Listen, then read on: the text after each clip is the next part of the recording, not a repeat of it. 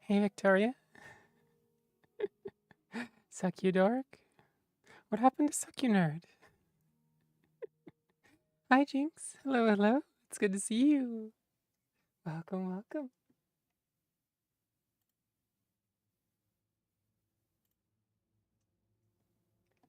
Let's see.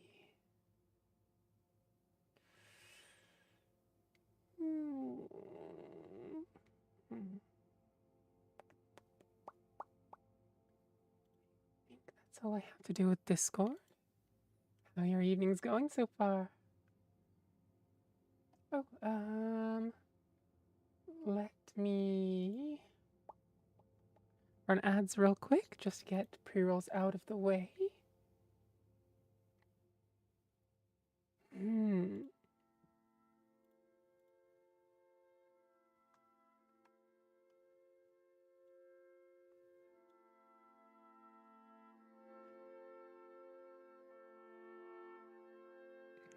you go. Oh, feels a little strange to be doing reading streams again, but here we are. And hopefully the noise from outside doesn't get through the mic. Really hoping that the noise suppression can handle it well.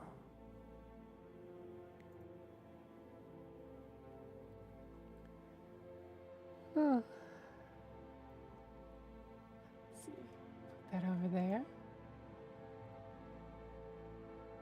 Twitch is going well. Good. YouTube stream is also going well.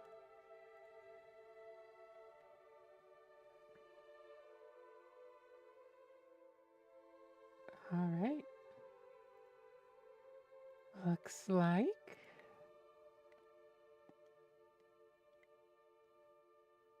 I think everything's in order.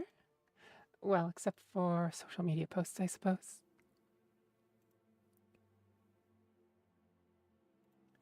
And that takes care of that.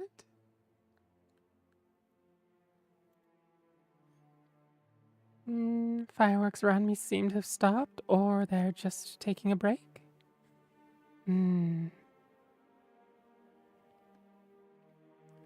Unfortunately, here they're just beginning.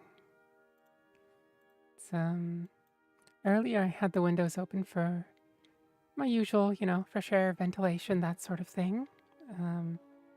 But I've since closed them and got the curtains doing what they can to mitigate the noise a little bit.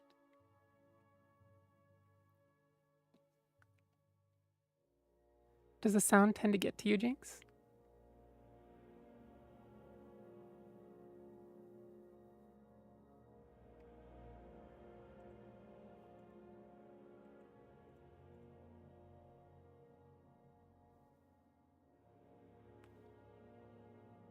Okay, I think that's everything.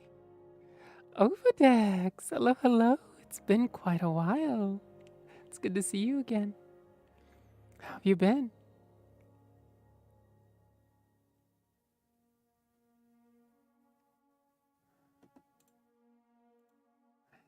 Let's see.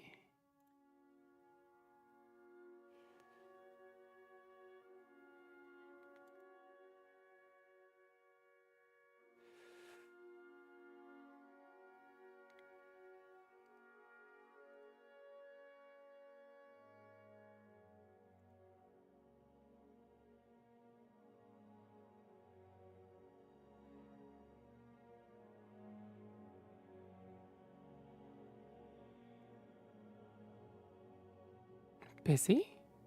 What have you been busy with?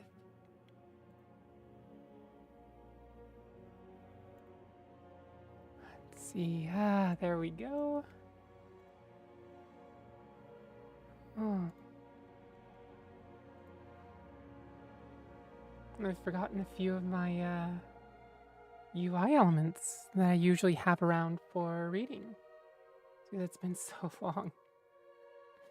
Wait, LibreOffice, no. Don't update, please. Oh well. We are stuck chatting for a while, whether we like it or not. Repairs and improvements. To what? Jinx, sometimes it really depends on the type of fireworks. Also, my poor kitty was super scared, and every time I tried to get her in my room to snuggle and feel safe, a big boom would scare her away. Oh, yeah, I feel that. My kitties were being rather trepidatious. They have some comfy spots that they can go to, and areas around my my streaming setup, and also blankets on the desk, or not on the desk, blankets on the bed. So that's something at least. I know Aurora tends to like being under the blankets, although I don't know if she intentionally goes under when I'm not there. It might just be a behavior where she's trying to snuggle close to me. She tends to do it more during the colder months, too. She's a little kitty. Well, happily, I've gotten the chance to get some time on my bike recently. Oh. Wait a minute. What am I looking at? Okay, that's okay. Is it repairs and improvements to your bike that you've been busy with?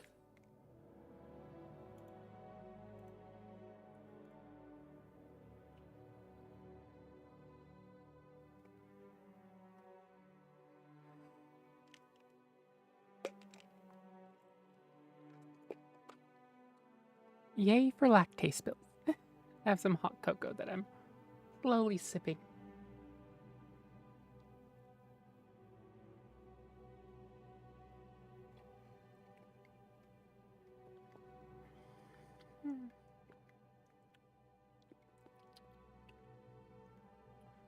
Oh, home repairs and improvements, plumbing issues. Ooh, do not envy you there. Although new plumbing and bathroom stuff is really nice to have.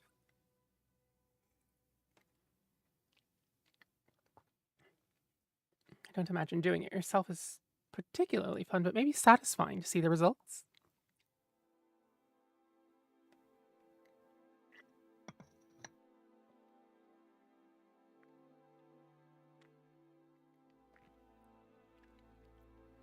Just an hour ago, I fixed a Roku that was overheating. I had a cooling fan. What's a Roku? Hi, Pan. Welcome, welcome. One of my dogs is terrified of fireworks. The new puppy doesn't give a heck. That's good to hear. It's also sort of rare to hear, honestly, but I think of my kitties, two are affected by fireworks. So Balbs is like,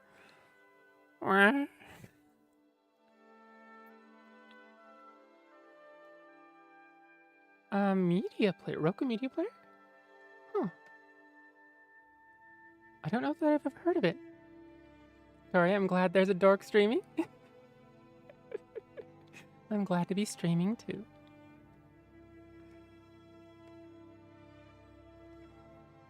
Although I think I need to rebraid my hair real quick. Feels like it's getting kind of messy. Like some of the hair is getting unbraided and starting to get sort of floofy with stray hairs. It feels so weird on my neck. There we go. Have some text documents. Yay. What is going on here? Oh. There we go. I unfortunately have all my apartment windows facing a parking garage that's right next to a bar. Oh gods. Does that mean you're going to get a good bit of fireworks tonight? Hi, Cryptonator. My cats don't mind, but my dog is terrified. Oh, if that fireworks and thunder. I don't know if my cats are affected by thunder. Maybe curious? But... oh, Victoria, it's gonna be... hopefully it's a quieter night than other years. Oh, here it's honestly maybe a little more quiet compared to previous years. The bombs are bursting in air. Yeah, hi Rogue. Welcome, welcome. It's unfortunately that time of year in the US. There we go.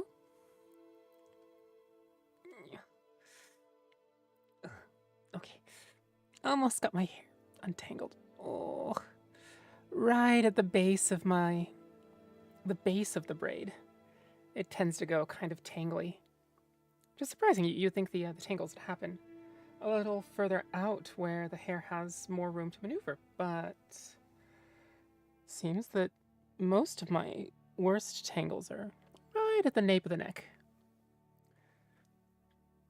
Victoria, I look down to see the parking garage. I get anxious that by some shit like the fireworks will be angled just the wrong way to blap a window. Ugh, yeah, that would suck. Not exactly a nice addition to the noise. Rogue, I like the 4th. Not really into what it's celebrating, but always enjoyable for food. Real barbecue hours. Yeah, the food does. I mean, any excuse to have, yummy food is always a plus in my book. Wish it was not quite as loud and, re-traumatizing for some people. Made a brisket that you started last night. Holy cow. Did you slow cook it?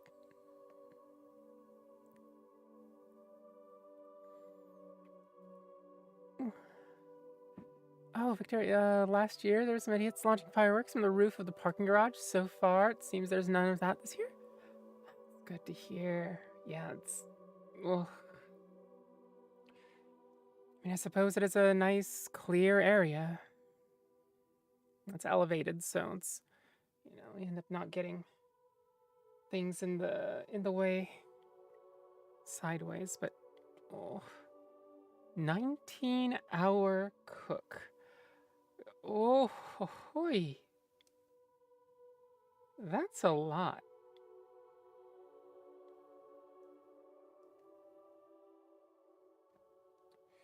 Let's see. Go almost done with the hair. Just fairly long, so it takes a little while. Let's see. How do I normally do this? Okay.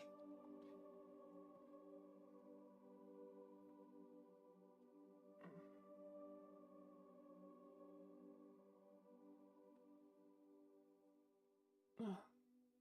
It was arduous and long, but God damn it, it was good.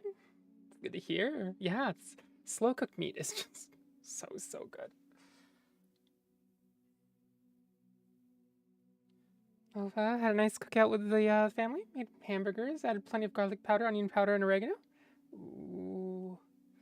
That reminds me of, that's hamburgers what I had today with, some onion powder and some garlic powder, and that's pretty much it. I don't really have cheese around right now, so I can't do that. But, yeah, I have some of the, a loaf of, like, sweet Hawaiian bread. So I just tear one of those in half and treat it as buns. In Japan, we have hamburgers, but there's also something called Hamburg steaks. And it's usually not served with buns, but just served as effectively a steak. But it's usually minced beef, or ground beef, yeah. Ground beef, and then also like mushrooms, onions, that sort of thing. And which way is this? Okay, the braid's going that way. And for me, I tend to like to, well, when I have the energy and all that, caramelize the onions first, so that by the time they're completely done, they're super, super caramelized. Oh, long hair. I wonder who's responsible for that one. Let's see who it was. Oh, Victoria. That's surprising. I was expecting to see Ro. Oops, wrong one. Let's see. Oh, yes, yeah, there we go. And then Punkle as a bonding agent. And so you get this really, really fluffy, juicy thing. And it almost feels like cheating, honestly. Is the hamburgers, especially if they're solid meat, they can be a little I suppose it's easy to overcook them, or easy to make it so they're not very juicy. And on the flip side, it is extremely hard to make a hamburg steak not juicy. Like it's physically hard.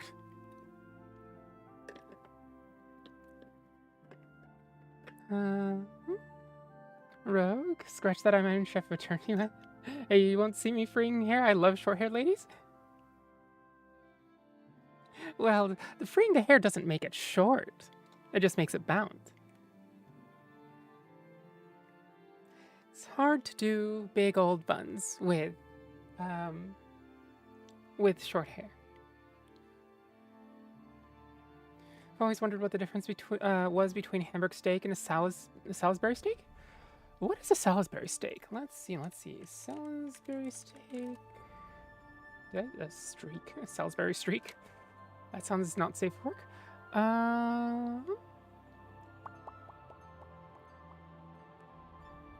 Let's see. So it looks like the shape of a Salisbury steak is similar to Hamburg steak. But Hamburg steak isn't served with gravy. It's usually served with like tonkotsu sauce or that sort of Japanese dark sauce. Sometimes it can be served with demi-glace sauce. And in Hamburg steaks, I would probably mince the mushrooms similar to similar to the size of minced onions.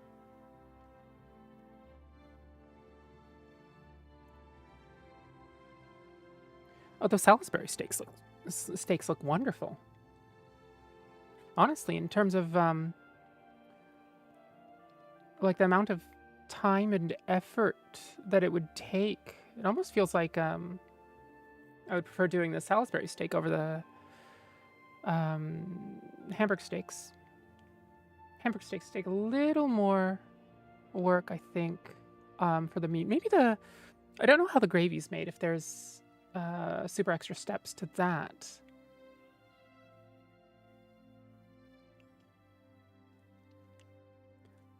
But with Hamburg steaks, you absolutely have to have a bonding agent. Otherwise, yeah, it kind of falls apart, especially in my recipe, right? Because there's a lot of onion and a lot of mushroom in there as well.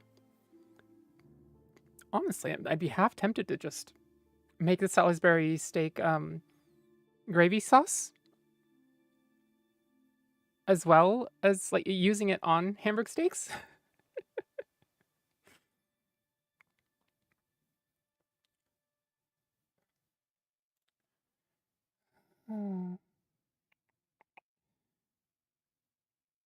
Pretty sure it's soaked in gravy. That hurts brand. Yeah, it's a gravy thing, I think.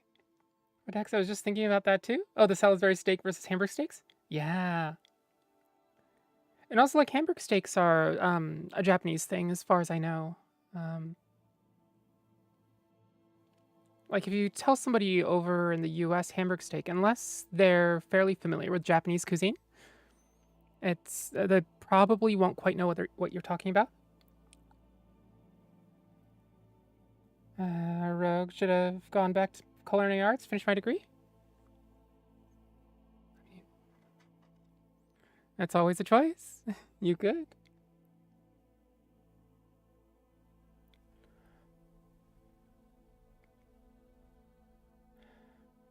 I know for me, any sort of culinary stuff is just super hard. Wait, hi Nova! And Lynn just said, oh my gosh, Octavia's model is so cute. Hello, hello. I didn't realize Enlin hadn't seen my model before. How's your evening going, you two? Victoria, so wait, how big of a difference is there between meatloaf and Hamburg steak?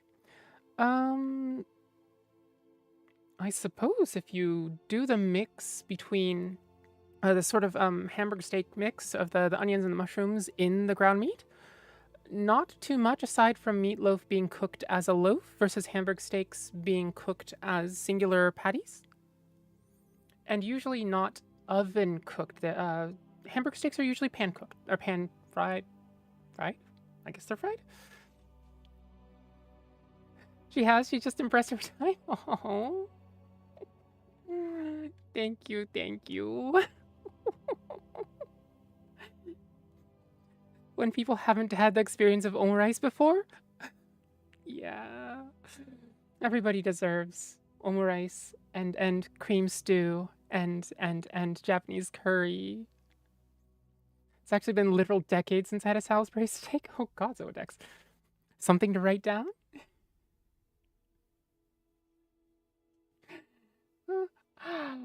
And then squimsh, squimsh.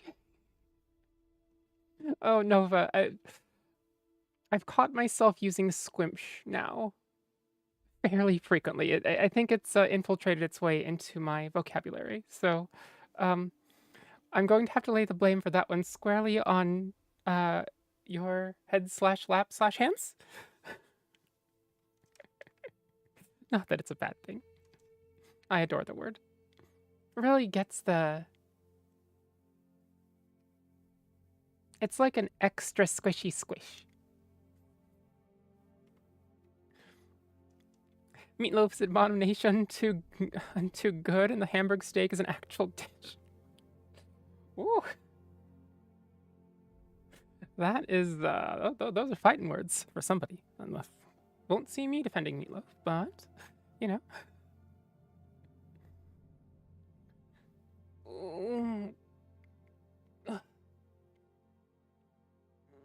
I need to stretch the...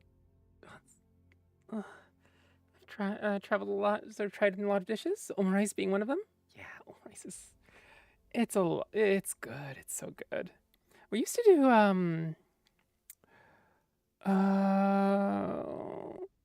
I guess it was omurice, but instead of wrapping it like a cocoon, we laid out, we used a cast iron to make, I guess it's a French style of omelet where you sit there and just absolutely mix the hell out of it while it's on the pan. And you get, it's basically like if an omelet or a croissant, like you get a ton of these layers. And I tend to do it with a ton of butter as well. It helps with the keeping it off the cast iron. Makes it so that, you know, all that butter is layered into the egg, and then the top of the layer is still sort of soft. And then we would put it on top of the rice, and then we would put this stuff called hayashi rice. Well, it's a hayashi sauce, I guess. The dish itself would be called hayashi rice, but it's sort of it's not a curry, but it has a similar base. I know with Japanese, you can get like boxes of Japanese curry roux. You can also get Japanese boxes of cream stew roux and hayashi rice roux. And I mean, we would make all this stuff in-house, but it has, I guess, a little more beef focused, I think, flavor than curry. Of course, you don't have the curry spices in there. It's a little lighter almost, but it was so good. And then we would like trickle a little bit of heavy cream on top. Victoria, I'm quite partial to 2 out of 3 Ain't Bad from the album Bad Out of Hell. Bad Out of Hell. I don't know, Meatloaf's kind of good. Can't deny the guy was unfortunately a COVID denier though. Oh, that sucks. Yikes. Yeah. Oh, that sounds like someone hasn't had a good meatloaf. Yeah, it's I was like that with turkey for 29, 30 years ish. Like there's been exactly one person in my life that has made good turkey. Um, he is a very big, happy guy who cooks a lot for his family. And good gods, he made good turkey. And he made just a wonderful, wonderful mushroom gravy. And the turkey was juicy. The gravy was wonderful. It just, I can't deny anymore that turkey can be good when it's prepared properly. But the if, the when is, it's rare. Rogue, I think okonomiyaki is probably my favorite Japanese dish, although takoyaki is up there. Holy fuck, I demolished some takoyaki. Yeah, takoyaki is good too. Although both with okonomiyaki and takoyaki, I would really, really not like um, the mayonnaise. Like, it just mayonnaise from a small age has just been for me. Oh, heck yeah, okonomiyaki slaps. Yeah, I suppose. I mean, you could also actually just slap somebody with an okonomiyaki and probably get a slappy sound.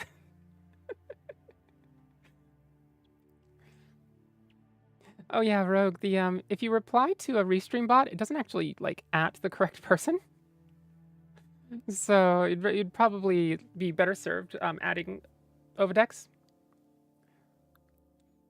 The only food I don't eat is black olives. Oof.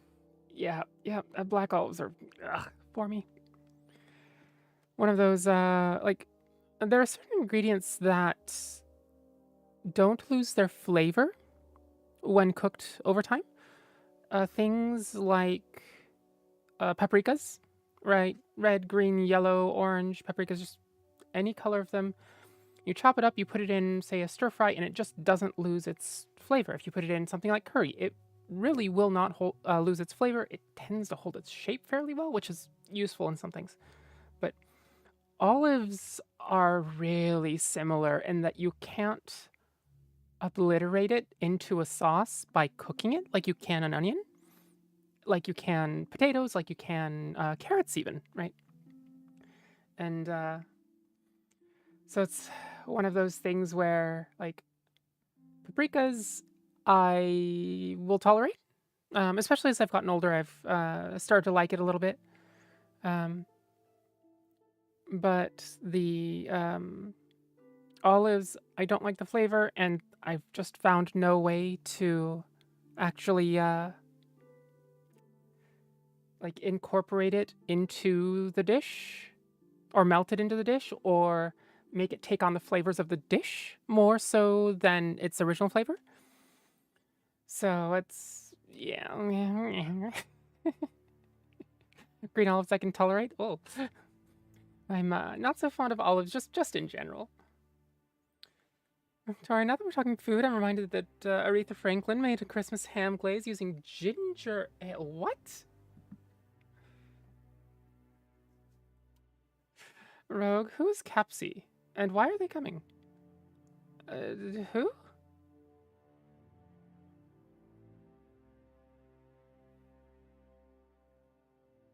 I, I, that one completely whiffed over my head. Capsy? Oh, capsicum, aka bell peppers. Oh, capsicum. Familiar with the word, but I wasn't familiar with the meaning. Interesting. I've just always called bell peppers just paprikas, and then like the ground paprika powder is paprika powder. In English, you can distinguish between paprikas, which you can count by having the S, and paprika, which is uncountable, and you have to measure by volume or weight to denote the powder. Oh, Dex, I think you'd change your mind if you tried mine. Decided to come over here since nobody seems to be over on YouTube. Yeah, it's I'd probably honestly recommend the Twitch side of things just because the Twitch has better audio quality as well as better community tools, and you at least get the free the free emotes too. So, although I don't remember which ones were free, I think it's Cozy. Was it Sip? It's Wave, Love, Jam, and I know these four were free emotes, but anyone remember what the fifth free emote is?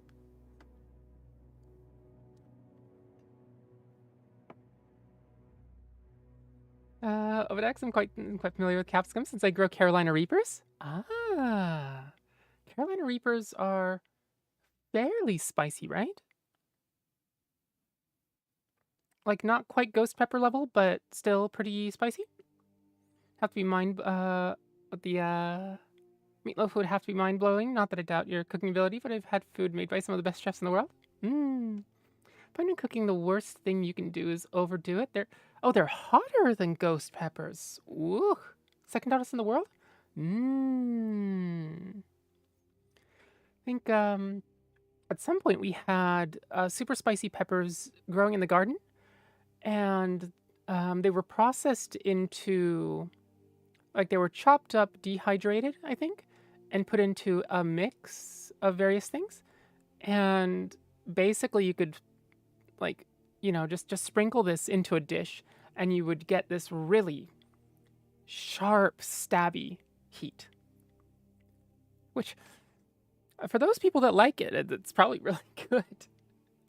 For me, I tend to like chili japones is a fairly in Japan they're called hawk's claws, takanotsume, but they're not a super spicy one. They're basically what you would find in your average Chinese dish, right? Cut in rings. It's not Szechuan peppers, which have they don't have a spiciness so much as they have like a numbing sensation. But chili japones is I don't know if chili japones is the actual like the global name for it. I just know that Mexican brands tend to be the only ones that I can rely on to have them. So like Japanese peppers is literally just, I guess, what it would mean. Hi, Vanini. Hello, hello. Welcome, welcome. We're still chatting. We're talking about spicy peppers. I was gonna say I tend to like taking butter, like especially when I make meat sauce pasta, right? Red sauce, or actually orange sauce as well. I'll take butter and take the garlic and actually warm the garlic alongside chili japones sans the seeds. So I actually split the peppers in two, dump all the seeds because the texture of the seeds just isn't good in a smooth sauce. And also it takes some of the actual spiciness out, and I get more of that. If you've had Spanish roasted paprika before, that's sort of the flavor that I get out of the chili japones when I warm them in the butter before putting in onions for caramelizing, or the rest of the whole dish, right? So it's, yeah. And the end result is, when I make meat sauce, it ends up being this sauce that isn't initially clockable as spicy, but what you'll find is a third to halfway through, maybe even most of the way through, you'll find yourself breathing a little hard. You'll get a little sweaty, perhaps. So yeah, that's the sort of spice that I like. It's I mean, I've talked about this before back in the violin streaming days, but it's a very, I guess, Japanese sort of cooking style where you want this in American cooking styles, it's generally you want the first mouthful to really feel satisfying, right? But the problem is that can, by the end of the dish, sort of get a little much. Whereas in Japanese cooking, it's you start a little low so that by the time you're getting towards the end of the meal or the portion, that's when it really starts to get satisfying. And so that's what I do with my spiciness. And I have friends that are just like, oh, I'm way too white to like any sort of spiciness, and I'll just cook the spicy things like usual, but they don't realize it's spicy at first. And then eventually by the end of the meal, they're warm. They're not, their tongue isn't tingling, their lips don't hurt, right? But by the end, they've sort of warmed up. And that's the sort of spicy that I like to use in my cooking. Hi, Paint Moth. Hello, hello. Welcome, welcome. Rainy. Oh, I love hot sauce. It sounds delicious. A little kick. Maybe not even just a little kick. Just maybe a warm hug, right? Just, something that eventually just makes them warm and maybe sweat a little bit. Chicken butt, chicken thigh? I'm really more about the thighs. Yeah. I mean, butt is good. Butt is good, but thighs. Yeah. Especially since, chicken thighs are a little more fatty than the rest of the chicken. And so slow cooking it is just, oh, it's wonderful. Hi, Raven. Hello, hello. Welcome, welcome. How's your evening going? How's your evening going, Vanini? Raven? Paint Moth? Let's see. Vanini, your favorite is a spice that's horseradish. Burns your nose so hard it makes me cry. I guess you like wasabi too. And like eating wasabi and then breathing out through your nose. I have a little jar on the side with about 50 powdered Carolina Reapers waiting for the next batch of seasoning powder to be made. Ooh. Just a little sprinkle of that in the overall seasoning powder to give it just a little bit of a kick. Does bring some good flavor to some things. Paint Moth, me too. When allergies are killing me, I go for the horseradish. Ooh. The pain relief in my sinuses after the burn is great. Also, deja vu? Deja vu? What deja vu? A cook for me? I wish, Paint Moth. I don't have the energy. I would love, love, love nothing more than to, make the super garlic infused caramelized onions and just bring over whole like yogurt tubfuls of them for you, but I can't. It sucks. Although the heart rate meds are doing a good bit for me. I've literally streamed 5 hours each of the last 2 days and not absolutely died and crashed and burned, so yeah. Drown poor Octavia in Monster and chemically induce a manic cooking spree? No? Bad? Well, it really depends on how much Octavia you want after the cooking. If you want comatose for a week, Octavia, it'll work. It'll work.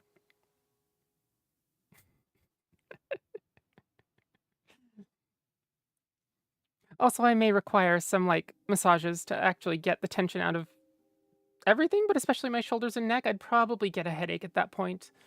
Be pretty miserable. Yeah. Crashes.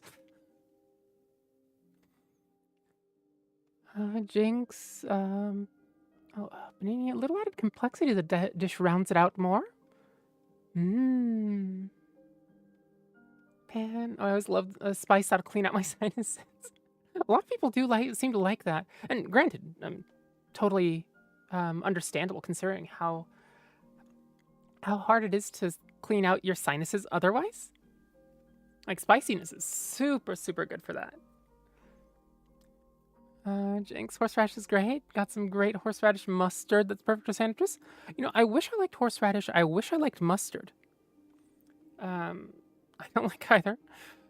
They do seem to add some good complexity to dishes and be useful, not just for like slathering yellow sauce on stuff, but just, you know, grinding into the spices. But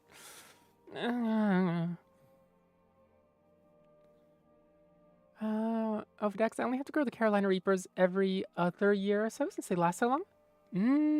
Yeah. What do you grow in their space on the off years?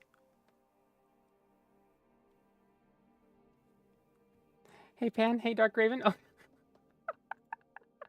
Bonini with the double bonk.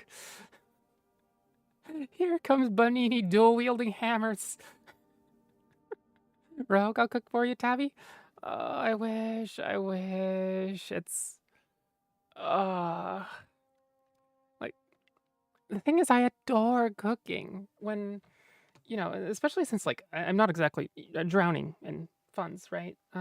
So like when I go to Christmas parties, the main present that I'll give people is, you know, like a giant multi-gallon pot of um, really, really good red meat sauce, right? Where like the meat is actually incorporated into the sauce and it's smooth and fairly complex in flavor and taste and you know, tastes like I literally dumped, oh, say, exactly one big yogurt tub's worth of well caramelized garlicky onions into it.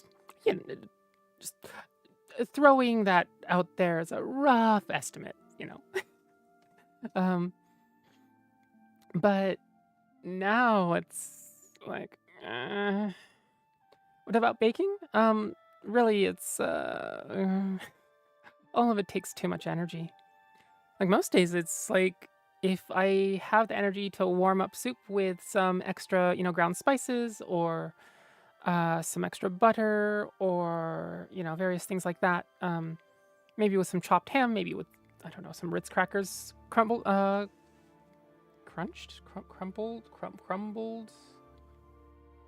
broken into many pieces into it, then that's about all I can manage, especially if I'm doing 3 meals. Like, often I'll only have 2 meals because a third meal just takes too much energy.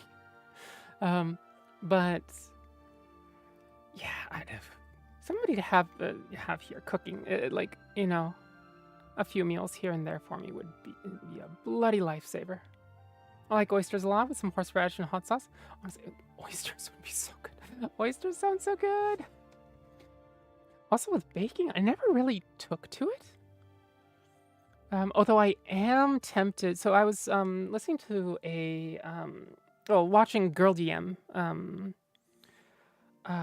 stream because of a certain row. What was on row stream, and then she raided out into Girl DM, her like Kamiyoshi, right? And Girl DM's like super responsive. Like she's a huge streamer, right? One of the like one of the huge streamers, but she's really responsive to chat. And she was like, "Yeah, no, Japanese milk is I have this bread maker, and especially if if I wanted like Japanese bread, which I can't get where I live, then it's milk bread. So I do this with my recipe." And I'm just like, I'm sorry, I was literally born in Japan, and it took me literal decades to realize the Japanese shokupan, that the standard loaf of your average bread is milk bread? What? So if we do have like a one of those like automatic loaf baker thingies, I've been tempted to make Japanese shokupan in it. But like getting that started, getting all the ingredients and steps necessary to figure it out is a little much for me. And so it's sort of just been not on the front burners, not on the back burners, but like on the counter to the side, waiting to be, given attention. Although I would love to do it. Because I don't get Japanese shokubang, right? Like, I literally lived, you know, whole chunks of my life with, you know, shokubang. And then also huge old chunks of life not getting any shokubang and missing the hell out of it. Kind of like I miss Japanese baths. So I'd love to have it back. Overdex, I typically grow tomatoes, cucumbers, eggplant, bell peppers, and garlic. This year I have like 11 tomato plants. Ooh, it's a saucier. So a couple raspberry bushes. Ooh, jam is on the agenda. Oh. Fate moth, Krys, you're making me hungry. Oh, sorry. Rainy, oh, I never answered you also. My evening's been good. Got to eat a really tasty cookout that my partner's family made, and I got home. Well, you know how to totally wipe clean the pup. Oh yeah. Oh, poor Kenai. Poor Kenai. Poor you. But I'm glad that's done and over with. And hopefully you're having a decent evening otherwise. Dex, I guess I won't mention the pizza I'm making tomorrow. Pizza's so good. Although there is a, Oh. Hi, Azotor. Hello, hello. Welcome, welcome. Actually, welcome back. How have you been? How's your evening going so far? Yeah, it definitely has.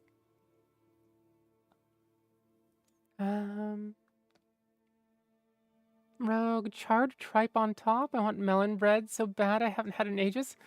Yeah, melon buns.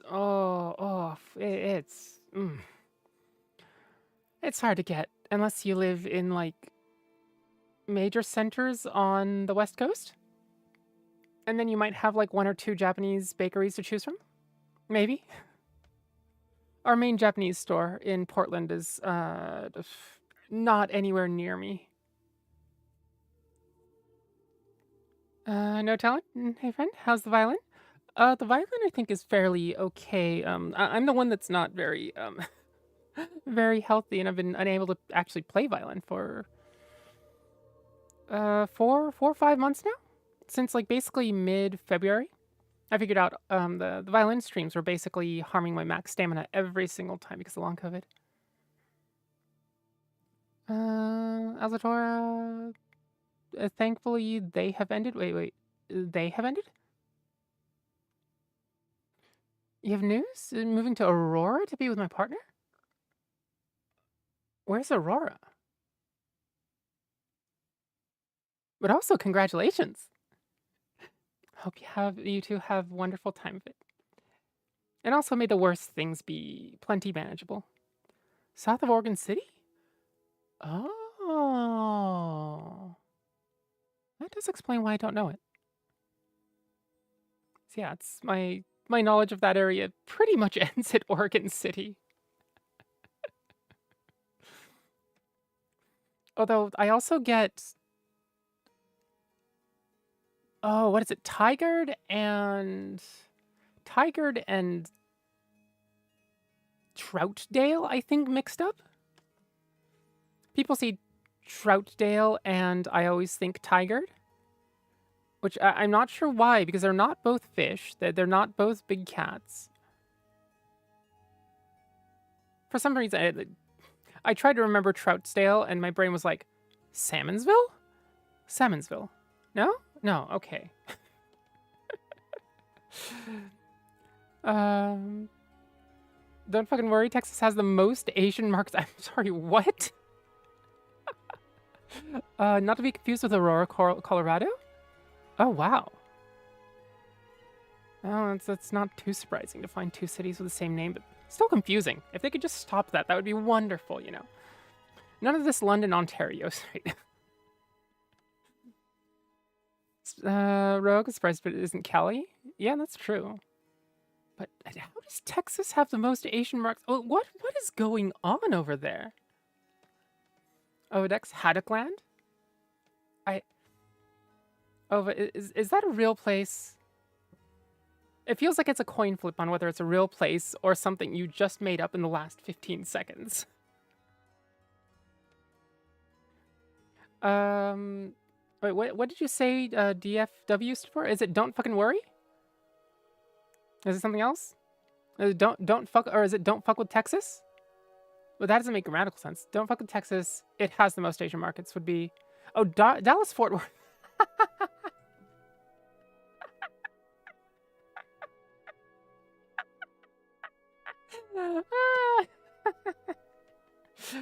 Oh, shows how familiar I am with Texas, doesn't it?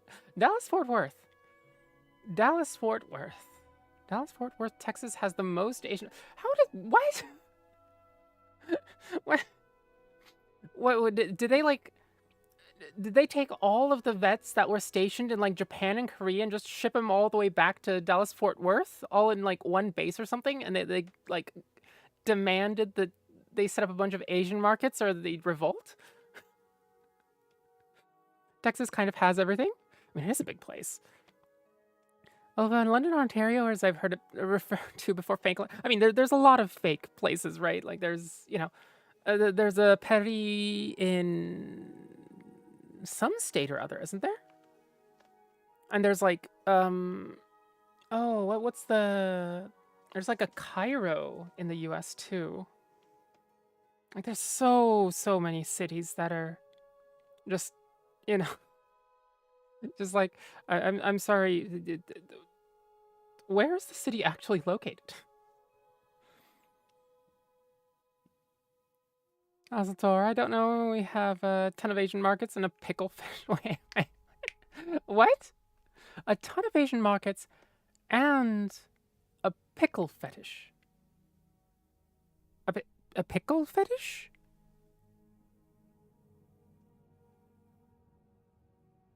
What? What? Huh? Pickle fetish. Pickle fetish?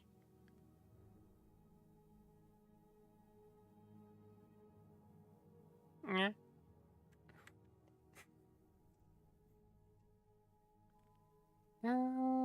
Let's see. For the hair has been 40 minutes. Last time I was in. Oh wait, there we go. Texas has pickled everything from drinks to a pickled soda.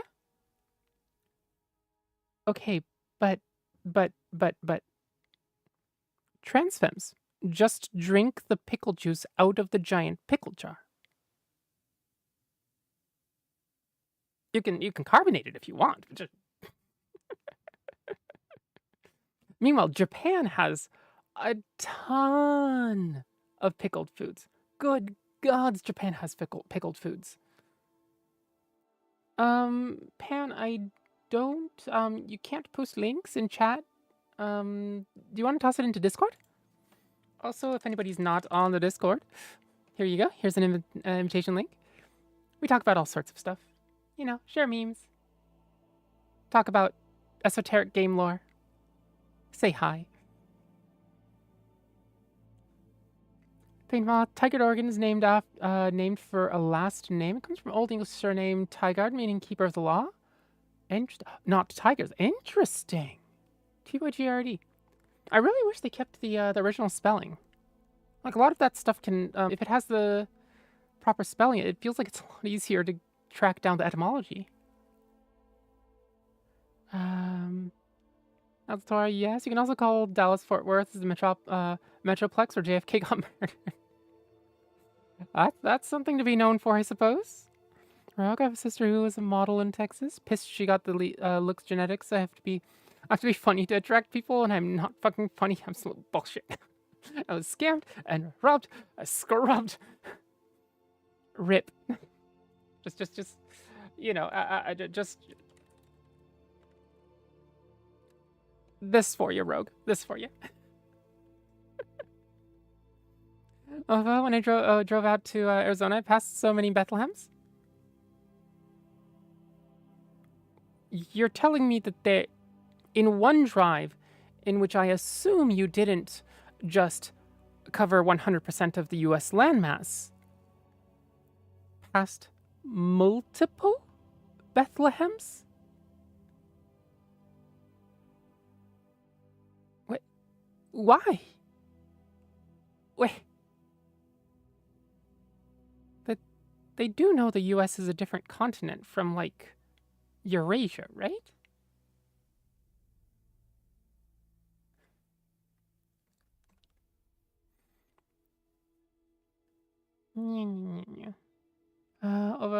Yeah, it's pretty rough out there. That's why I only stayed a year. That's fair.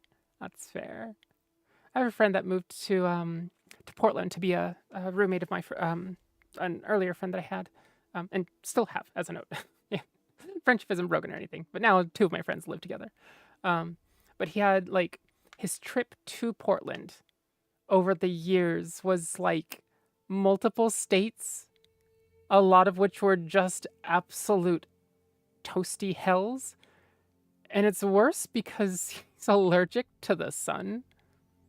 Like literally, even in you know, an Oregon or Washington like super cloudy dark day, he has to wear like a hood or have a parasol or something, or else he goes outside and just breaks out in hives. Join the Discord, you can see my shitty memes. All broken. Your memes are good most of the time.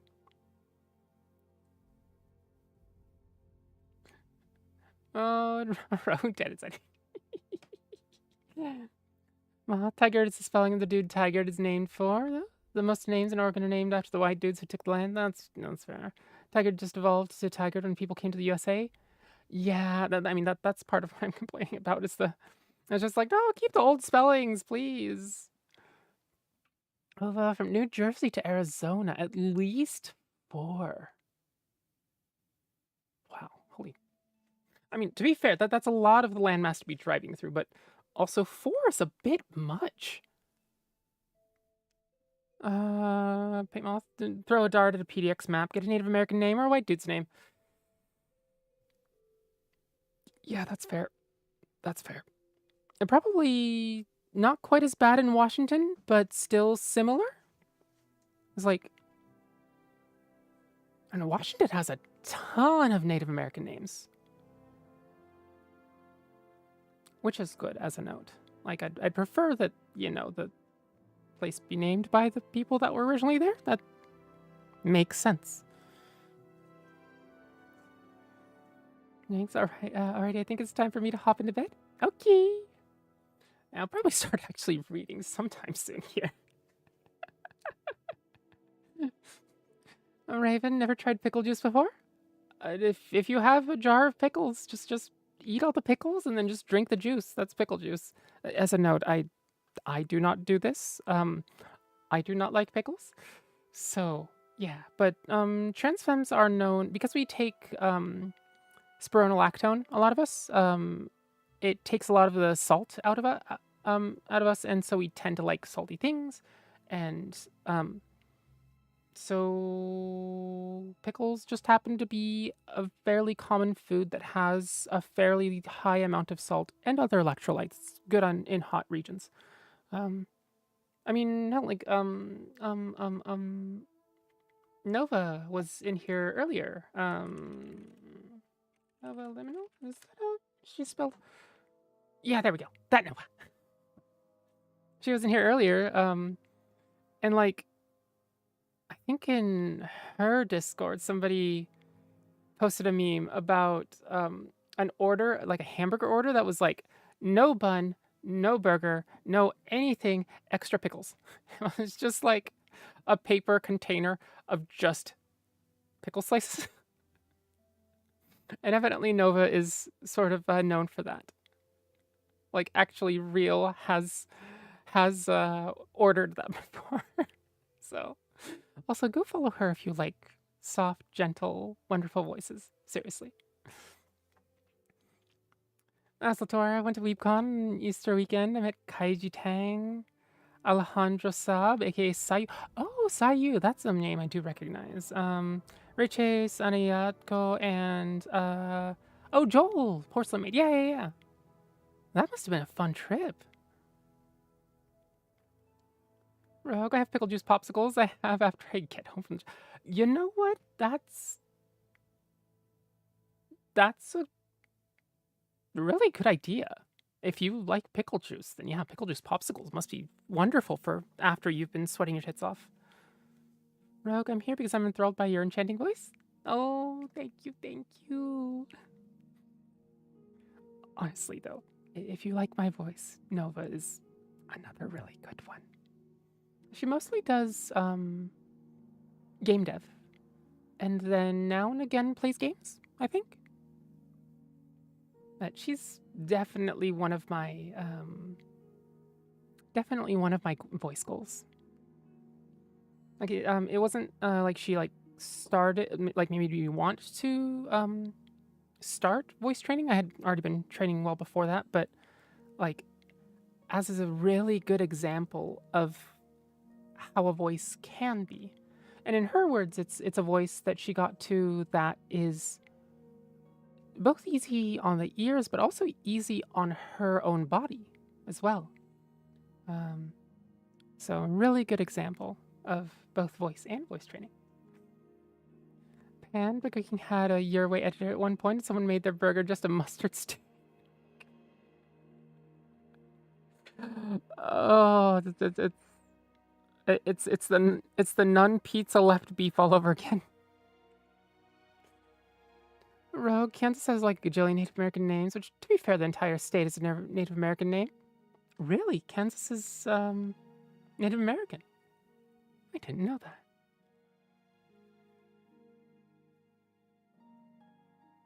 Did the drive in 43 hours nonstop. Yes, I had a co-driver. Good gods, that is...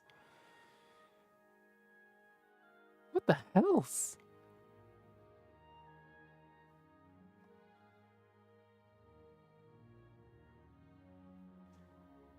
Yet was unfortunately missed my chance to meet Matthew Mercer while cosplaying Leon Kennedy for the RE4 game.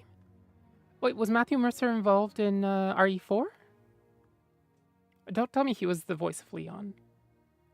I'm sure hers is divine as well. It absolutely is. Octavia endorsed. Asador, another soothing voice from a VTuber I know is from Shimero. She's got a very soothing voice. Don't hesitate to check her out. Let me at least note that down. Shimero. Keep you. Let's see.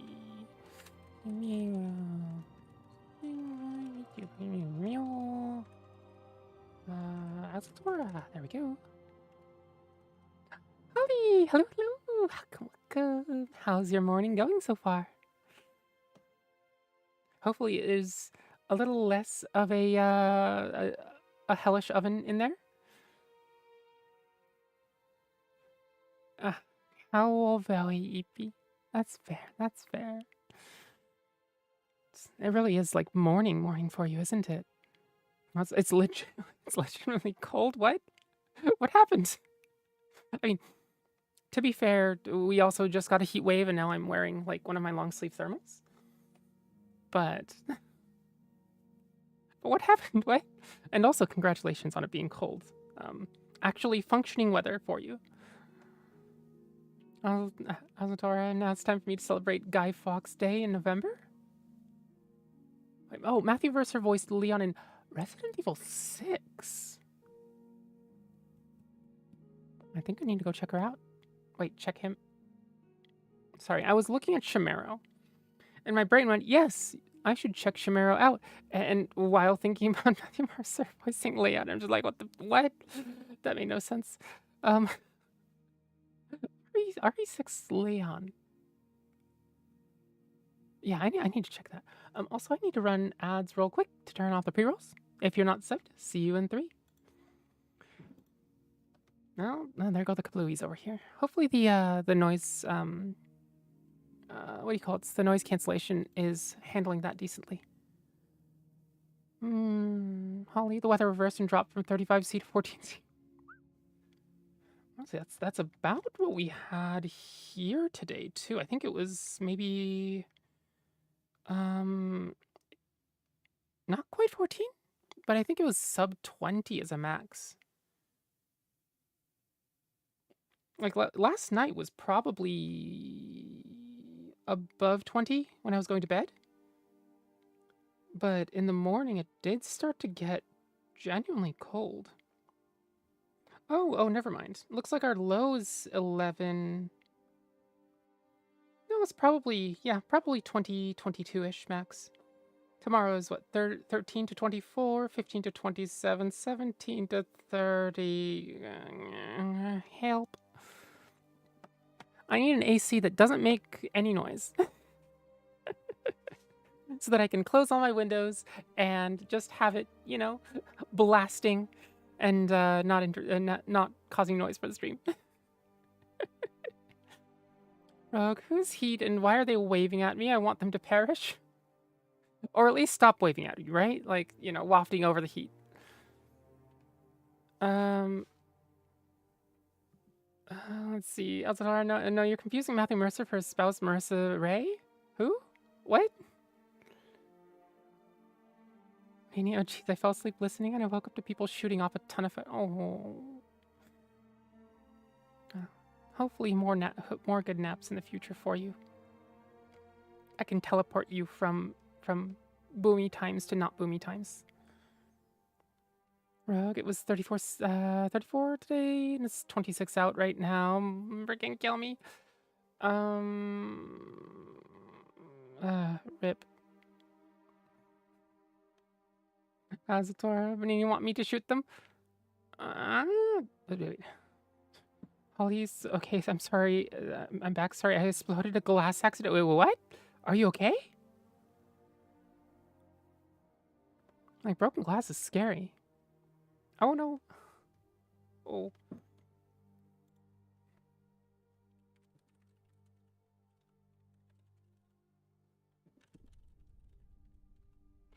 Let's see. Debbie, is this the right one? I hope that is. Wait a minute. Really? Is that not it?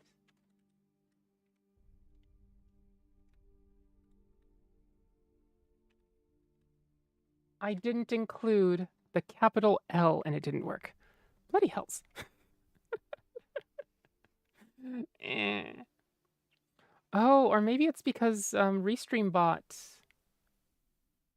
No, this sends it to both chats directly for me, huh? No ads for you, Benini? You tend not to get ads. Wait, are you? You're subbed. That's why you're not getting ads. Why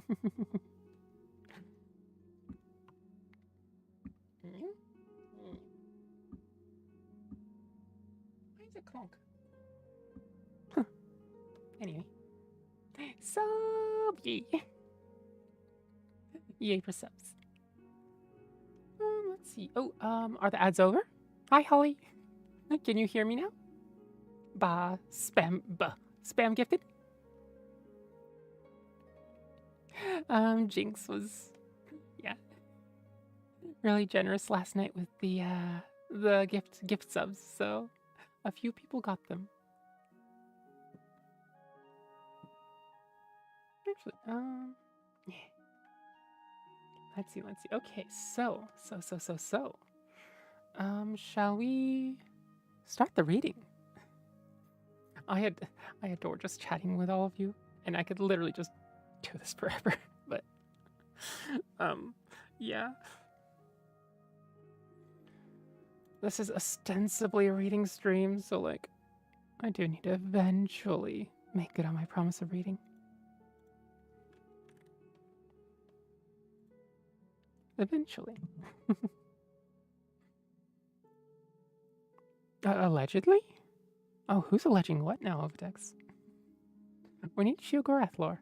Azaltora, if you want to request any books that you know are that include Shiogorath lore, I would be more than happy to read them. I personally don't know any that focus directly on Shiogorath. So, like, I know there's the On Oblivion. There's also one or two other books that sort of I just talk about all the various Daedric Lords. But I don't know any directly that... Yeah. Holly, I had to burn 130 to replace an iPhone that died. YouTuber tracking so necessary. Yeah. Yeah, that's like one of the two things I have on the throne wish list right now is a used iPhone 12 because the tracking is just... It's not even comparable. It really isn't. It's just absolutely leagues beyond what webcams can do. I'm glad that webcams can do tracking, But iPhone tracking is just... I despise Apple on many grounds. But I eventually do want an iPhone for tracking. Well, I wanted an iPhone for tracking, like, you know, months ago. Which iPhone did you get? I'm still deciding on which one I'm getting. I think Holly had the 10 before, and it was a little warm, but possible. An XR would probably be a lot cheaper and is great for tracking. I think... Oh, XR, not X. X has awful tracking. Interesting. XR is good. Oh, the 130, I think 12s were 190 last time I looked.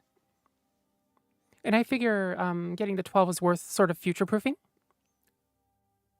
Because I know Apple sometimes like stops supporting things when they get too old, so like just going 1 or 2 generations above. Victoria, I'm also a fan of humanoid robot women. Robot girls, yes, robot girls. Oh, wow. Arara. Is that what you wanted, Azel? Azel or Azeltora? Android is just inferior for tracking no matter what. Yeah, it's Apple seems to have a monopoly on the tracking stuff, unfortunately. Oh, there are those chills. Oh, glad I could do that for you, Overtex. Azeltora, my brain just blanked. Neuron activation. Ah, the neuron activation. Google refuses point blank to implement anything even slightly close to ARKit. Yeah, which sucks, right? Because like VTubers are fairly influential on the internet nowadays, right? So like, and every one of us is going to be sitting here going, yeah, no, iPhones are just better for tracking, period. There is just no comparison. So yeah. Meanwhile, the ace girl in the chat just ranting about VTS track. 130 for a refurbed. Yeah, that makes sense. That makes sense. Media pipe's close to ARKit, kind of no tongue or chief puffing though. Media pipe.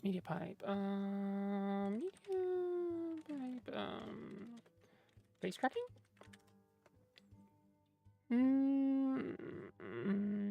Media pipe face detection. What is media pipe? Ovidex? No, Ovidex? Pan? Media pipe is also just video input though? Absolute zero hesitation when doing the ada. You'd think I'd get a little bit more comfortable doing it since we stream so much, but nope, I can't just let it fly like that.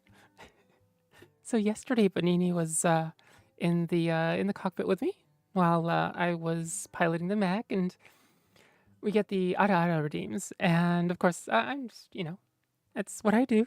So, but Bonini, it turns out, despite her complete lack of hesitation to talk about many things that I sort of am a bit more demure about, turns out that ada makes her embarrassed. But we did get a few out of her. And of her own volition. We didn't pressure her.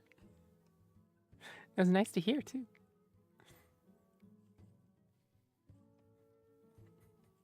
Oh, so she's a bottom? I don't know. You'd have to ask Bonini.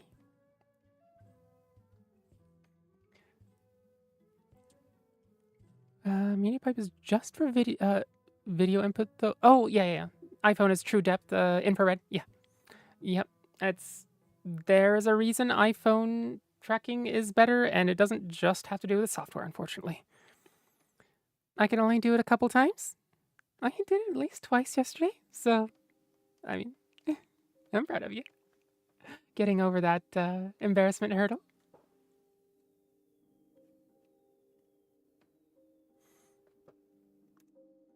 Holly, I cannot ada. British accent does not work with it. Well, you could just not do it in a British accent.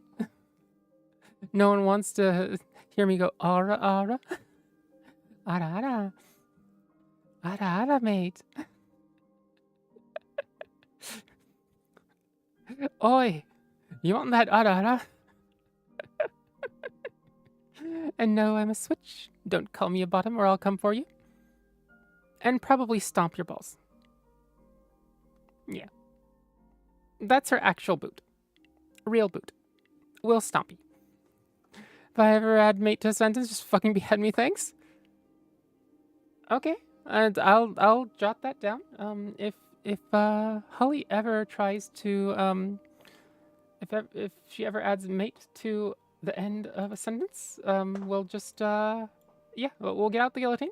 Guillotine? Guillotine. Yeah, there we go. And I'm gonna switch to try me. So what you mean is you like being flipped on and off and on and off and on and off. Yeah.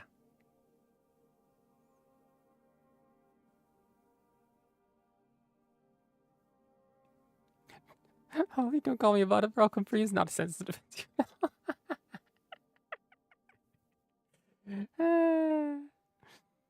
Victoria, I have a feeling a number of people would come for someone called the bottom.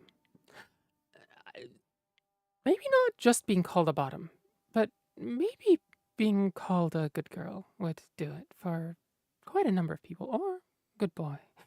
And if you're an MB and you know of any sort of MB counterpart to good girl and good boy, please tell me. I've been looking forever and I just can't find it. It's kind of like trying to find an English counterpart to the Japanese one-sama, which doesn't have the mother connotation. It's like a woman that is older than you, right? So yeah. Paintmoth, you keep asking too? Yeah, I've been trying to find something that, you know, it's yeah. Why am I immune to good girl? Who did this to me?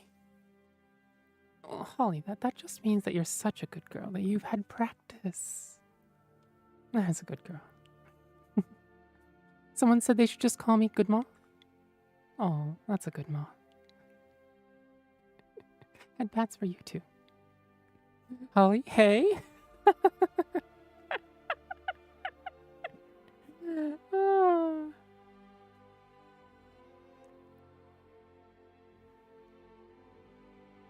I suppose, yeah,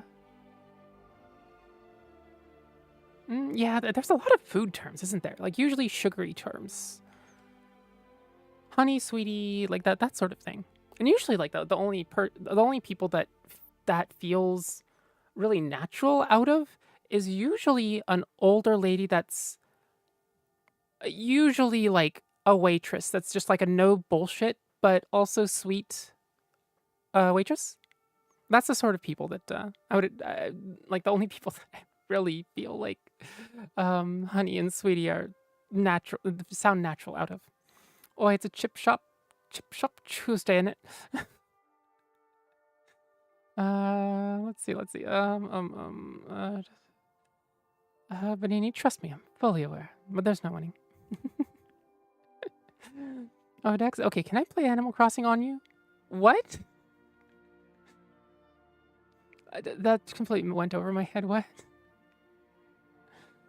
Aslatora, as you said, that my brain immediately started to think Charlie Puth, and my brain was signing a light switch. Let's angle the mic just a little bit over this way. I hate being called food items. No, that's fair, Moth. Dry just says, you done good, kid. Bean is a derogatory term for friendos. It's also a food. I think mistress is the only one I can think of. Yeah, mistress still has, like, extra connotations that one-sama doesn't. Although, I would not be... mistress would probably be my #1 choice for being called one of those names. Yeah, I would take it. I would take it. Good night. Found it. That's a good gallant night there.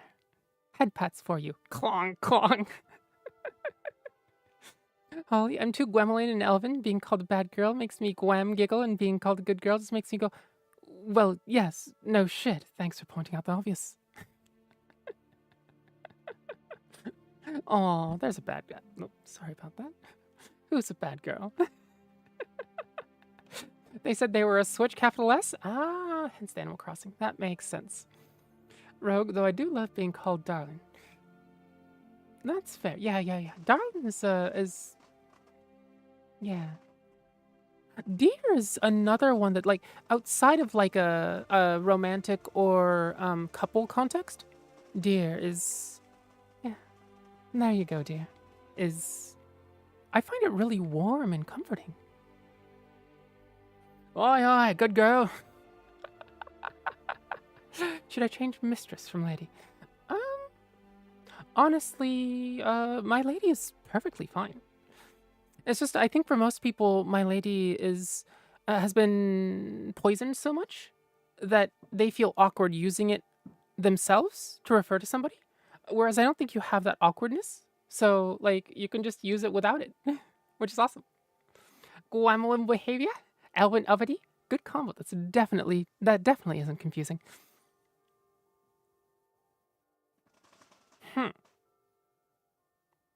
That's fair. Vinini, don't make me come over there and kick the shit out of you. Or stomp the shit out of you. A doll would be fine. Good doll. Yeah. A moth.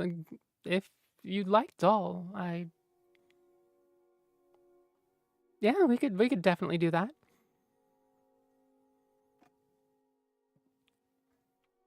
Let's see. So rogue likes darling. Moth likes doll.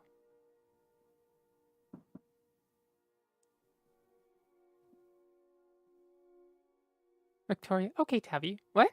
I'm blaming you for it again? It's midnight, and I'm still not in bed, and it's all your... What? Victoria, you can just take me to bed and listen to me as you sleep. I am absolutely not at fault for keeping you awake. I put people to sleep. Nice Japanese to have the gender neutral iko. Oh gods, iko is... Oh... Iko da ne.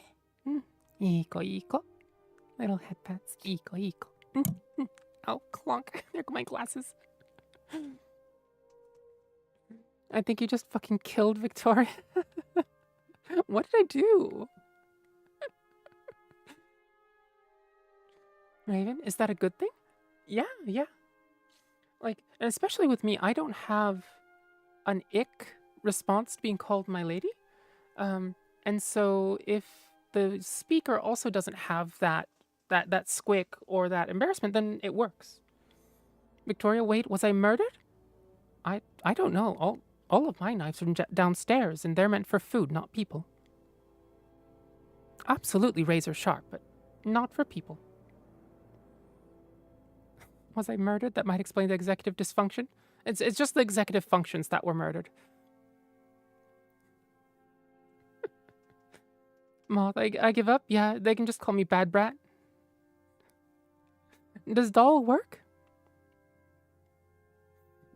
Azatora, wait, I just realized Tevi basically has a queer harem. The harem is basically just chat. Do I? Moth, I do like doll, so sure. And that works, doll. I mean, we're in my guild name, doll. That's true. Most of us are queer. Yeah, it's rare to not have people in chat that aren't queer. I think Raven's one of like the very few examples that are. Oh, that aren't queer. There we go. Holly, since I'm Grace, can I just run the harem cafeteria? Yeah, definitely. I'm not. I could use any help I can get. What is queer? Me. Oh, okay, it's over. It's over, people. Holly wins tonight. Holly wins the stream. Ova, okay, I'm heading out. It's late. I'm tired and still have to finish the laundry. Night, Ova Jax. Sweet dreams. Take care. Thanks for coming. It was really good to see you again. Rogue, very rare straight man. Hello. Raven's a dear, though. Have a good laundry. Azaltora, I'm Pan and have pots. Doesn't that make me the entire kitchen? You know what, Azaltora? You and Holly can win. You and Holly can share the won the stream award. Rogue, get him, girls. I've only had Rogue. I've only ever had an eye for ladies. Oh, you're the very straight man. Yeah. Huh. Banini.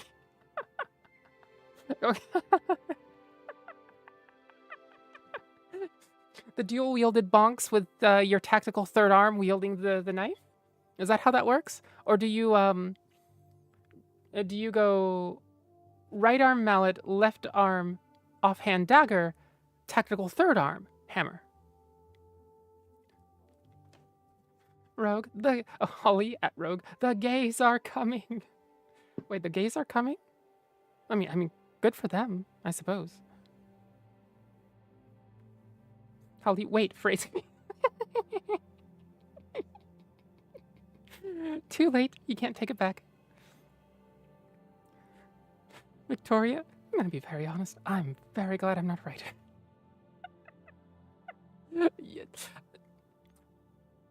Yes. Me? I'm really glad I was an English teacher because basically at this point, anytime somebody goes, Tavi, phrasing, I can just look at them and say, what? Everything's on purpose. Holy at Rogue, you realize this now means we have an 11 month buff to stealth. Oh, Pride Month is over. That's true. We do have an 11-month buff to stealth until next Pride Month. Oh wait, queer. So queer encompasses the term LGBTQIA+, right? So that has queer in it, but nowadays we tend to use the term queer, especially amongst ourselves, as sort of the catch-all umbrella term. So if you're gay, queer. If you're lesbian, queer. If you're bi, queer. If you're pan, queer. If you're trans, queer. If you are asexual, aromantic, aroace, I guess is the umbrella term for those two.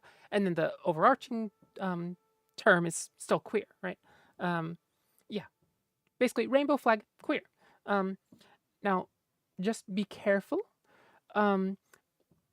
Some few people, most of us like the term queer, right? But at some point it was a slur, so it's reclaimed, and so it can be a little almost dangerous to use to refer to queer people if you yourself are also not queer. Most queer people are totally fine being called queer because that we use it for ourselves. But every once in a while you'll find people that still have some of the trauma from it being used as a slur over, a part of the 20th century. And so it can be a little, every once in a while there's a landmine. So it's, yeah. Manini, Pride Month is over. I'm actually straight and cis now. My favorite artist is Taylor Swift, and I'm really into Queer Eye.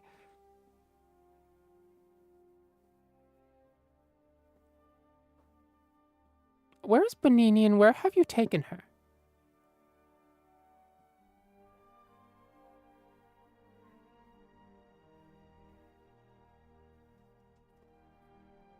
Well, if you're talking to a younger person, using queer is fine even if you're not queer, but you gotta be careful around boomers, Gen X, and some Gen Y.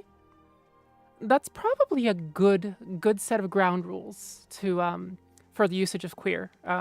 Yeah. Holly, at Bunny, this is an illegal sentence. Please report to your nearest Chapel Roan Re-Education Center. Oh. Rogue, also correct me if I'm wrong, but queer used to just mean odd, strange, had zero relation to sexuality in any capacity. Yeah, so basically queer used to mean strange, and then it was used for those strange fuckos, right? Straight people calling, gay people, trans people, all of that, strange, normal versus strange, right? And then eventually develops into a slur, and then eventually gets reclaimed by the queer community. So yeah, that is part of that history, is queer just being another word that hadn't been sullied by misuse of the word. But I love how much the sentence genuinely bothers people. It's so the opposite. It really is. Yeah, it really is. Um, Victoria, do you want me to send a consolatory iced pumpkin spice latte laced with the chemicals that liberals are allegedly putting into water to turn the frogs gay? Yeah, why not? I mean, I'd take a free latte anytime. And besides, I have my lactase enzymes right here. It's odd. There's a word here in the States that isn't a slur, but in the UK it is. There's words like that back and forth too. There's a certain word for gay that in the US is mostly a slur. Some of it is reclaimed, but definitely not outside of the queer community. And in the UK, it's a little more just common use for a common item. Holly, if you mean queer means the exact same here. Yeah, I'm kind of one. Well, I suppose I'm not exactly going to rhymes with jazz.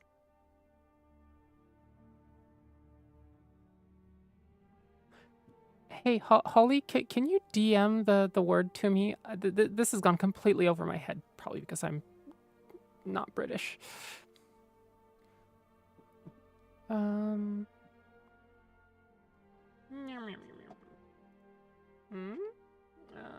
Which where'd you DM?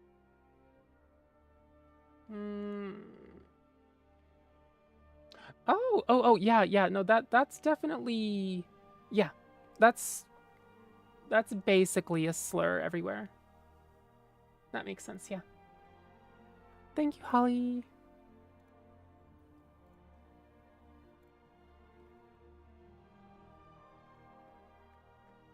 Gay dates back to Spartans in ancient Greece.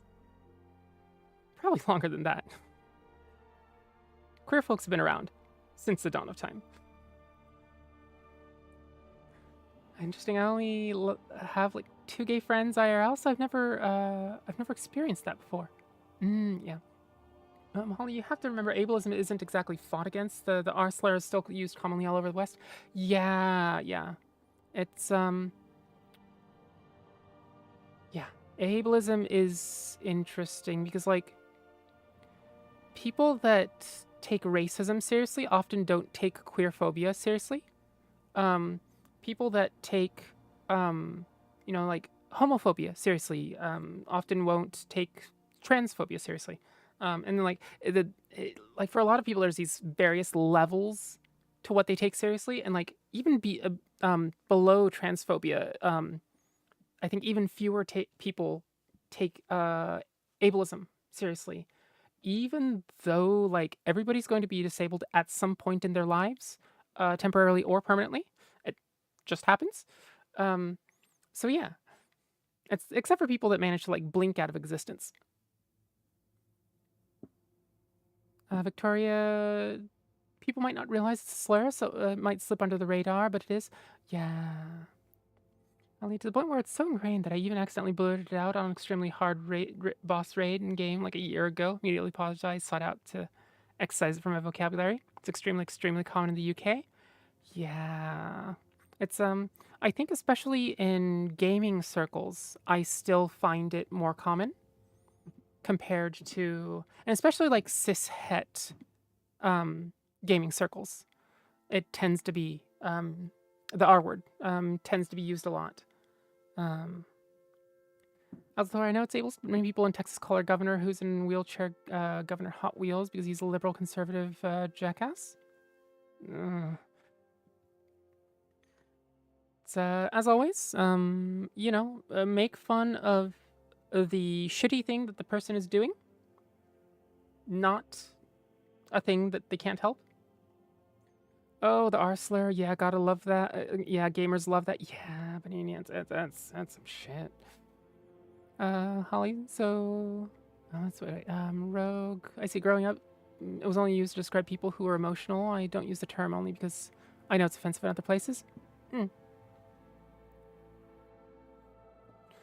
Holly, so hot take. It doesn't matter who your target is. Ableism just doesn't stop being ableism just because you don't like the person. Just like xenophobia doesn't stop being xenophobia because you don't like the country. There's no free target. Yeah. Picking one because they suck doesn't clear your name. Yeah. It's, body shaming is another really, really common one that people are like, oh yeah, I'm against body shaming. And then like when they're targeting a person that they like, then the person can be literally horrible, and the one I'm thinking of is genuinely just absolutely would benefit humanity if they blinked out of existence 50 years ago. But the problem is that the body shaming affects all of the other people as well, right? So, and ableism is the same way, homophobia, transphobia, transphobic women will literally lead to cis women getting sexually harassed in women's bathrooms by other cis women, cis men, right? Like, it generally does not benefit you to be a bigot. Oh, God. Well, hopefully you can hear none of that. As before, I don't take offense to the R slur because I played COD, which is where it's more common to throw around. Yeah, I mean, desensitization, yeah. But also, like, I'm not particularly sensitized to it, but also I don't use it because there's a ton of people that are fairly sensitive to the term. And also, I didn't, I generally wasn't the target of that term as a slur growing up. And so it's, on me, right? And on people like me to make sure that, we take it out of our vocabulary for people that did grow up being targeted by that slur. You can 10,000% shit on people, but you got to be ethical and respectful. Use their, So, pronouns. Preferred pronouns refers to when people, some people use she, her, and they, them. They might prefer one over the other. Now, me, I use she, her. She, her are not my preferred pronouns. They just are my pronouns. There's the correct pronouns, she, her, and then everything else is incorrect pronouns. Just putting that out there. Benini, there's so many ways to make fun of people. I'm a hater at heart. If you can't come up with a way to make fun of someone without saying slurs, that's a skill issue. Yes. Kind of like if you can't make consent sexy. A, skill issue. B, read more smut. Hi, Vielfar. Hello. Making fun of someone in a way that targets a thing that's the target of bigotry signals to those around you that their situation is subject to being revoked. Their situation is subject to being revoked if they stop being worthy anymore. Yes, absolutely. Yeah. Rogue, I always feel scared and embarrassed to tell people I'm from the U.S. at the moment. Been kicked out of space for being American. Yeah, that's absolutely fair. Yeah, being USian right now is kind of horrid.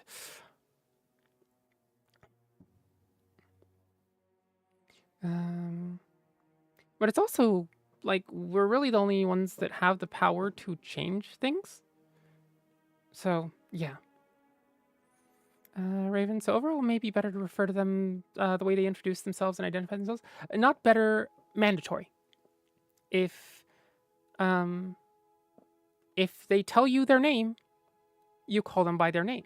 Your name is Dark Raven or Raven. Your name is not Crow. Your name is not Ted, right? It's Raven. Holly's name is not Jennifer, right? It's not Sarah, it's Holly. Just, if somebody introduces themselves, then use the name they use. Use the pronouns that they use. There we go. It's really, really simple. Like, it's not confusing. It's just they tell you the things that, you know, you can use to refer to them. They just give it to you on a, you know, a little platter, and then you just take it and use those. Rogue, I was told, okay, what state? Oh, your state voted majority red. You statistically voted red, and I'm not going to chance it by. Was immediately banned. Oh, that's fair. Yeah. And there's a lot. Yeah, it's like I feel for people that voted for the minority in those sorts of states, because there's a ton of them, right? It's like even in the worst states, it's like 30-40% of that state's population absolutely is not on board with the shit that's going on. So that's like, anyway, let me actually start reading, because otherwise it's going to get to hour 2 and I'm still going to be just chatting.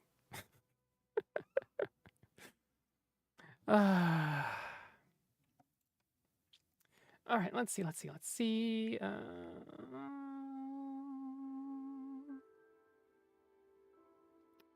Holly, there's some thread of shitty logic to follow. Meanwhile, I was into the Empire. Legit been told to my face we kicked you out because we wanted to take the British Empire down a peg. Like, huh? Yeah. It's, yeah. Target carefully. And, you know, try to think, hey, is this actually hurting the institutions that I want to hurt and not just innocent bystanders? Holly, oops, sorry for talking loads. Everybody's been talking loads. I've been talking loads. Also, I literally just had the power to, you know, like an hour ago, like the 30-minute mark, just go, all right, I think we're going to read now. Instead of just sitting here blabbering on. So, absolutely not your fault. In fact, I adore having you in chat and chatting. Especially because, like, I don't get to go to your streams very much. So, like, this is, you know, it's rare to actually get to talk to you very much, Holly. So, I adore it. All right, let's see. What do we want to read today? Let's see.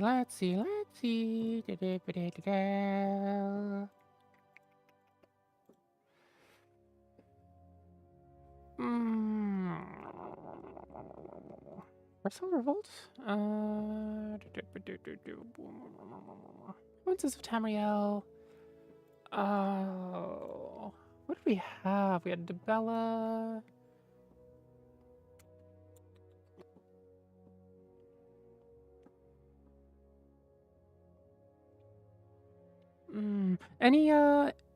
Any requests for which books you'd like me to read? Or what sort of theming you'd like for books? Raven, I don't feel very happy right now, so I may go to bed soon. All right. Rogue, the annotated annuad, please. Yeah. Let's see. Annotated. Oh, wait a minute. Annotated annuad. Annuad. Nope. Let's see.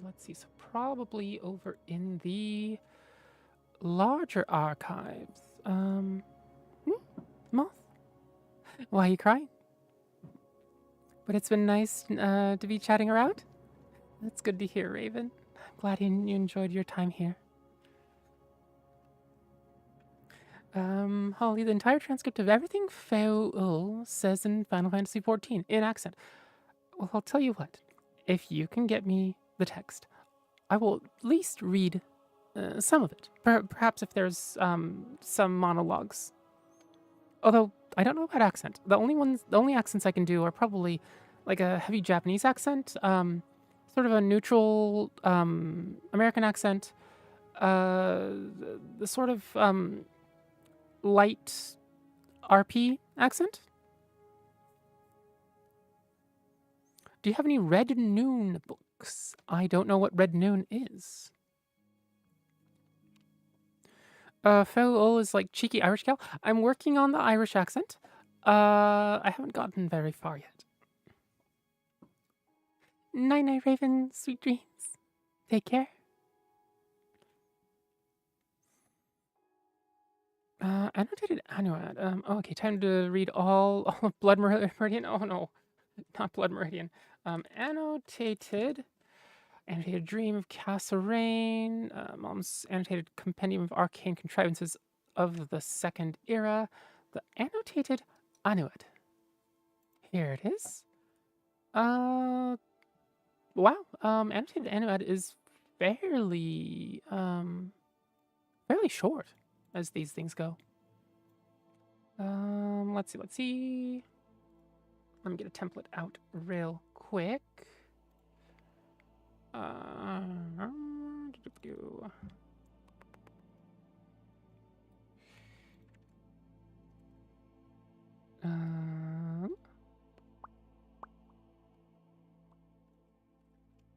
Go. All right, annotated Annuad. Let's see. And that. I think that's all the formatting this requires. The annotated Annuad. Oh, I forgot I have an F14 sub again? Ooh, Cold Crescent, take me home. Wait, what? It's just a glimpse into the creation myth? Ah. ASMR enjoy. Welcome. Thank you for the follow. Sorry it's been still a bit of just chatting. We're finally getting to the actual reading now. I've been having way too much fun just chatting until, I don't know.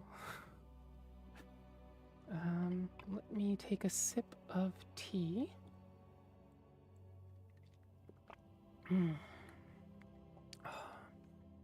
Occult Crescent is Dawn Trail's version of Eureka?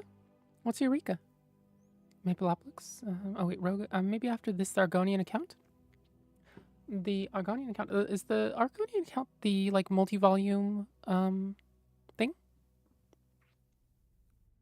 Account? Vilafar, the Red Noon was the shortest dragon break. It happened during a battle at the Red Mountain and lasted 3 hours. Is the Red Noon the title of the book? Let's see. Oops. Oops. Nope, that's not the correct. Wrong way. There we go. The Red Noon? The Red Noon. I'm not seeing any books titled The Red Noon. If you have specific book titles that you know deal with the Red Noon, that would be really cool. Unless it's one of the novels, in which case it's going to take longer to actually get a hold of it. Beautiful. I don't actually know if it has any books. It was mentioned in dialogue once. I wonder if UESP has an article on the Red Noon that then might talk about books that mention the Red Noon, perhaps. In the meantime, let's go to the annotated Annuad, or the Annuad paraphrased. Vilafar, you shall research? Sounds good. Holly, why am I getting the let Octavian know you want to drop in and collaborate prompt when I'm not live? Because you can technically collab without being live.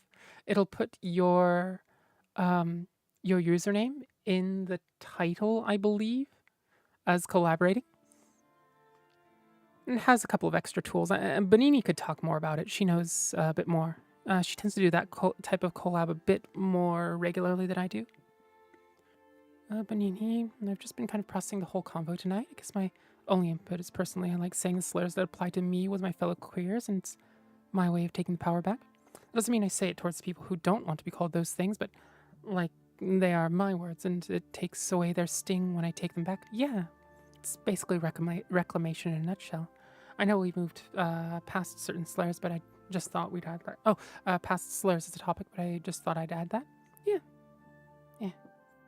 It's good input. I think that's a really good way of summarizing it all up. All right. So this is the Anuad paraphrased. The first ones were brothers, Anu and Padme. They came into the void and time began. As Anu and Padme wandered the void, the interplay of light and darkness created Nier.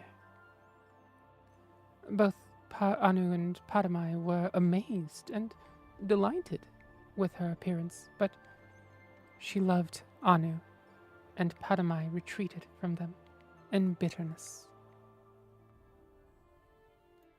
Nier became pregnant, but before she gave birth, Padme returned, professing his love for Nier. She told him that she loved only Anu, and Padme beat her in a rage. Anu returned, fought Padme, and cast him outside of time. Nier gave birth to creation, but died from her injuries soon after. Anu, grieving, hid himself in the sun and slept. Meanwhile, life sprang up on the 12 worlds of creation and flourished. After many ages, Padme was able to return to time. He saw creation and hated it. He swung his sword, shattering the 12 worlds in their alignment. Anu awoke and fought Padme again. The long and furious battle ended with Anu the victor. He cast aside the body of his brother, whom he believed was dead, and attempted to save creation by forming the remnants of the 12 worlds into one. Nirn, the world of Tamriel. As he was doing this, Padme struck him through the chest with one last blow. Anu grappled with his brother and pulled them both outside of time forever. The blood of Padme became the Daedra. The blood of Anu became the stars. The mingled blood of both became the Aedra, hence their capacity for good and evil, and their greater affinity for earthly affairs than the Daedra, who have no connection to creation. On the world of Nirn, all was chaos. The only survivors of the 12 worlds of creation were the Elnafey and the Hist. The Elnafey were the ancestors of Mer and men. The Hist are the trees of Argonia. Nirn originally was all land with interspersed seas, but no oceans.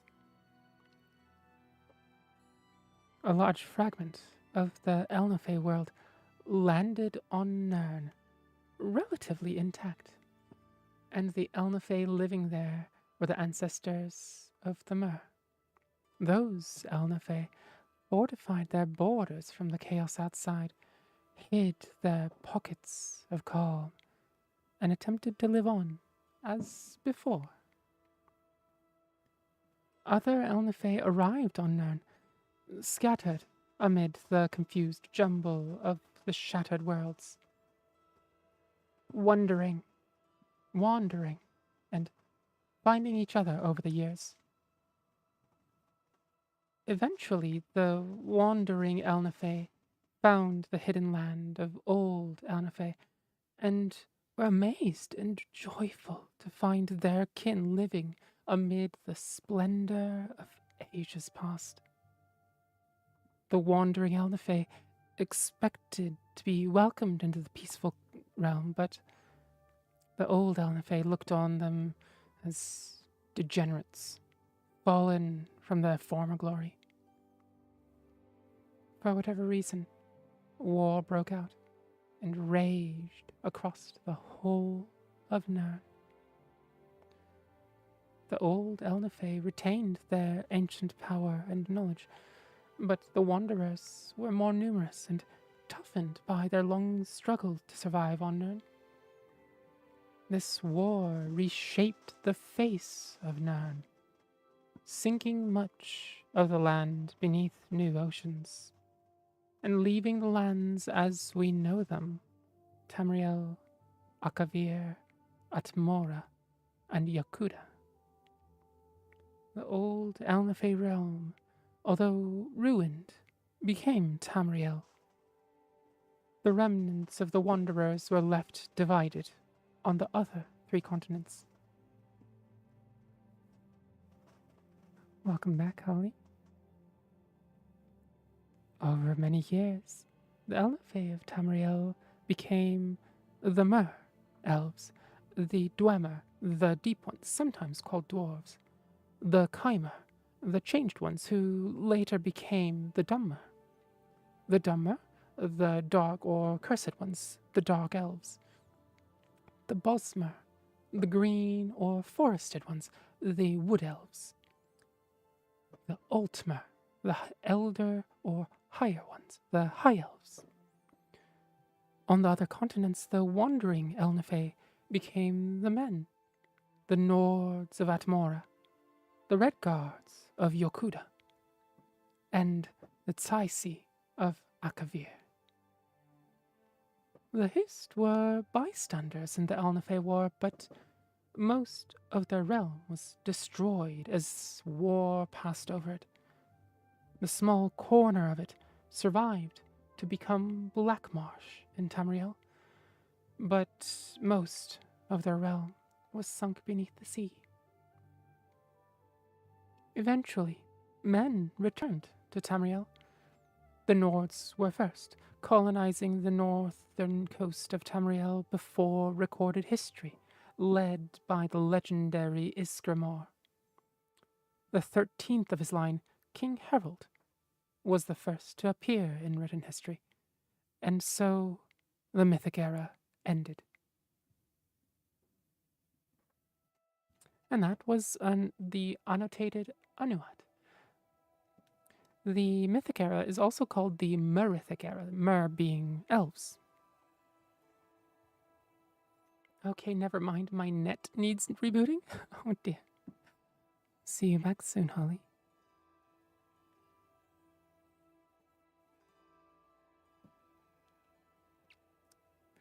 Vilafar? Oh, that explains why I couldn't find it. It's the red moment. Still looking for books? Noted. Thank you for continuing to look for that, Vilafar. I keep on bonking the various parts of the setup. Also, I need to adjust my chair height. There we go, that's a little better. Ugh.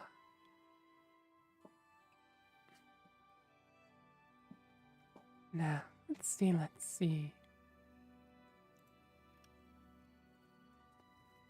Any other requests, perhaps? Rogue? Fuck Padme? All my homies hate Padme? Benini, there's no winning? Well, I don't know. I'm sure Holly would tell you otherwise. She is, the Argonian account. Yes, let's take a look at that. Holly is, absolutely not a stranger to beating her head against a brick wall for 13 hours and breaking it. Hence her setup, even. Get out the tech duct tape again? See, that's the annotated Anuad. The Argonian account. Oh, how long was the Argonian account? I think I have the whole compilation around here somewhere. The Argonian maid, the Argonian account. Okay, let me just get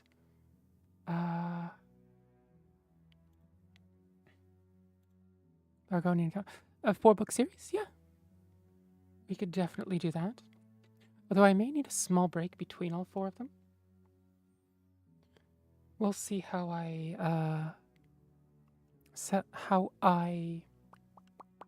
what's it called? Hold up. There we go. Hold up. Vilafar, Savage, the only book that just mentions it in passing. Oh, that's really unfortunate. Do you know if there's any outside sources?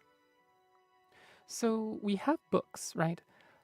If any of you want to write some sort of written work, no matter how short or long, on a topic about the Elder Scrolls, I would be more than happy to read it.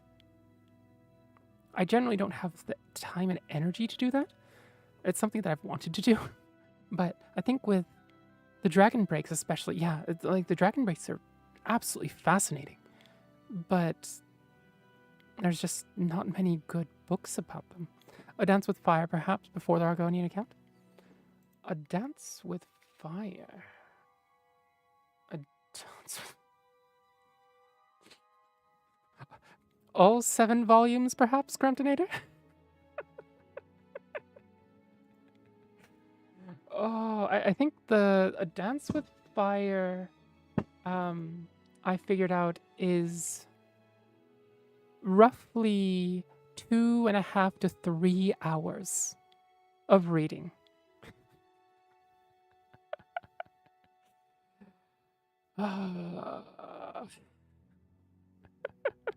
Just saying. Oh, gods. Part of me wants to just make it a, I don't know, like a follower goal or a sub goal or I don't know.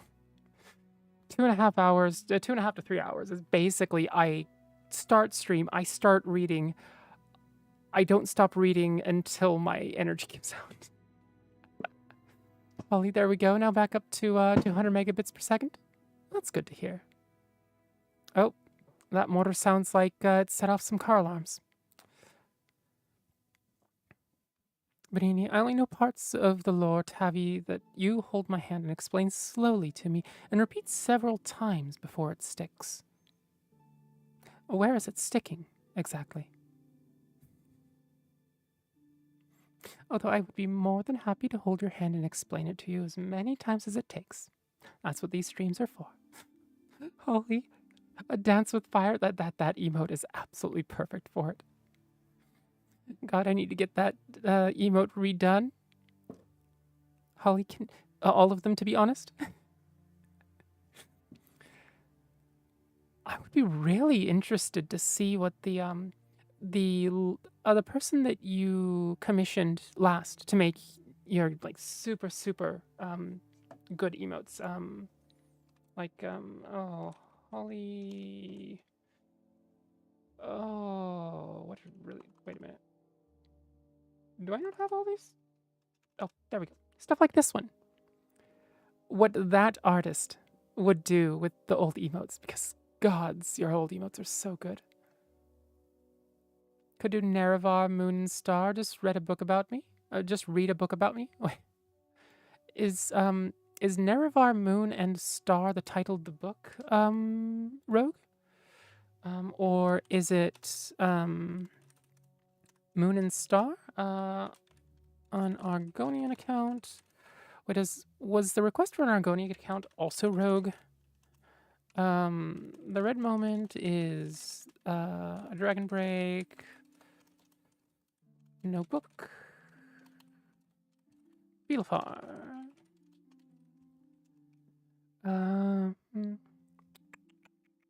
Both of the people who I commissioned emotes out of have been Harassian DMs on Etsy. Oh, that's really sad. I want to get them redone with people from VGen, plus whole new adorable model since. That's true. Oh, I can't wait to. But the chaos emote has to have gremlin energy. It has to.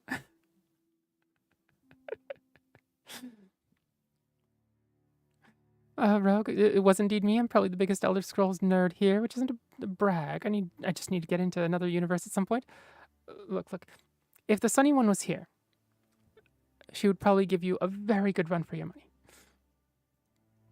Oh, it will, but no chaos outfit? That's fine. Your standard outfit with just you cackling madly in the flames would be perfectly fine. A dance in fire is Cramptonator.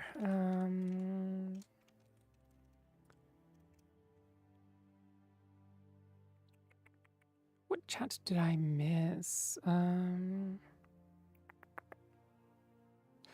Cramptonator, a dance in fire happens before the Argonian account. Just oh. Okay. Okay.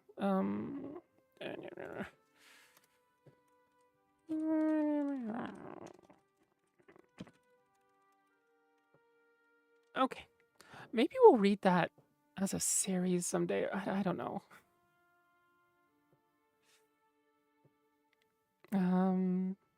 What did I miss? Holly, since I can't stream tomorrow till tomorrow, probably maybe I spend some time trying the VTube Studio Recolor plugin. Wait, there's a Recolor plugin?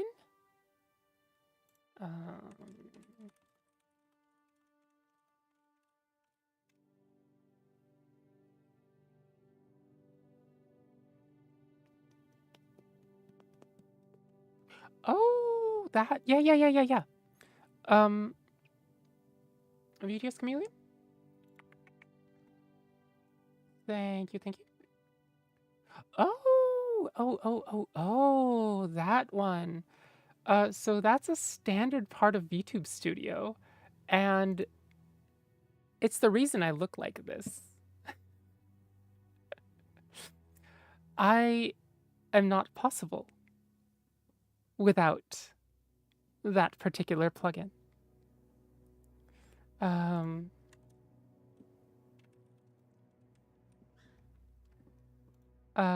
So Holly.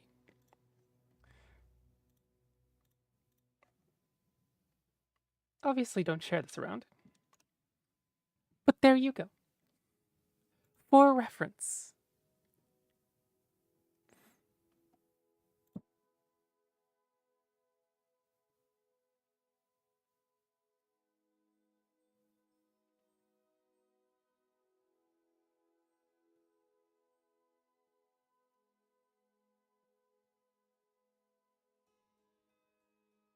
It has to be both though, right? The model has to be capable of it, like properly broken up into the plugin is needed for bespoke? Really?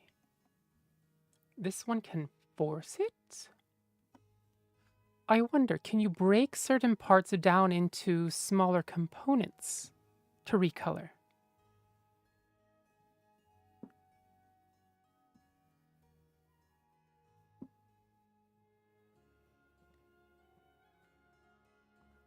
Let's talk about this more later.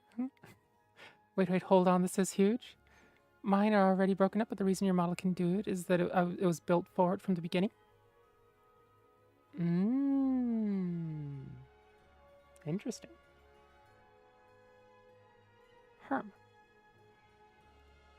Because there are certain parts that I can't do certain things with because they aren't properly broken up. So this plugin could be useful for me too. Now,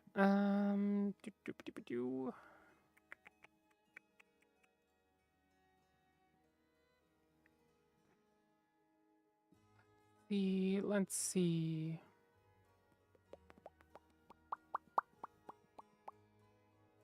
You're waiting on a slight rigging update from Solemn?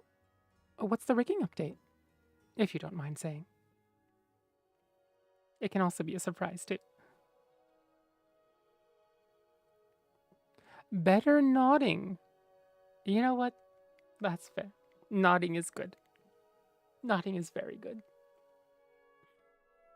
Because currently my titties move before my head does. What?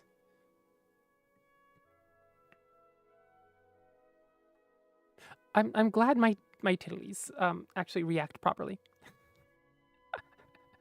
Which, like, based, but, huh?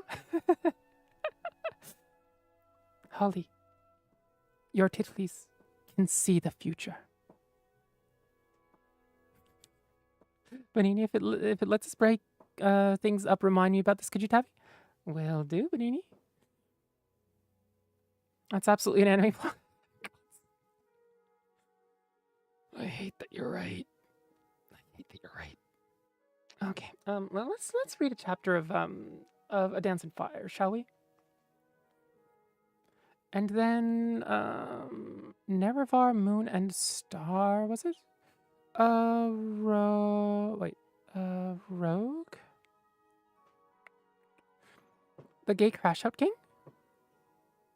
Wait. Oh, Panini, it sticks to my eyeballs and only comes back when I'm looking at some part of Oblivion that triggers the memory. You know what? That's fair. That's absolutely fair.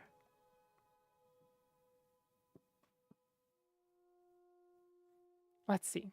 So that's A Dance in Fire.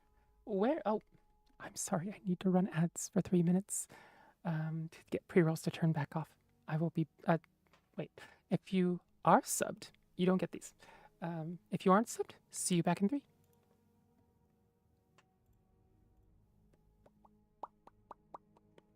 Now I need to boost my Fetty post real quick, and then we can... Oh, I also need to find...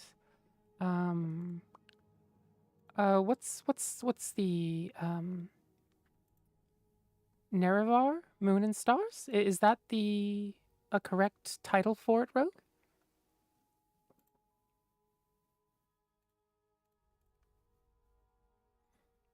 Also, while I'm... Oh, wait, people... They're out on ads. I'll be right back. That is the title, IRC. Let's see. Moon and Tide. The Marriage of Moon and Tide. Nerevar. Oh, those dashes are actually part of the... Rogue, is there a longer version of this? This is tiny.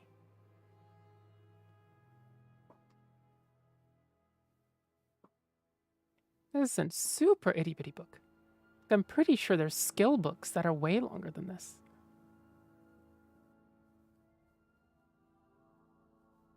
Huh.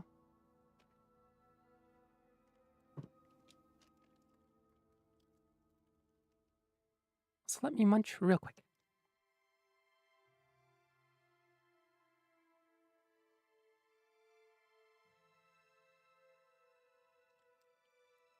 There you go. Did you run ads? Yes, I did.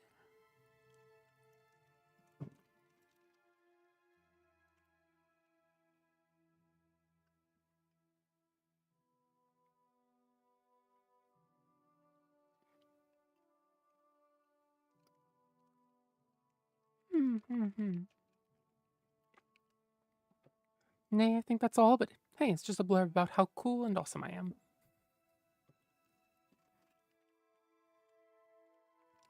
This is a selection from a series of monographs by various imperial scholars on Ashlander legends. Interesting.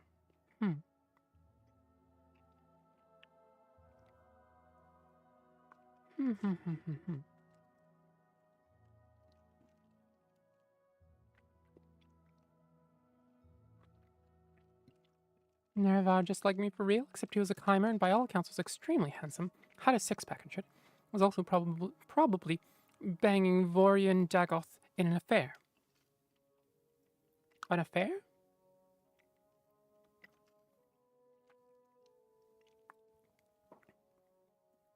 Benini? Oh yeah, speaking of titties, on my model the boobs don't move too much left and right.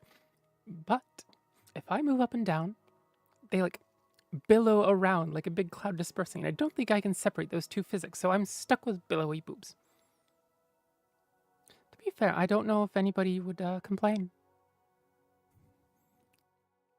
Holly, you can do chaos mode? You can do chaos mode. Nerevar was married to Almalexia. Right. Almalexia betrays him. Is this why Almalexia betrays him? Wait, does she betray him?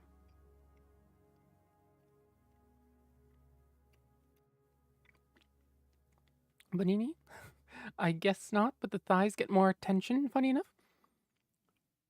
That's fair. That's super fair. To be fair, you actually show your thighs, whereas I'm... Do my thighs exist? Real question. Ollie, I'm just going to post it in Tavi's server somewhere. Sounds good to me. For anybody watching, the server in question is right there.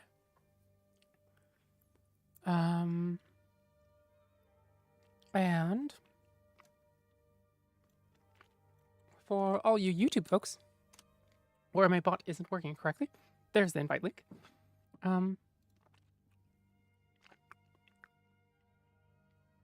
I almost tried a portmanteau succubus and thighs. Thigh-cubus? Thiccubus? Sounds workable. I still thought it was funny enough to mention that I considered it. Thigh-cubus. Works. Oh. Bonini, are you going to the Discord server to look? Also, if you want to follow me, I'm on Fetty/Mastodon, have my main account there, and also have a Blue Sky account. That gets posted less. That gets less genuine me. Have the Discord server, and also if you want to help support the streams and all of that, I also have a Coffee and a Patreon, and those people get audio only files of the various videos, the book readings that I put up on YouTube, in both music included and voice only form and MP3 and FLAC. So if you like those, or if you just want to support me, Ken Carson's Sack. Ken Carson is the goat rapper. Welcome to the stream, Ken. Or shall we call you Sack?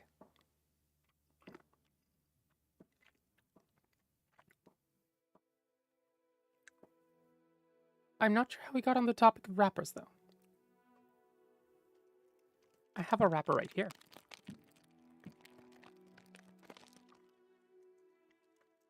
Rogue DJ Saki. That works.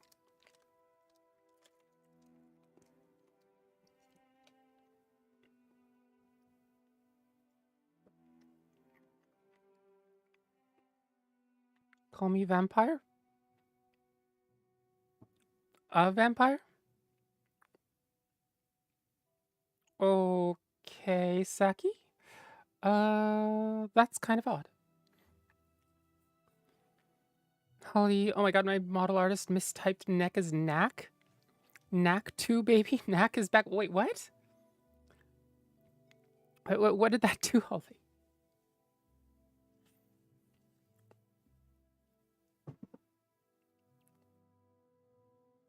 Rogue. Vilfar, I almost said suck you thighs without that context.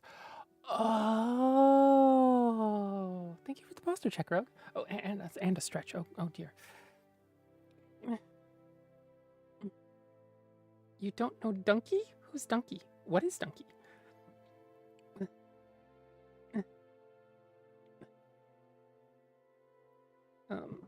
Rogue, anyway, yes, enjoy that huge lore blurb I just dropped? Okay, I always do.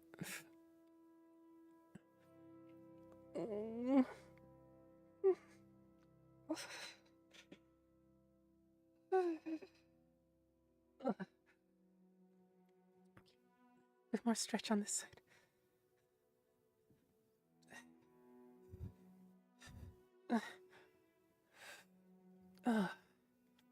Manini got back, saw thighs. Pretty solid night. A pretty sweet night. That does sound like a sweet night. Vilafar lore? Which is basically how I feel.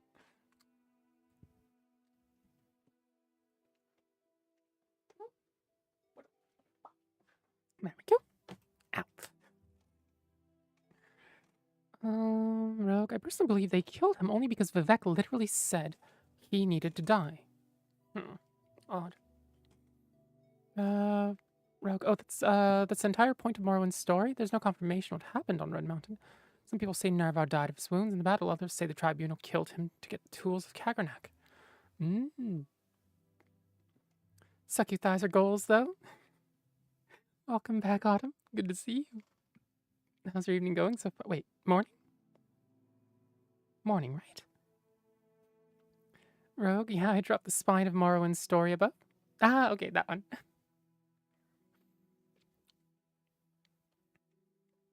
Thighs are pretty nice. Are we reading Pete the Cat? Who's Pete the Cat? Welcome, Feather Duster. Welcome to Suggy Bar's library. Mostly we're reading Elder Scrolls books, although I'm not quite sure who Pete is. We do have cat food. That's a fun story. Rogue, I'm more partial to thy bitings. Some people like that. I'm not among them, but some people definitely do. Reading Wagenjarth? Wagenjarth? Wagenjarth. Who is Wagenjarth again? Okay, so Nerevar Moon and Stars. This is a tiny, tiny story, but this is a selection from a series of monographs by various imperial scholars on Ashlander legends. In ancient days, the Deep Elves and a great host of outlanders from the west came to steal the land of the Dunmer. In that time, Nerevar was the great Khan and war leader of the House people, but he honored the ancient spirits and the tribal law and became as one of us. So when Nerevar pledged upon his ring of the ancestors, one clan under Moon and Star, to honor the ways of the spirits and rights of the land, all the tribes joined the House people to fight a great battle at Red Mountain. Though many Dunmer tribesmen and housemen died on Red Mountain, the Dwemer were defeated and their evil magics destroyed, and the Outlanders driven from the land. But after this great victory, the power-hungry Khans of the great houses slew Nerevar in secret, and setting themselves up as gods, neglected Nerevar's promise to the tribes. But it is said that Nerevar will come again with his ring and cast down the false gods, and by the power of his ring will make good on his promises to the tribes to honor the spirits and drive the Outlanders from the land. So the Outlanders in this case is basically what we would say a foreigner in modern English. So a little xenophobic. But let's see. Oh, the Dwemer were defeated and the evil magics destroyed. Definitely a Dwemer account. Tiny story about Big Man. Champion of... He's not a man, he's Mer. Champion of Azura. Giga Chad Kaimer. Look up Indoril armor if you want a description of Nerevar's form. Oh.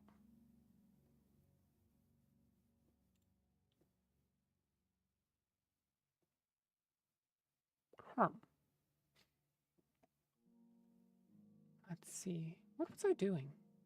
Oh, that's what I was doing. There we go. Now that we've read that, shall we read a little bit of A Dance in Fire? It's like golden-plated chitin. Mm. Did he gold plate his chitin armor, or did he just have a rather unfortunate skin condition? Because the Chimer were gold skinned, right? It's to mimic his golden skin? Ah. Yeah, he was a Chimer, right.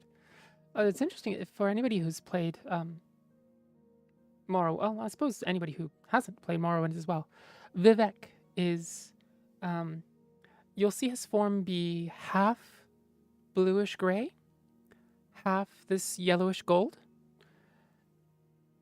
And the yellowish gold is the color that Chimer used to be.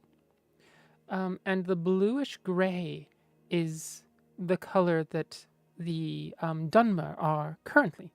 And that change happened after the Tribunal basically took godhood upon themselves. And one of their patron deities, Azura, really did not like that.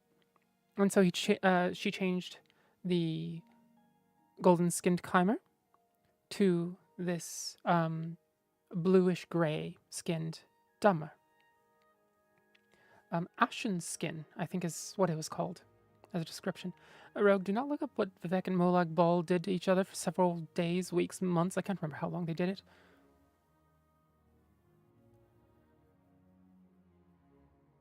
I see. That's not too surprising. It's a lot of stamina, I suppose. Although Molag Bal, why Molag Bal? Of all the Daedra, like there have got to be better Daedra to do that with. I suppose Azura wasn't very happy with Vivek at that point, was she? So,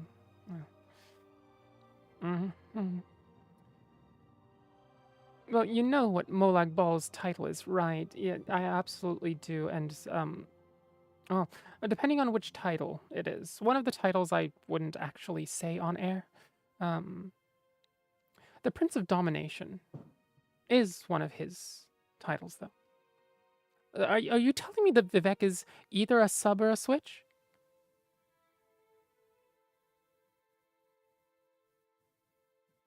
I'm not going to say it, but they were trying to assert dominance, basically. Vivek is a top? Ah.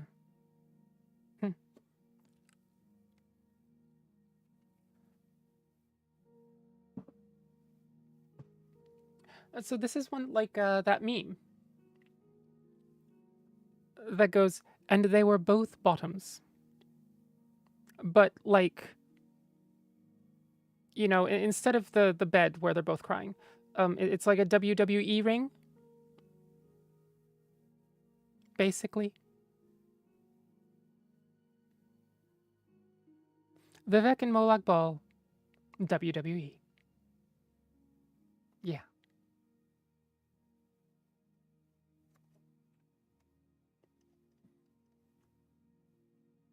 It's like the intro to Halo 3 where Master Chief puts the pistol under Arbitor's face and then begrudgingly calls him an ally.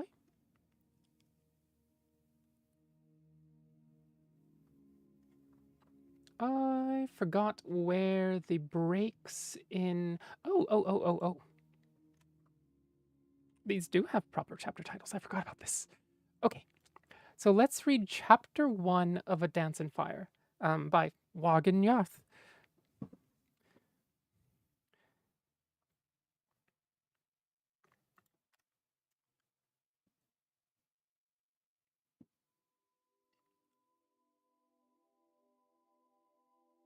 Benini, I'm back. I had to take a screenshot of my model to put into the server. A screenshot of thighs, perhaps?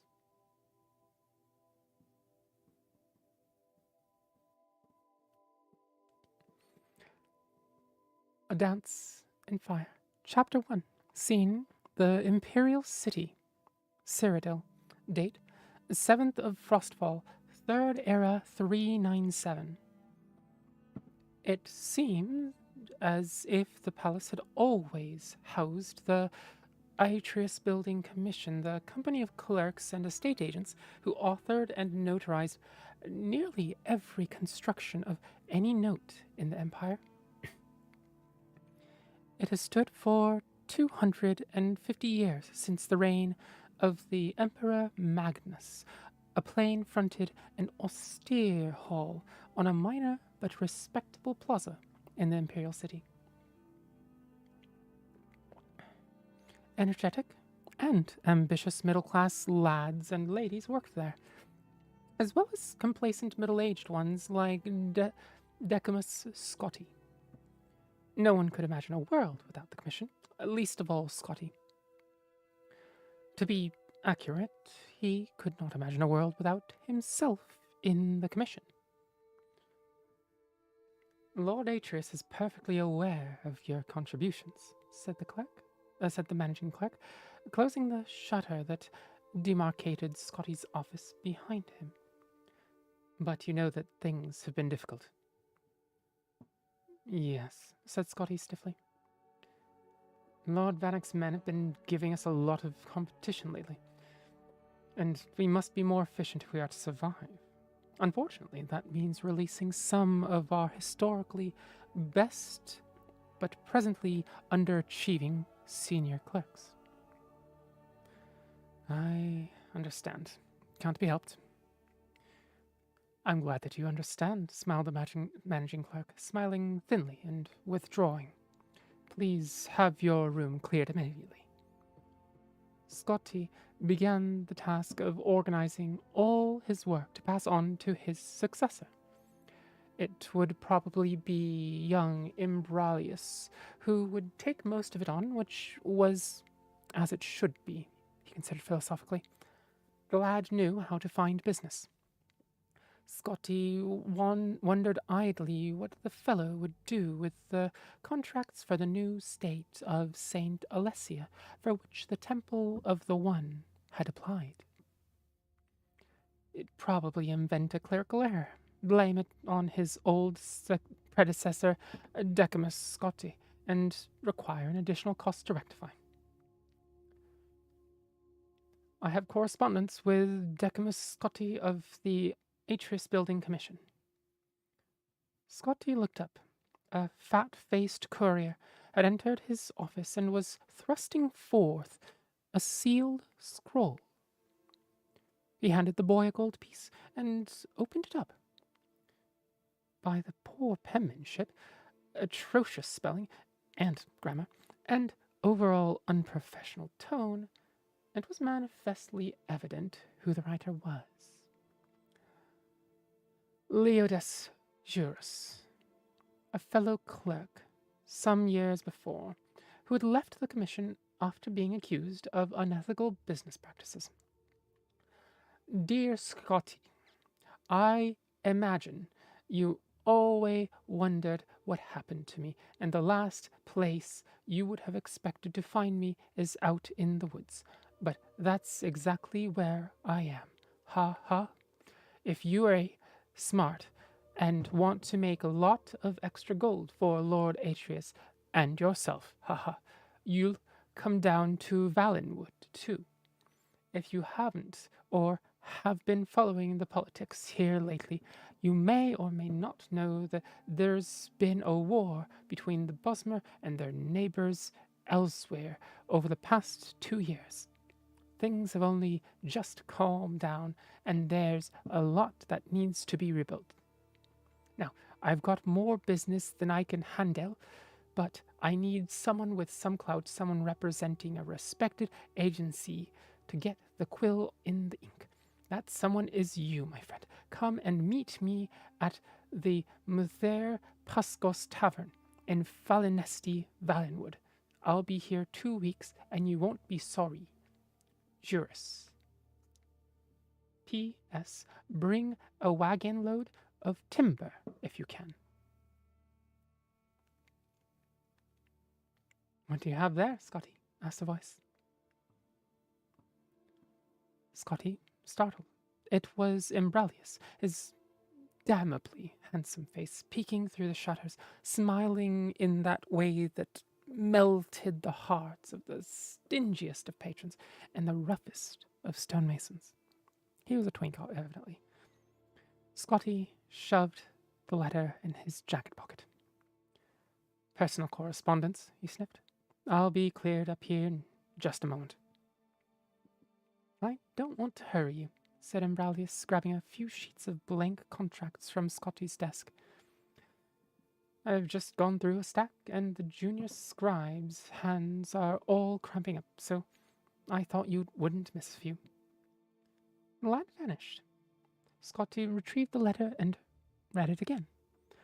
He thought about his life, something he rarely did. It seemed a sea of grey with black, insurmountable walls looming. There was only one narrow passage he could see in that wall.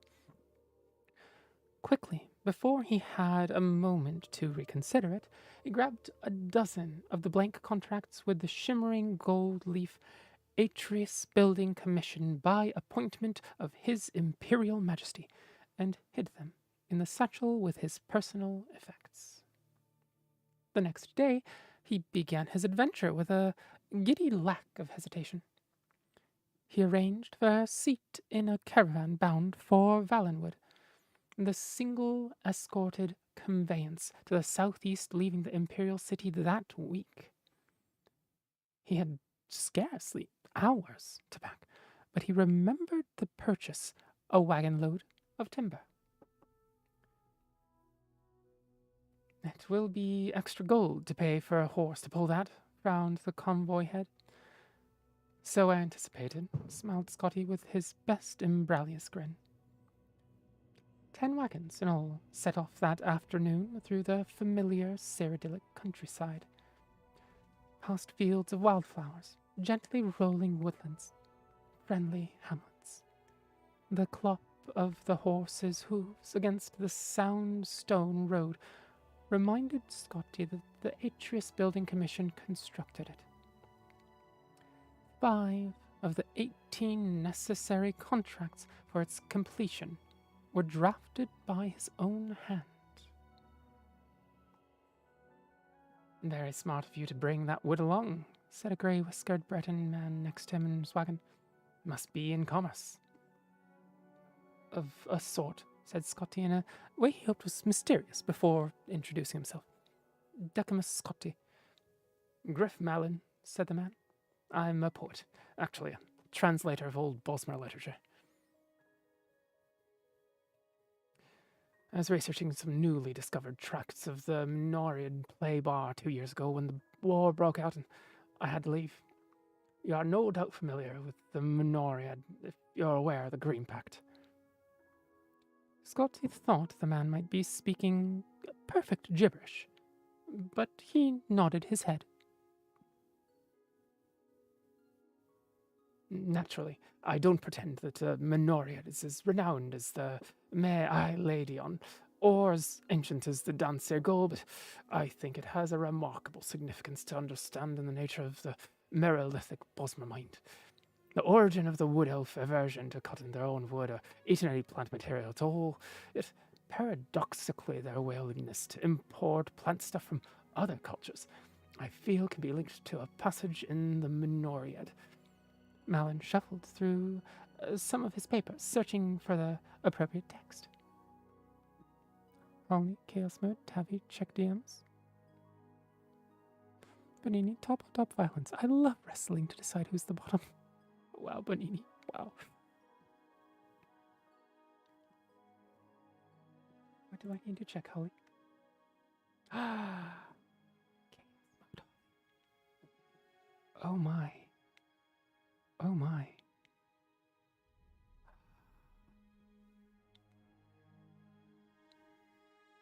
Oh. Bonini, is that what wrestling to decide who's the bottom looks like?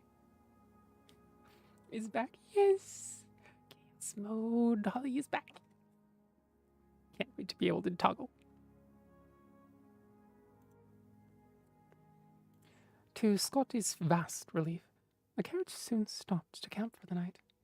They were high on a bluff over a grey stream, and before them was the great valley of Valenwood. Only the cry of seabirds declared the presence of the ocean to the bay to the west. Here, the timber was so tall and wide, twisting around itself like an impossible knot begun aeons ago, to be impenetrable. A few more modest trees, only 50 feet to the lowest branches, stood on the cliff at the edge of the camp. The sight was so alien to Scotty, and he found himself so anxious about the proposition of entering the wilderness that he could not imagine sleeping. Unfortunately, Malon had supposed he had found another academic with a passion for the riddles of ancient culture.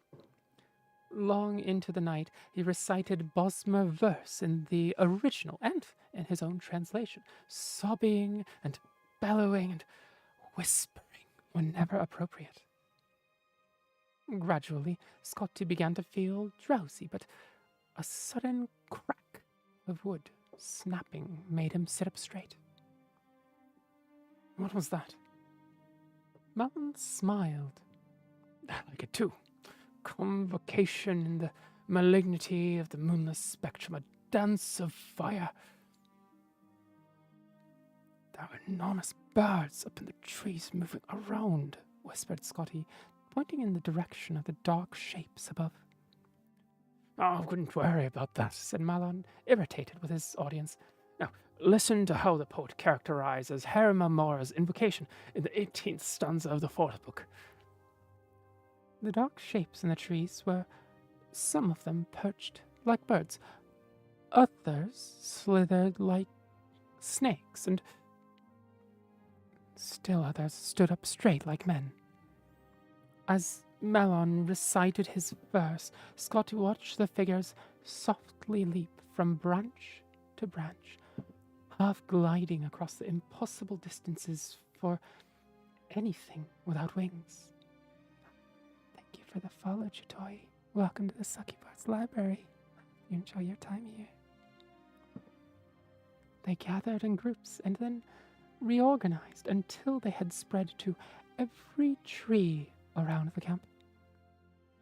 Suddenly, they plummeted from the heights. Mara, cried Scotty, they're falling like rain. Probably seed pods, Malon shrugged, not turning around. Some other trees have remarkable. The camp erupted into chaos. Casks of wine, fresh water, and liquor gushed their contents to the ground. A nimble shadow dashed past Scotty and Malon, gathering sacks of grain and gold with impossible agility and grace. Scotty had only one glance at it, lit up by a sudden nearby burst of flame. It was a sleek creature with pointed ears, wide yellow eyes, mottled pied fur, and a tail like a whip. Werewolf, he whispered, shrinking back. Cafe rat, groaned Malon. Much worse. Khajiit cousins, some such thing, come to plunder. Are you sure? As quickly as they struck, the creatures retreated, diving off the bluff before the battle mage and knight, the caravan's escorts, had fully opened their eyes. Malon and Scotty ran to the precipice and saw 100 feet below the tiny figures dash out of the water, shake themselves, and disappear into the wood. Werewolves aren't acrobats like that, said Malon. They were definitely Cathay rot. Bastard thieves. Thanks Stendar they didn't realize the value of my notebooks. It wasn't a complete loss. And that was chapter 1 of A Dance in Fire. Koish, hello, hello. Welcome to the channel. Is that the right way of saying that word? That name? Now let's see. Let me catch up with chat real quick. Rogue, I don't think either of them ended up winning. Oh, Vivek and Mulag Ball. I mean, it's very important to emote, and all the bottoms of my chat need a way to communicate in a language they understand. Oh, the bite. The bitey bunny. That's very true. That's very considerate of you. Yes, it is, Squish. Thank you for the follow. Welcome to Succubar's Library. Hope you enjoy your time here. Cromptonator, only 6 volumes to go, and then we have the 4 volumes of an Uncrowned account. You know what, Crampton? I will make you a deal. Every reading stream from now until 10 streams from now, I will read 1 chapter of A Dance in Fire, and then eventually, once we're done with that, an Argonian account. 1 volume every single time. Okay? Deal? Oh my god, Tabby, are you ready to see something very cool? Uh-oh. What are you showing me, Holly? It's not your thighs, is it? Ah!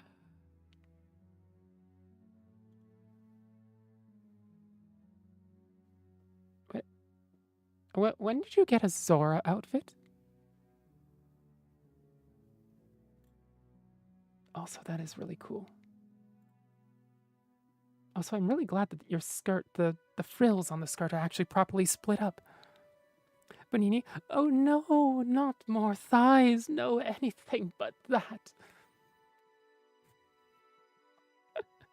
Holly, when you married Mifa, that's fair. That's absolutely fair. That does explain why it fits you properly. Well. Goish, I need to get some sleep. I hope it's okay that I sleep here. I love nighttime stories. It would mean the world to me if you did. That's basically the point of these streams. We have a chatting section at the beginning where people can get their chattiness out. And let's be real, I can get my chattiness out. And then the whole point is to sleep. Actually, most of my other reading streams are named Let the Succubard Read You to Sleep. Today's a little special because of the kaboomies that are going on this continent. Which I'm not particularly happy about. Other people aren't particularly happy about. And I figured some people would find it cozy.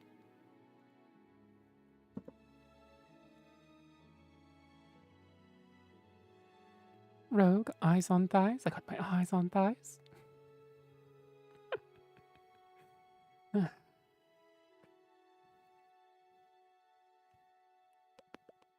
Cramptonator, deal? Okay. Hold me to it, okay?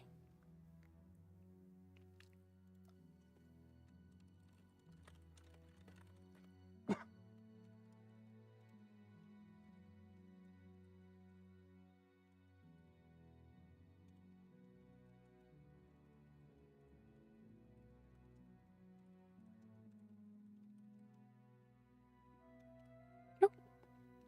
Rogue, I need a girl in thigh highs or fishnets to ruin my life. I have thigh highs. But ruining your life may not be in my skill set, unfortunately.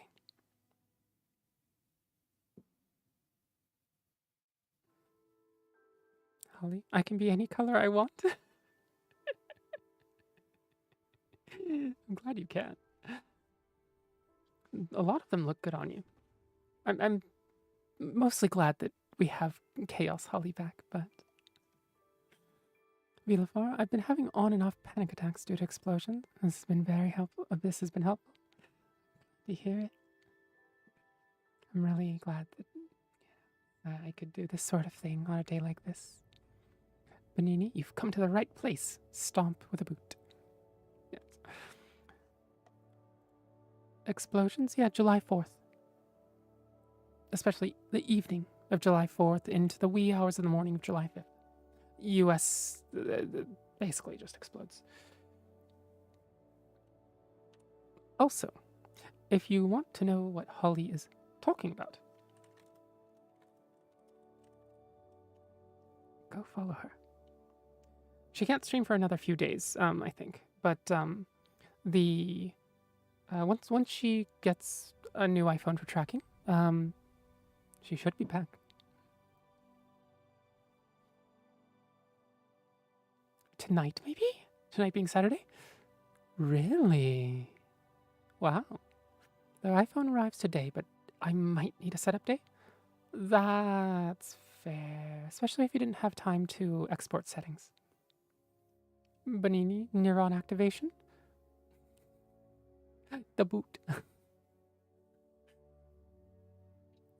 Yeah, so the thighs, neuron activation, I absolutely understand. Unfortunately, I only have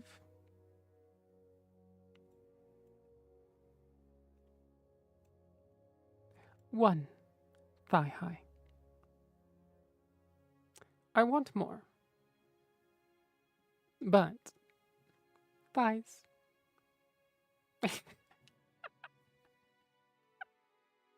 as a bunny just whacks me in the head.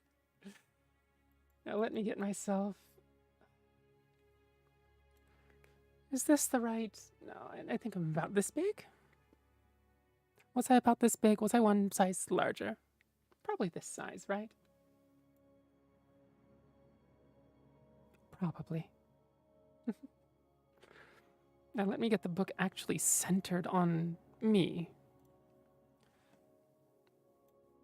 Oh, it's properly centered. What do you know? Let me lock that real quick, and then we can get back to reading. Yep. There we go. I just realized that's been on for a long time. I still haven't figured out how to get the ears and the hairstyle and the hat to actually properly time out. But eventually, maybe. Help. Crabdade, thank you for reading, but no worries. I like the stories, but I also know they're long. I bring them in up in semi-jokingly, and if it gets annoying, I will stop. No, it's all right. It's just daunting. Because we could either do a stream where it's nothing but that, but if people are like, it might be one topic and too boring for most people sometimes. Well, not most, some people. Some people just are here to hear my voice. But you know who you are, probably. But also, like, I want to read them. Only these are, like, the whole point is for me to read not Elden Ring stories, Elder Scrolls stories. I wish Elden Ring had more books and didn't rely quite so entirely on environmental storytelling. It's got a lot of interesting lore, but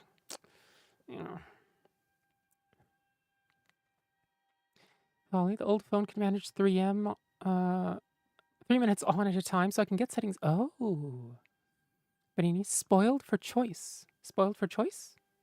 What sort of choice? Koish, thighs are my religion. Let me in. I'm not religious, but I can endorse that one. Oh, Banini. How many hammers are you wielding? Is that 10 hammers? Is that 12 hammers? Rogue, poke. Your thighs have been poked.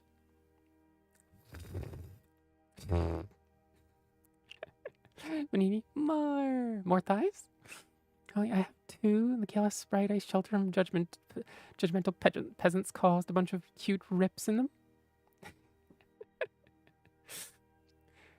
Rogue, girl, if they abused me normally.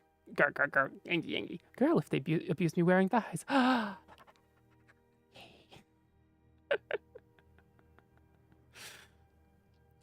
Of course, what Rogue said is so real. To be fair, thighs are magical. Thighs are absolutely magical. Like, tights are one thing, fishnets are one thing, but thigh highs. And really knee highs. The knee highs to thigh highs is like a basically same thing, but a spectrum.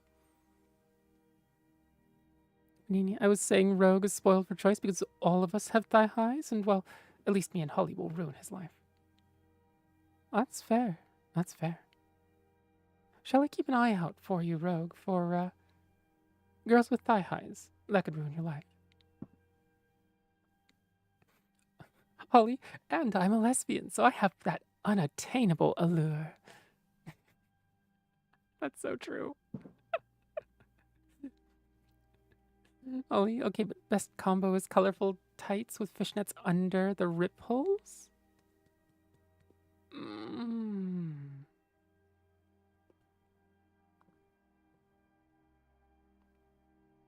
Some people like the rips.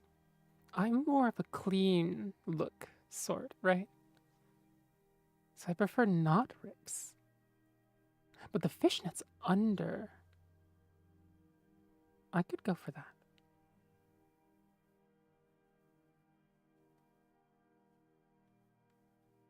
Manini, I like my clean nets with different elaborate patterns. Ooh, the patterned fishnets are so good. They are so, so good.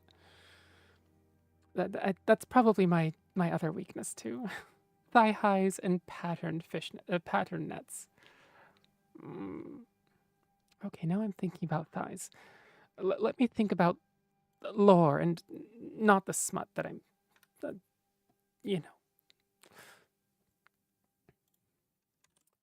Holly, I didn't really have a choice with the rips. A bunch of Anki peasants were chasing a cute little sprite out of their village, and I chose to stand and fight for it. Came out a little worse for wear, but managed to hide it away inside me until I built the gem to give it a little home. Ah, so that's where the sprite is. Thighs are too powerful, and they can become more powerful with training.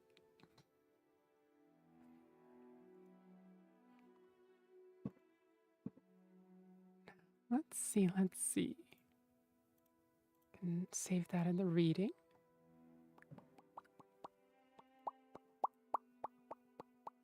What happened? There we go.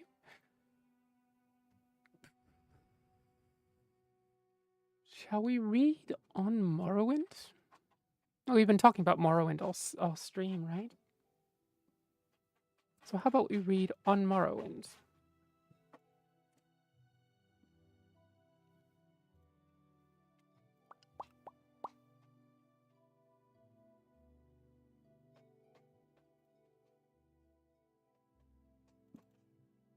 Rogue, a pretty necklace resting on a lady's pretty collarbone is absolutely radical. It does look nice, doesn't it? Usually I'm more a choker sort. Although, when I have high collars like this one, I do adore the gem between the collarbones. As is probably obvious.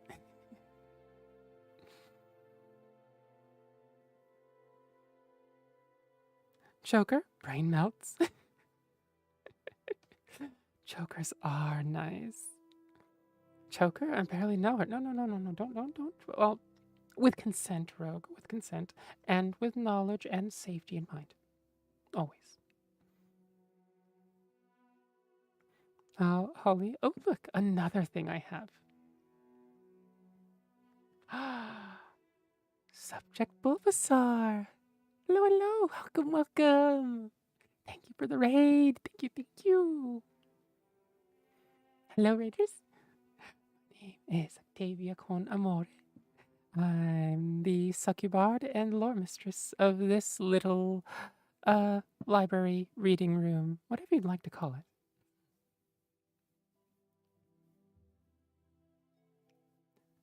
Boba. Wah.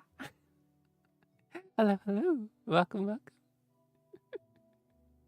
Let me give you a shout out real quick, just as soon as I figure out how to spell your name. Oh, no odd spellings, just there we go. Doing tonight, not too bad.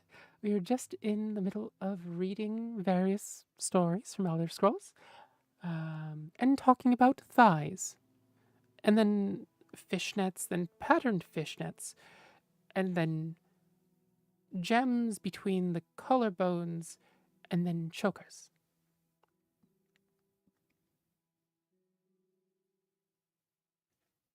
What were you up to tonight, Bulbasaur? I live for this? Well, I think you'll fit right in. Basically, oh, girl shit. But today I literally wore a choker and a necklace at the same time just to scare my partner's family and remind them that I'm ruining their precious golden boy. And giving him the time of his life. And being a loving, supporting partner.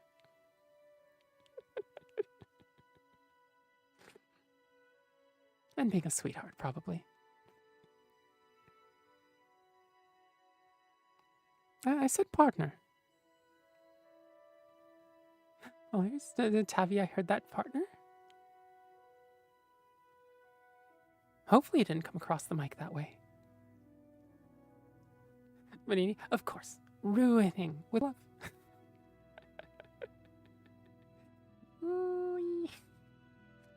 Let's see. So I was doing some Elder Scrolls Roulette. Every death I spin a wheel and have to switch Elder Scrolls games. What? The goal is to complete an Elder Scrolls game. Okay, just for that I'm following you, okay? That is wonderfully chaotic. Let me see here.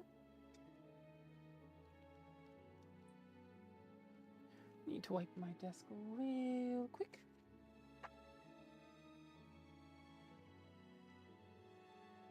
Go. Boink. Was caught off guard by the ruining of the golden boy.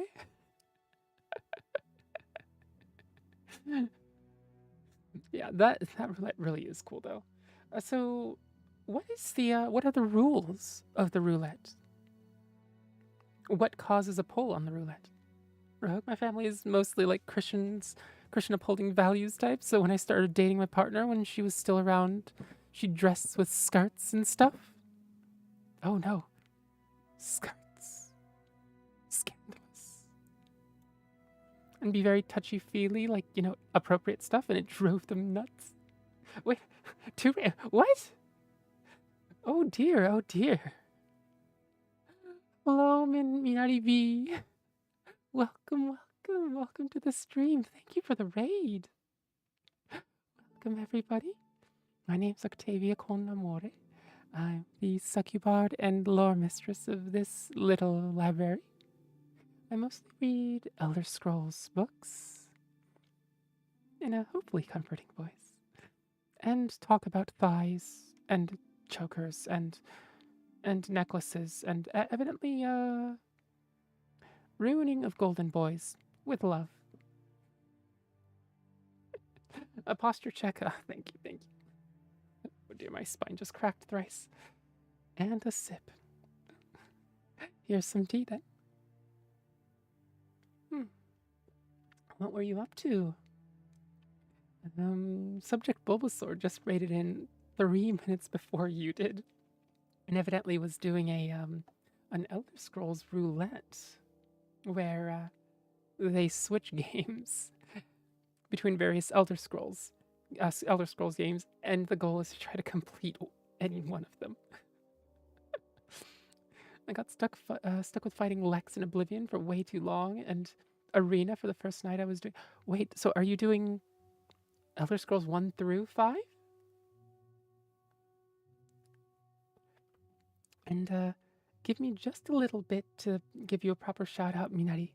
I think it's on cooldown right now, and I haven't done the proper body things that allow me to just throw out shout outs willy-nilly, which sucks.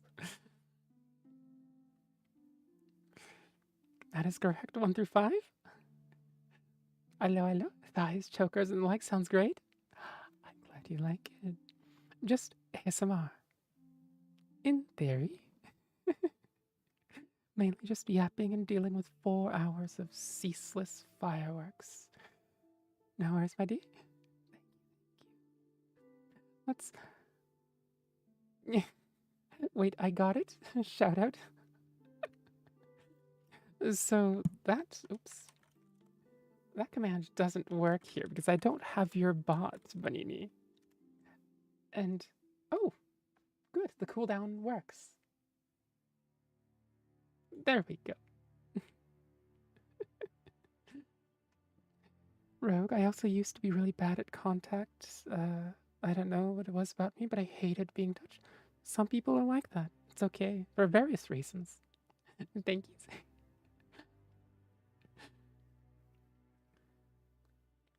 Mainly just yapping. Honestly, tonight sounds like a nightmare of a night to try to be doing ASMR. The comfort of it is wonderful for a lot of people, I think, which is why I'm doing my stream tonight, but unless you're off in the middle of nowhere or have a perfectly treated sound room, like the delicate sounds of ASMR versus the literal explosions going off randomly outside are... Cramptonator at Bulbasaur, do you play both versions of Oblivion? Ooh, that's a good question. Yeah, do you play original Oblivion, Oblivion Remastered, both? You know, middle of nowhere, sorta. Doesn't stop people from being stupid. That's fair. That is absolutely fair.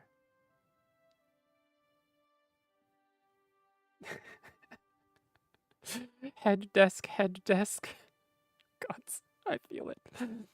I've just been doing tonight's stream, desperately hoping that the OBS built-in a noise suppression system is catching most of the fireworks.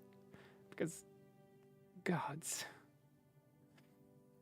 There were some so close to me, some powerful enough that they were setting off car alarms. Oh yeah, I could always force Robo-Gremlin to show up. Honestly, that would be really wonderful. Robo-Gremlin is like really, really useful. Anyway, I'm barely hanging on. Hope you have a lovely stream. Oh, thank you for trusting your community with me. I'll probably pop into one of your streams the next week or so if I can. Night night, sweet dreams, and have a wonderful cooldown. Yeah, there's not enough noise suppression in the world that would have helped that. Yeah. Yeah. Unless, as you said, dedicated sound dampening room. Yeah. My room is somewhat sound treated, but it's treated for standard, not whatever the fuck is going on out there.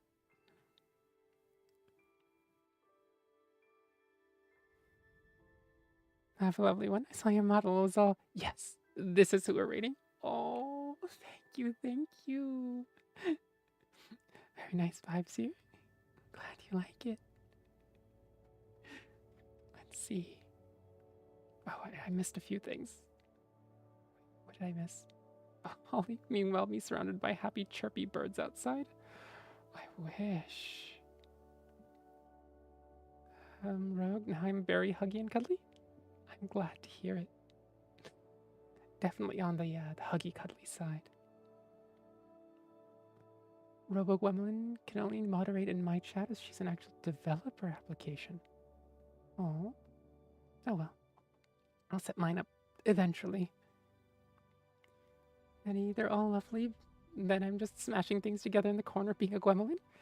Yes, but that's... Holly, that's basically like your calling and profession.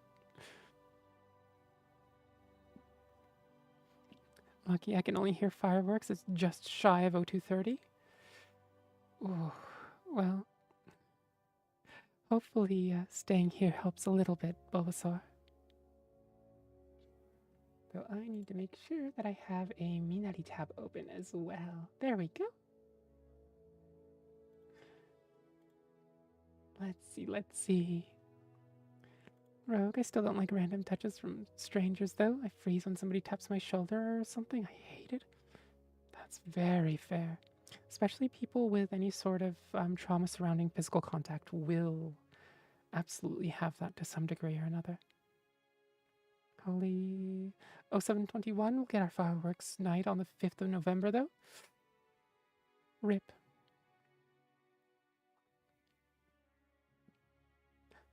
Holly, remind me to do an EU time reading on the 5th.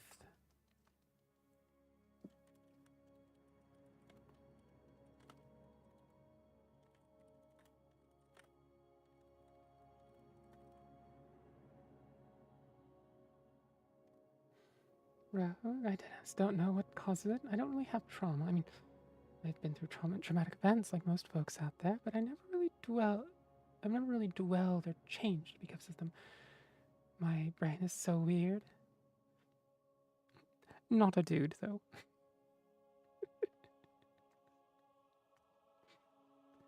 Yeah, some things can be hidden.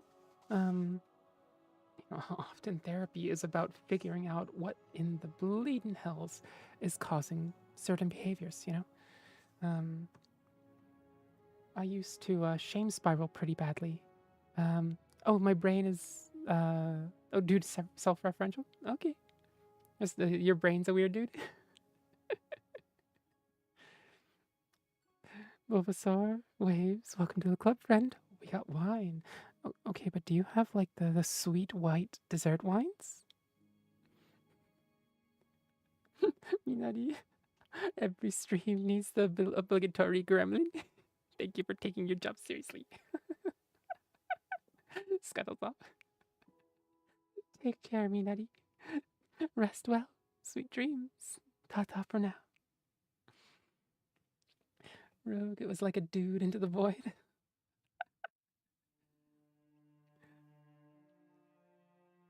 Holy, so seriously,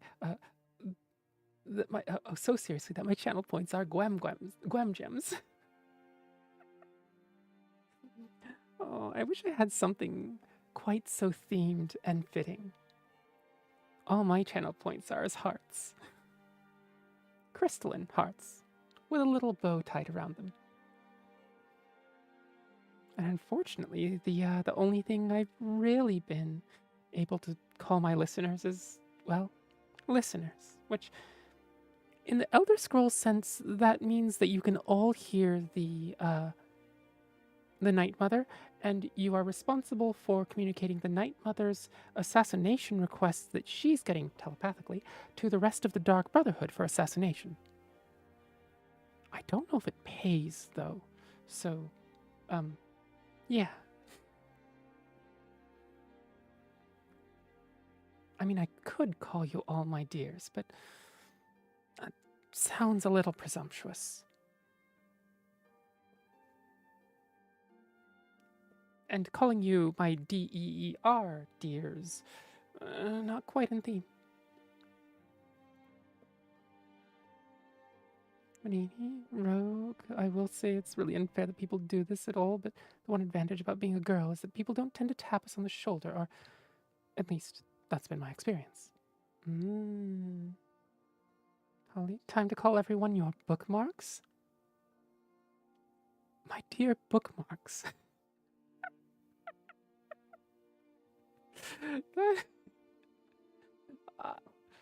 I don't know about that one, Holly. Oh. Bulbasaur, only way I drink wine? Oh, the sweet dessert wines? That's good to hear. And at Holly, instant follow. Oh, the Gwem gems. Oh. Let me run 3 minutes of ads again to ward off the pre-rolls. If you're subbed, don't worry about it. You'll be here. If you're not subbed, see you in 3 minutes. I won't read anything important during that time, don't worry. And meanwhile, I have to sip my tea. Manini, imagine watching ads. Puts on sunglasses.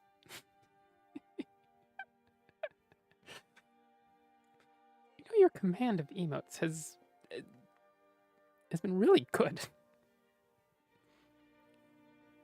Oh, I just pop out the preview and unmute it to avoid ads.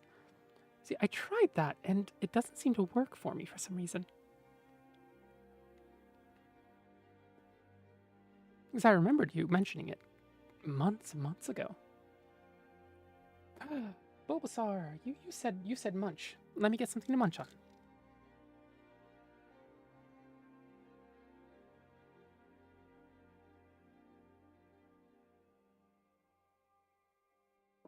There we go. I have some fruit snacks to munch on while people are watching ads. You wonderful subscribers and Holly can listen to me munch. God damn it, I'm a cat again.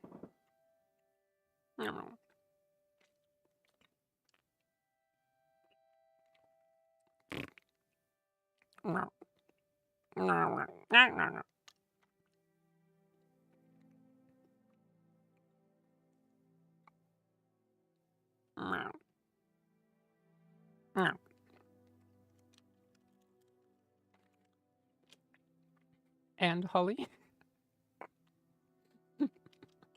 you're VIP, just not a sub.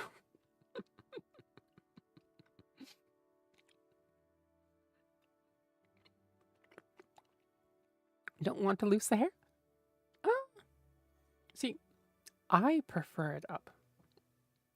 But also, I have the toggle there so that my viewers can play with it. Meh. I will put it back up eventually. But once I find whichever one of you took my hair bands, I will find you. Then I can put it back up.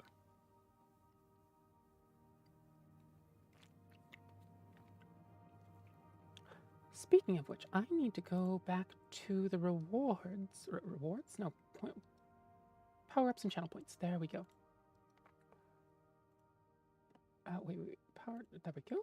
And I need to turn the hat back on. Hat. There we go. The hat is back on. And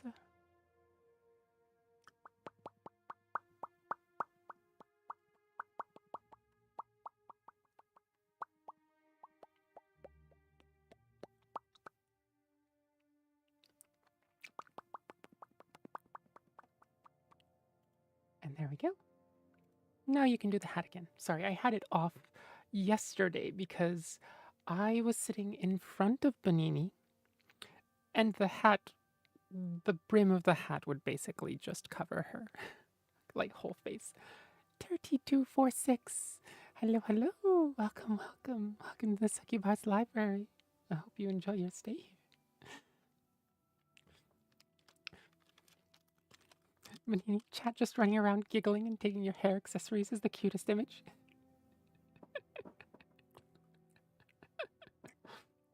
That's my headcanon now. I wish I had more varied hairstyles. Because I want the dead mom braid, the loose braid that comes over one shoulder and down the chest. But,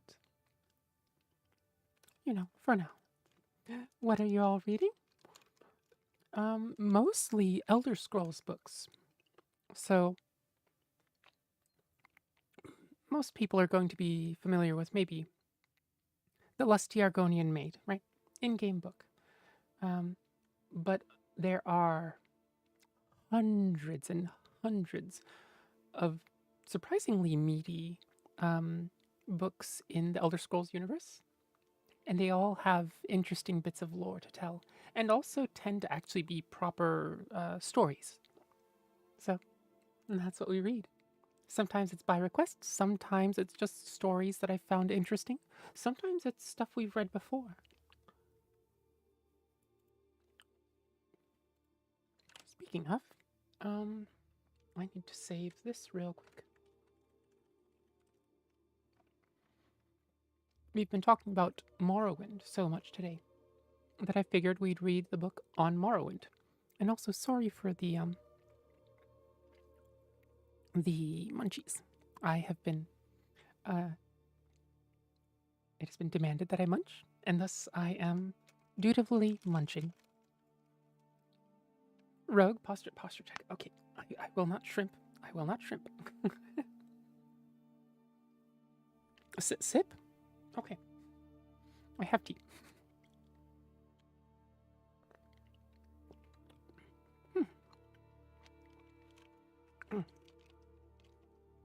Holly, I'm a true gremlin. I only drink Peps. I guess my headcanon now is that gremlins only drink Pepsi.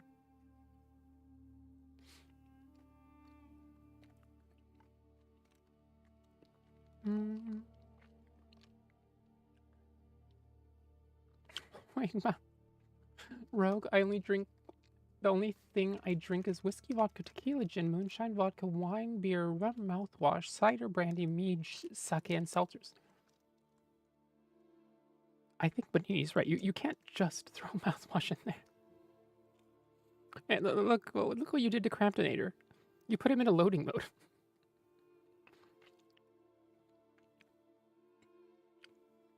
Hilarious. Girl, I have to get dressed for deliveries. Why is life so unfair? See,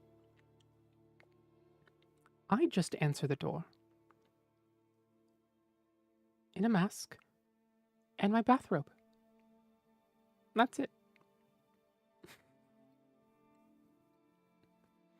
Also, at Rogue, the only one I got questions about is the mouthwash. Yeah.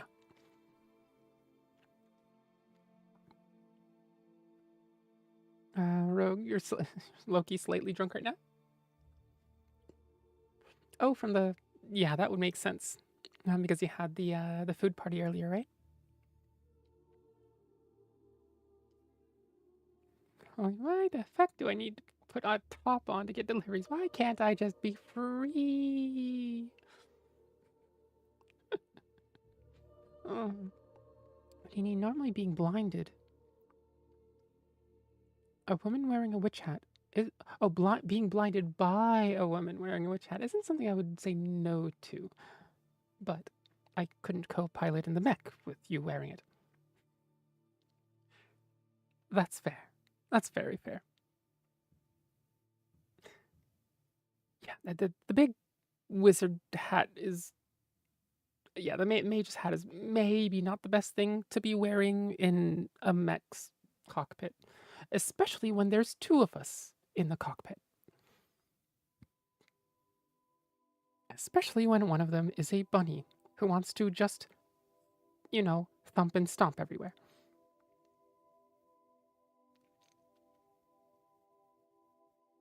And evidently whose tiddlies go all over the place when you nod.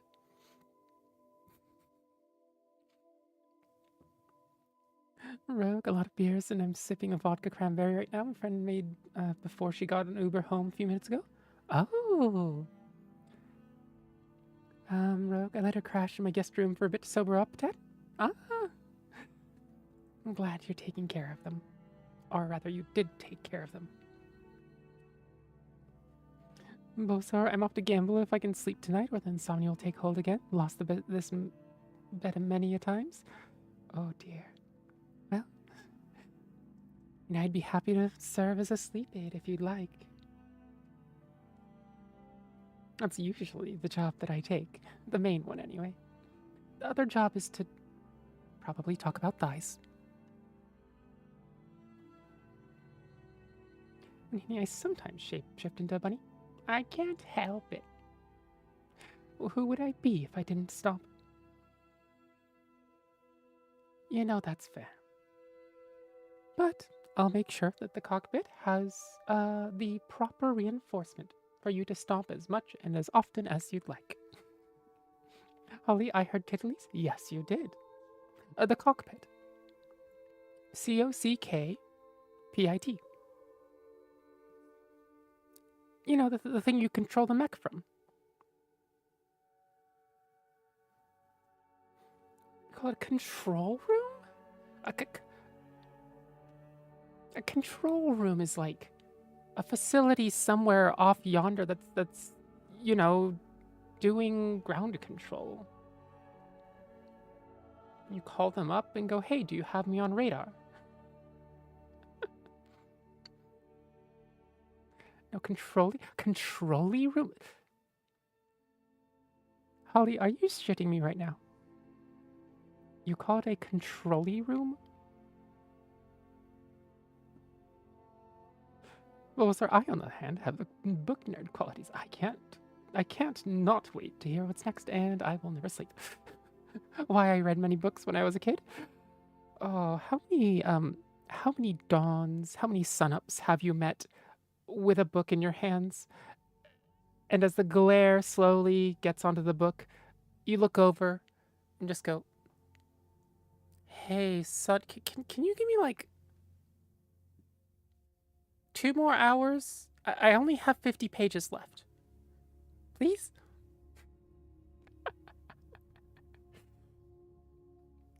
Because I've done it a lot.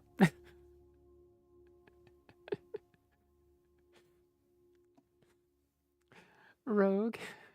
Wheelie bin. Garage?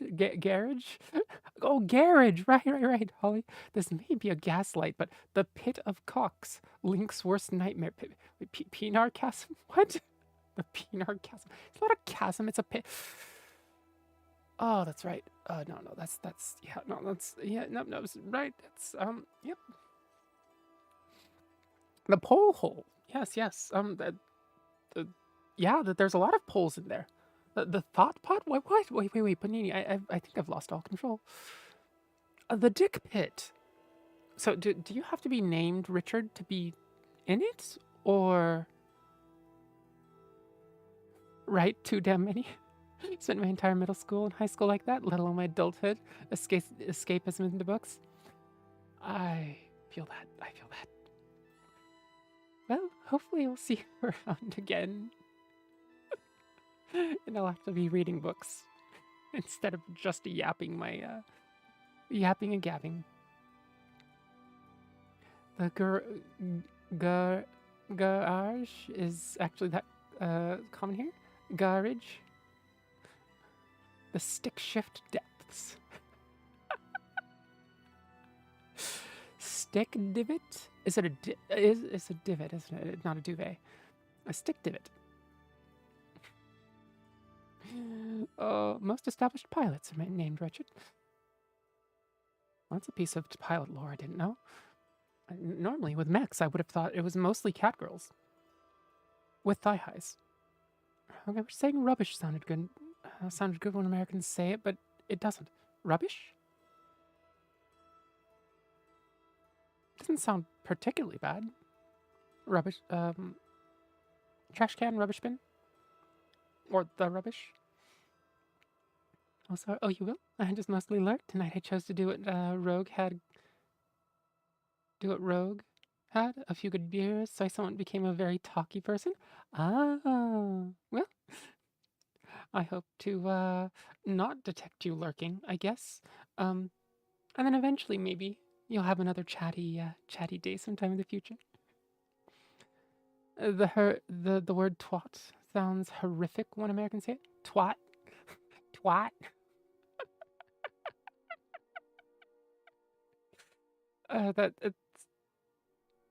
It's twat. Twat. A twat. Twat. A twat. A twat. Twat. Oh, sorry. It only takes me talking once. Then you won't see me shut up. Perfect. Only I'm going to implode. Can gremlins survive implosion? Twat, twit, twaddle, toot. Are we doing George Carlin's seven naughty words you can't say on TV? Yeah, but when we say twa, it just sounded weird. Twa, twa. Yes, we're the tardigrades of the VTubing world. You know, that does explain why the gremlins are just everywhere. No. Like Minori said, you know, it's important that There is a gremlin in every chat. It's a serious profession. Benini, at Holly, I'm ready in my pole hole. Go ahead and explode. But Benini, what are you sitting on?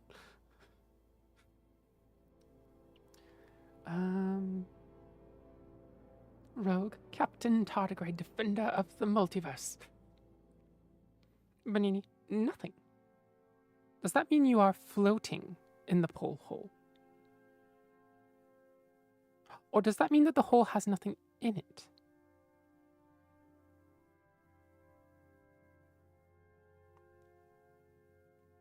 Holly, what?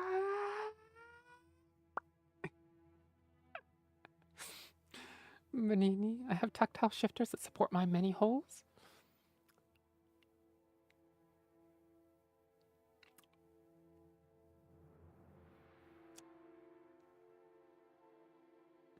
I don't know how to follow that one up.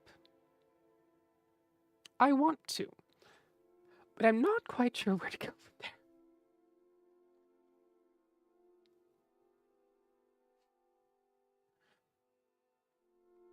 Bulbasaur, okay, now I'll head to bed. Enjoy, friends. Night night, sweet dreams. Thank you again for the raid. Benini, got you? Wait, are you going to like DM me a response so I can say it and just keep this going?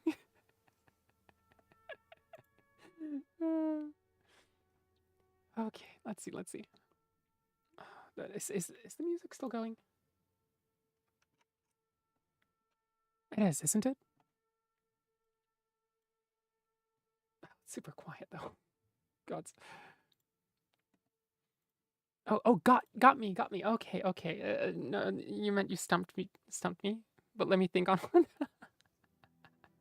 But you can't make me blush at 0743. That's illegal. Evidently, you heard it here, Benini. But is it legal on all of Terra, or is it just a your UK jurisdiction thing?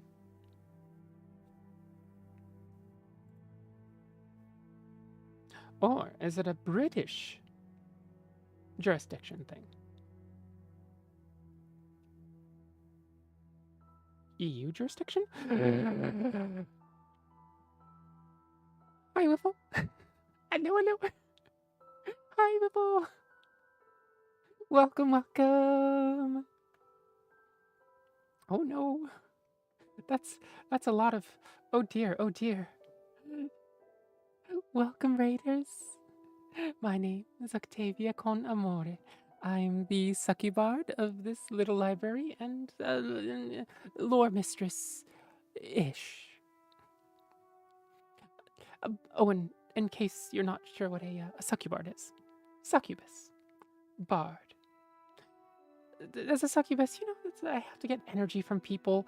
Some ways of getting energy from people are more physically strenuous. Eventually, I figured out I could just read books to people, and they would give me a little bit of their energy. And also, it wouldn't completely drain them, and they wouldn't end up looking like mummies afterwards. It's all very, very sustainable. The problem is that as a succubus and a bard, I have to upkeep both licenses. There's obligations. I have to talk about thighs thrice every stream.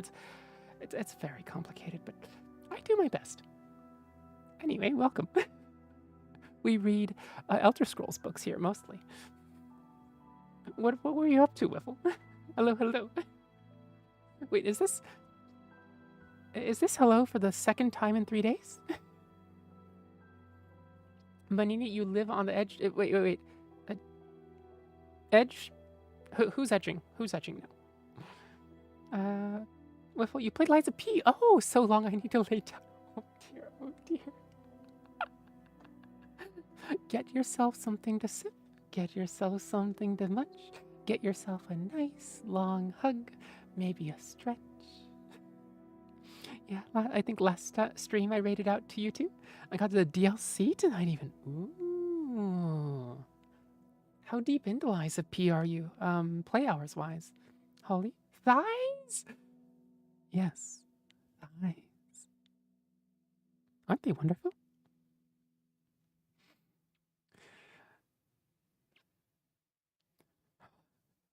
Holly, edge cyberpunk music. Yeah. Rogue, if anyone understands my reference, you're actually so cool and I love you platonically. What is the reference? I think I missed something in chat. A tardigrade is a microscopic extremophile. An extremophile can survive any condition, making them virtually indestructible.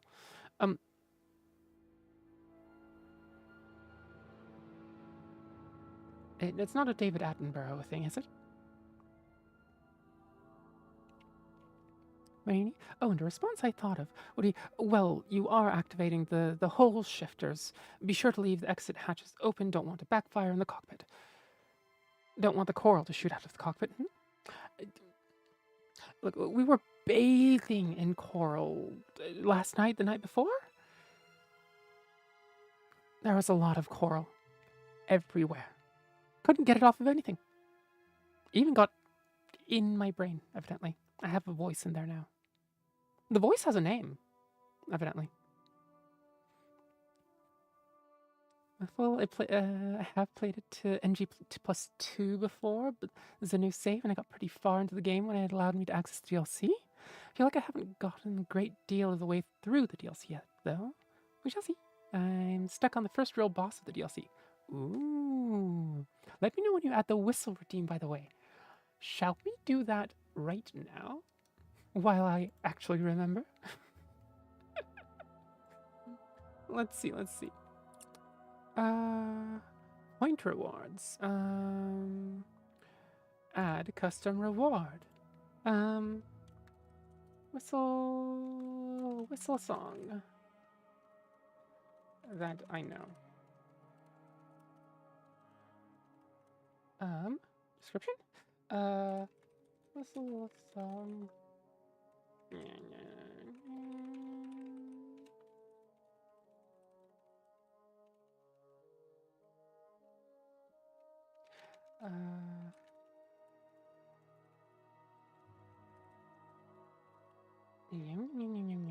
Maybe 1K?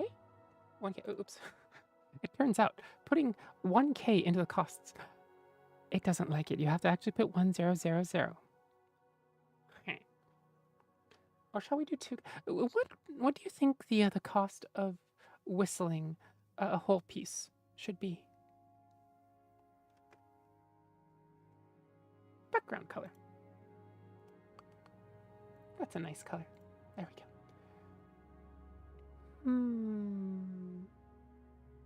Cooldown and limits. Redemption cooldown time. Once every, let's call it 60 minutes? 60 minutes, yeah. Limit redemptions per stream, 3. Limit redemptions per user per stream, 1. I'll be sure to use it next time. I really need to lay down now, though. Oh dear. I hope you have a wonderful cooldown, Whiffle. Take care of yourself, okay? Night-night. Sweet dreams. Rogue, have you ever seen the animation of the dude in the bathroom laughing and turning into a gross, weird creature guy? What? Captain Tardigrade was an animation by an old Adult Swim animator. I assume they still work for Adult Swim. Huh. Oh, you don't want the coral to shoot out of the cockpit. Manini can't be a messy bitch. Oh. And how do I make it so that you have to enter text? Require viewer to enter text, yes. Cost amount. 2K, yeah. Great, there we go. Night-night. And the whistle request is up and running.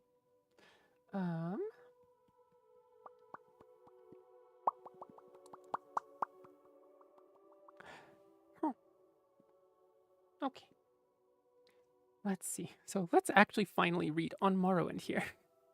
Before my throat completely gives up. My throat is, it's trying. Whoa, 2K, I'll need to save up for a while. Wiffle, you rate it in. You get it for free.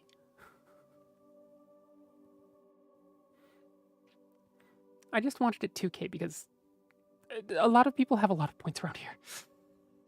A lot of people. These cat ears cost 2K.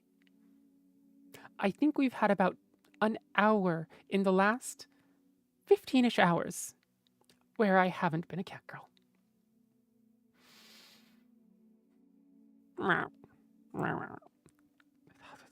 72. Is that 220 points or 220K? With what you know the one I want? The Wind Waker opening theme? Or would you like Grandma's theme? Wind Waker? Okay. Let me turn sound suppression off for just a sec. All right.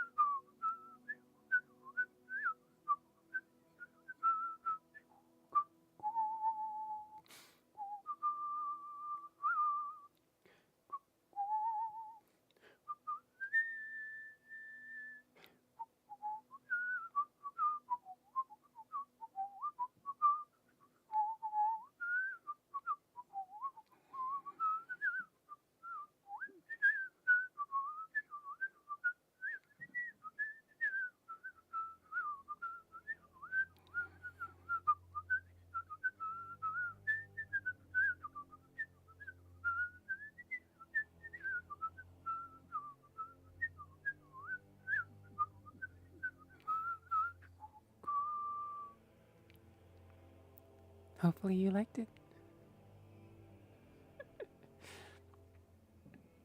Oh, another one. And thank you for the request, Wiffle. I hope you rest well. Rogue? Oh, you're going to bed too? And an Elder Scrolls theme.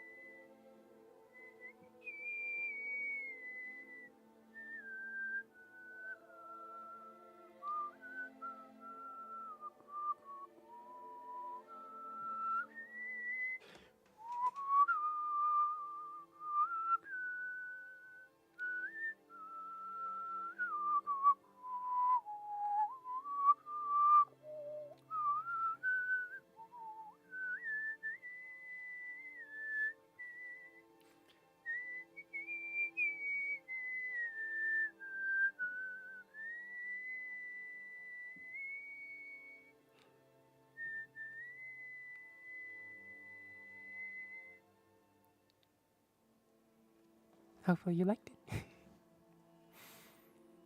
And noise suppression back on. There we go. The cat boy must actually go to bed now. For real this time. Nighty night. Have a great stream. Thank you, Whipple.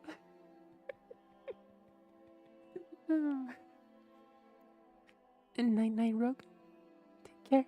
Sweet dreams, and see you again. Vilavar. Okay, I think there's a gap in the explosions for a while. I'm going to try to get to sleep. good. I hope sleep finds you quickly. Sleep well. Sweet dreams.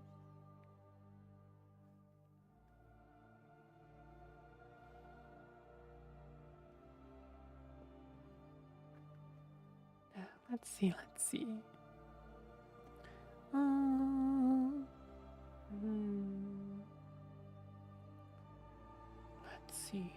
Right. Imagine a clapping emote here. Once I actually get a clapping emote, it will be part of the free tier. Holly, I hope sleep hunts you efficiently. You know what? That's a really nice thing to say to someone.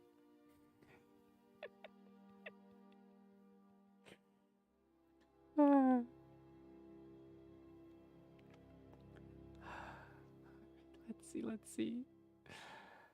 Oh, what shall we do? What shall we do on Morrowind? Right, we were going to read, and hopefully my throat doesn't give out.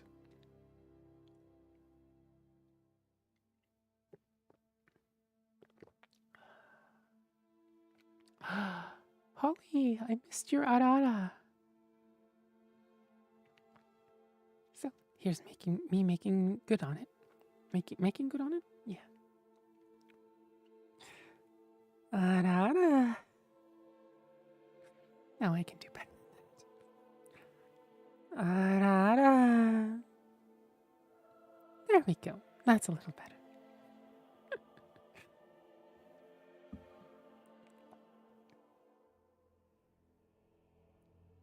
Or perhaps it's a arara. There's a good girl. Or, there's a good Gwendolyn. Head pets.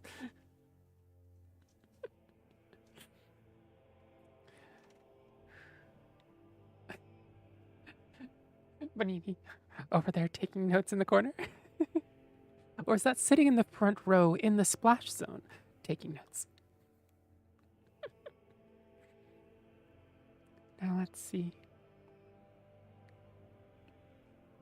On Morrowind by Era Manwe of Sunhold.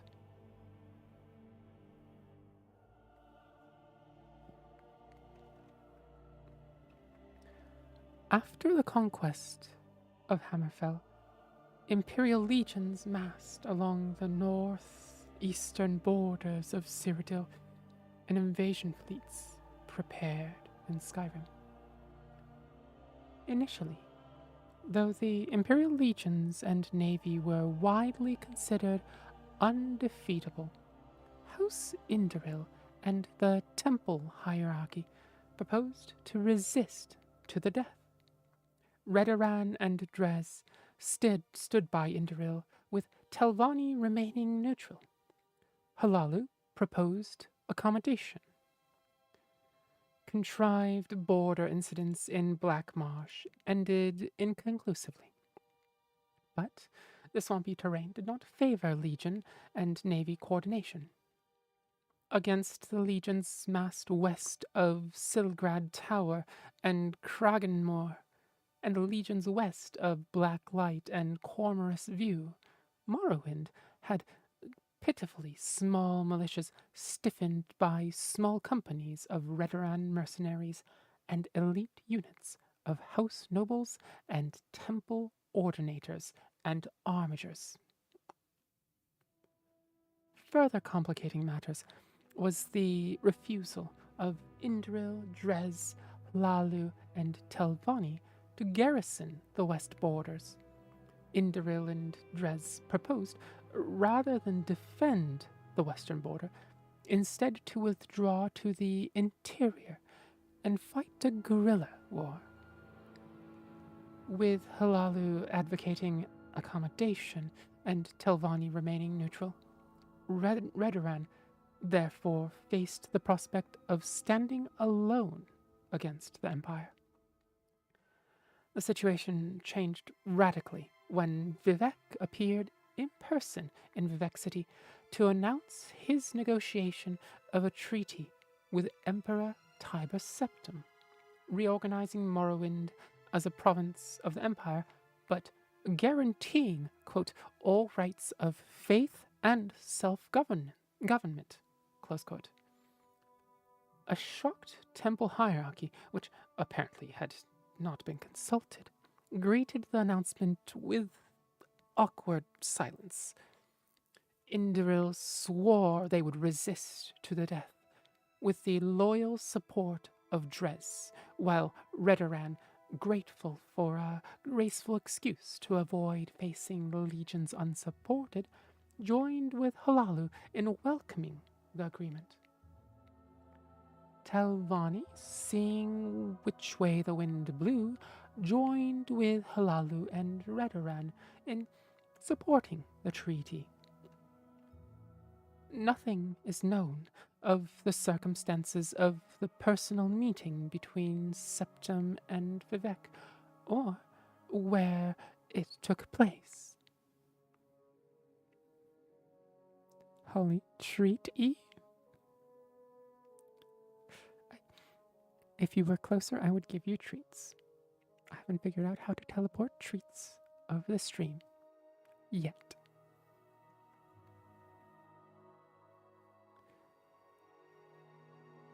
Or the preliminaries which must have preceded the treaty. The public reason was to protect the identities of the agents involved. In the West, speculation has centered around the role of Zurin Arctus in brokering the agreement. In the East, rumors suggest that Vivek offered the Numidium to aid in the conquest of the Altmer and Somerset Isle in return for significant concessions to preserve self-rule, house traditions, and religious practices in Morrowind.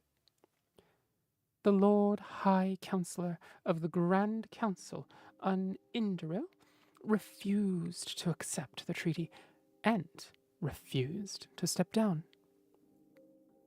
He was assassinated and replaced by a Halalu. House Halalu took the opportunity to settle some old scores with House Indoril, and a number of local councils changed hands in bloody coups. More blood was shed in these inter-house struggles than against the Imperial legions during Morrowind's transition from an independent nation to a province of the Empire. The generals of the legions had dreaded an invasion of Morrowind. The Dunmer were widely regarded as the most dreadful and fanatic foes, further inspired by their temple and clan traditions. The generals had not grasped the political weakness of Morrowind, which Emperor Tiber Septim recognized and exploited.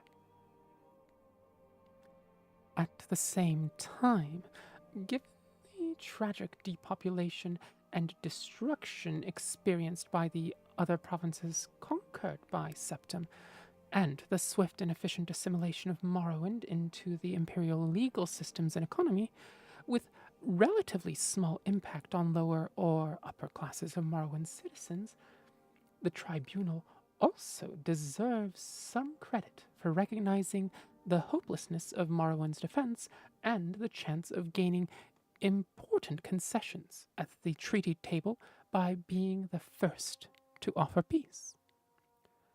By contrast, many Indoril nobles chose to commit suicide rather than submit to the Empire, with the result that the house was significantly weakened during the period of transition, guaranteeing that they would lose much of their influence and power to House Halalu, whose influence and power was waxing with its enthusiastic accommodation with the Empire. The temple hierarchy more skillfully managed their loss of face, remaining aloof from political struggles and earning the goodwill of the people by concentrating on their economic, educational, and spiritual welfare. And that was on Morrowind. Now, that was an interesting little book. That is a... so this Tiber Septum is the same one, Grandpa Uriel, that you see in Elder Scrolls for Oblivion. Gandalf de Blow. Thank you for the follow. Welcome to the Succubards Library. I hope you enjoy your stay here. Holly, you just got given treats? What sort of treats? What do you have?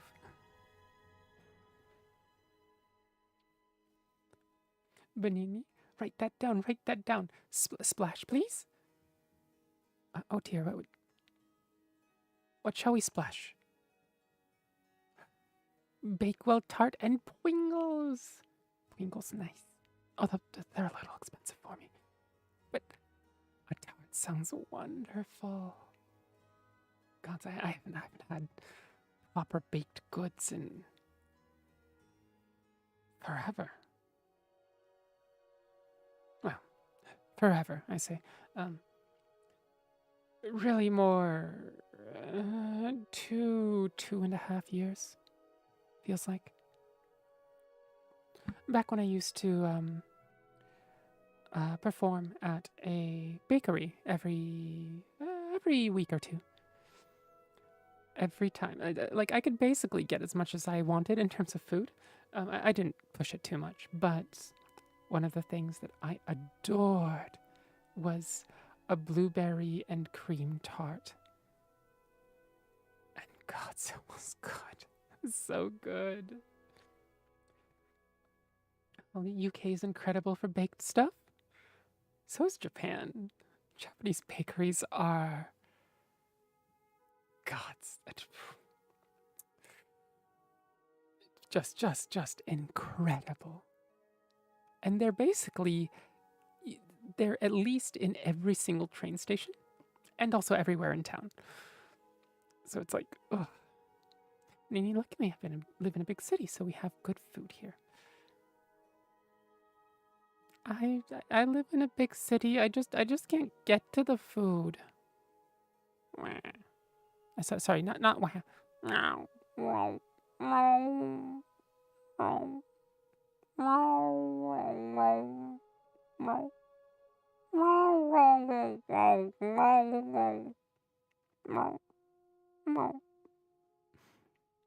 Oh, I'm in a tiny little Tony K population town. We have so many lovely little bakeries and so much fish and chips. You know what? That sounds heavenly, honestly. I adore fish and chips. Fish and chips are so damn good.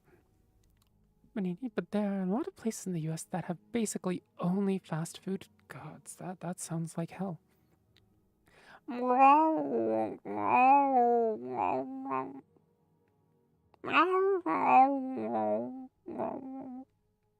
Hopefully I'm not waking anybody up with this meowing.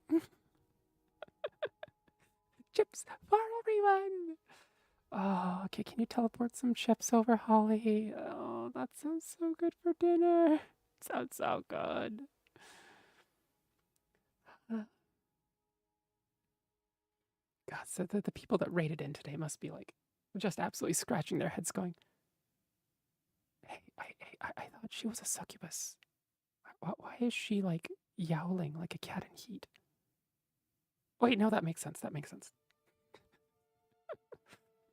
Oh, there's a specific chippy near us that has the crunchiest chips, the fluffiest interiors. Oh, so good. Making me hungry. I mean, I'll get dinner soon enough, but like, still hungry. The most crunchy battered sausages.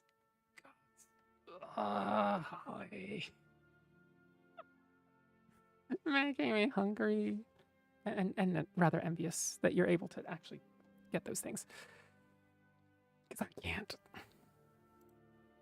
This is what works for all the gay girls. Keep up, y'all.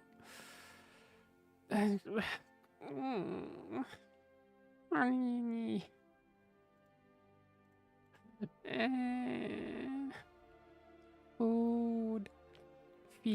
feed me. I guess as a succubus, you all are sort of feeding me right now, aren't you? Yeah. Human energy is nice, but also I like fish and chips. That's the bard part of me. Holly, to the point where I crunched on one voice with word once, and she recoiled because she thought I'd just broken my mic somehow. Holly, at Bunny, the lesbian urge to scream at the stars and heat. What? Bunny, we aren't all making strange noises and acting like animals. Can you even call it sapphic? A sapphic meetup? TV hot dog. Welcome to the Succubites Library. Thank you for the follow. So normally we read Elder Scrolls books and talk about thighs, but we're taking a slight detour. We are talking about fish and chips and mrowing mrowing with desire, mostly for the fish and chips. Really, mostly for the fish and chips. In fact, just the fish would be fine. What, Holly? No, I definitely don't bark. Nope, not a thing. Don't read that emote. Ah, yes, the puppy girl emote? Yes, of course. I need to send you a meme soon. It's on my phone, so I can't get to it quite yet, but I didn't read it, I read it out loud.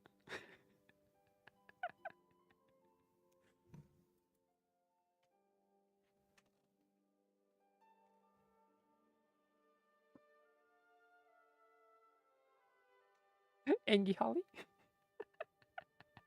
Disrupted Sphinx? Thank you for the follow. Thank you. Welcome to the Succubites Library. Hope you enjoy your stay. So it's a little chaotic here tonight. Normally this is a reading room.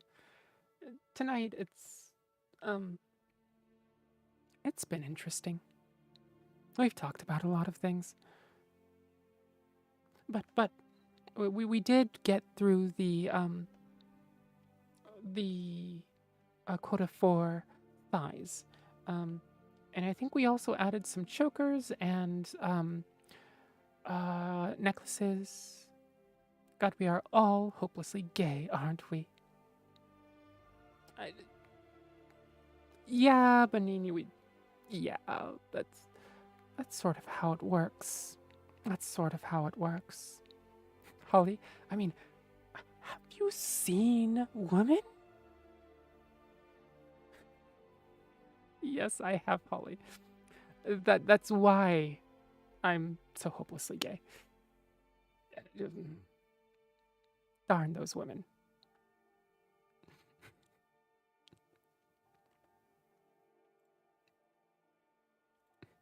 Vanini, I have, and I've never been the same since.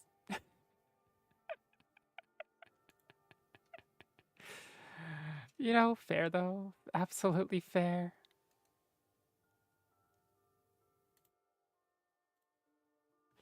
Let's see. Let me put that in the reading. Oh yeah, we read a game at dinner at some point, didn't we? Did we ever read Tamrielic lore? Oh my. Interesting. A list of ancient artifacts compiled by the last living Dwemer at the behest of Devaith Fear. Huh.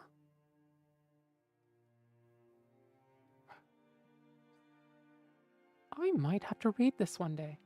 Tamrielic lore. It looks like a list of, is it not Daedric artifacts? Holy shy. Yeah, that's basically what happens seeing women. And that's kind of nice.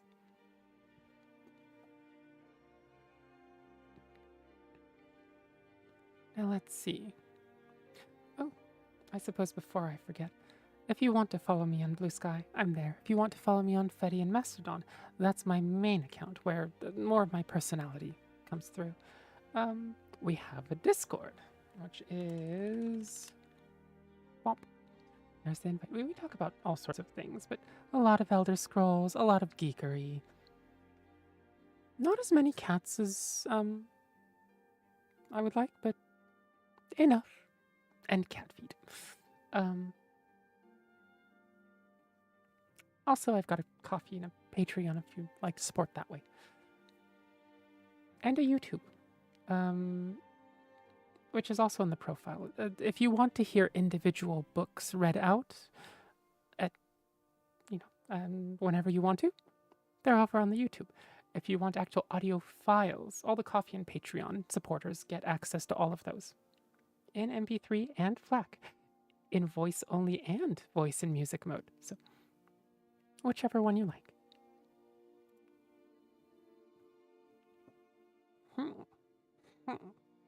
Shall we read a one that we've read before, but perhaps that is fun?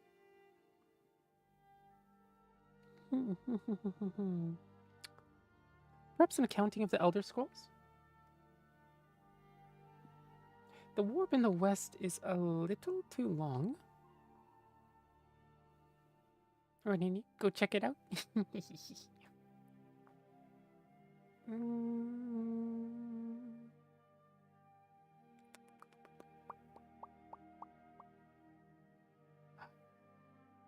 Or perhaps the Rotwood Enigma.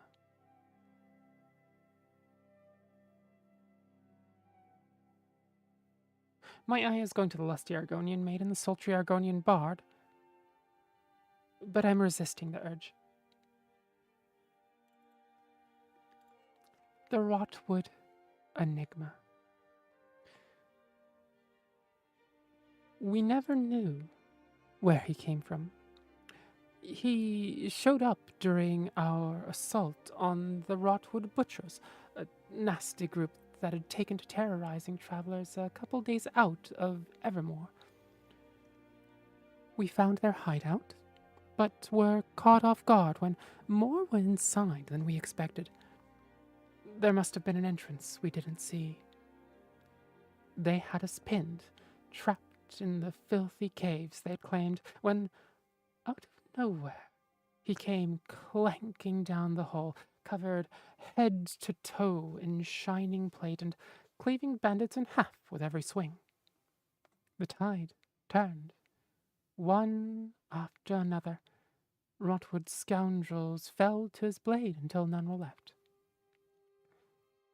I thanked him and asked him his name, but he didn't respond. Confused, I tried introducing myself, telling him about our company, the work we'd taken on to clear out bandits and beasts all over northern Bankorai. Nothing. Frustrated and a little disturbed, we left the cave and headed back to camp. He followed. I told him he wasn't welcome if he was going to keep up the silent treatment and hide his face from us, but it didn't help. Everyone was on edge, uneasy. We didn't see any signs of aggression, and I don't think anybody wanted to raise a sword to challenge him after the carnage with the Rotwoods earlier. It just went on like that. He never talked at all. He took his food alone, off away from the camp, and never seemed to sleep. He just propped himself up against a tree or a rock at night, never once taking off a piece of that armor. None of us had seen the like of it before. All smooth, rounded pieces with strange, feathery engravings. It was beautiful silver with dark swirls covering him entirely. We were uncomfortable at first, and who wouldn't be? But he never hurt anyone aside from the bandits we rooted out, and by Stendar did he ever hurt them. We warmed to his presence, probably because he saved our skins over and over. His was the blow that ended Swampheart the Fetid, a filthy hag that had been abducting innocents. She'd cast some horrible magic that slowed us all down. All but him. He was the one who saved Riles the Leaves from being tossed over a cliff by the boar Bloodgut who'd assailed several farmers and their livestock. He even saved my own life more than once. He was tireless, fearless, and it seemed dedicated to our goals. I wonder to this day if he had a name, if he was even a he. I don't guess we'll ever know. 6 months he tromped along with us on our contract, and for those 6 months we prospered more than ever. We even added new blood to our roster. When winter came on, we headed back to Evermore for our usual time off. It's slow getting good work in the cold months. And one morning, he was gone. No sign, no tracks, nothing. Just disappeared.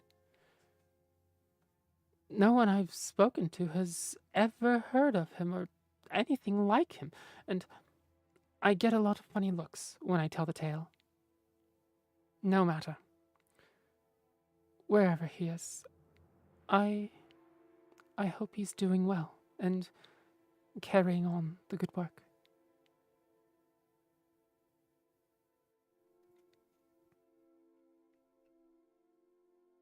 And that was the Rotwood Enigma.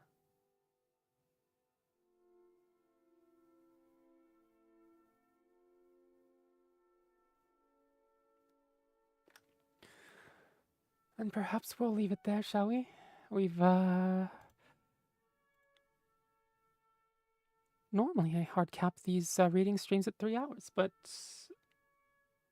it may be that the heart rate meds are doing more for me than I thought. I'm not feeling particularly spaced out or tired or the usual. I tend to, when I read, I look forward and, figure out what the sentence means and where I want it to go, right? And how I want to enunciate things. What sort of pauses I want to take, emotions, all of that. And when I get tired, that ability goes. It just plummets. When I had the migraines, I could hardly figure out what the rest of the word meant, let alone the rest of the sentence. Today, no issue.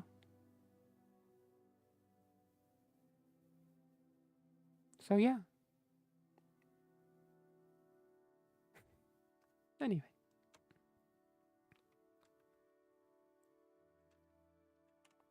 There we go. Let me catch up with chat for just a minute or two, and then we can be off to wherever we're going to.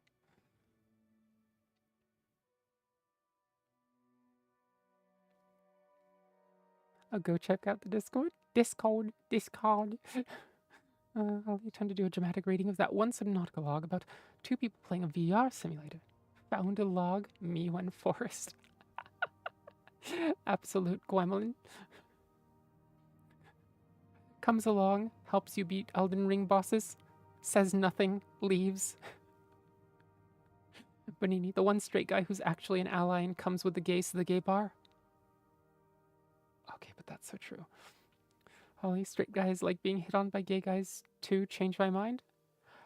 Straight guys, I think, they get so few genuine compliments that if you give them an actual compliment, they like it. Manini, there you go. Accurate? Oh, straight, secure guys. Yep.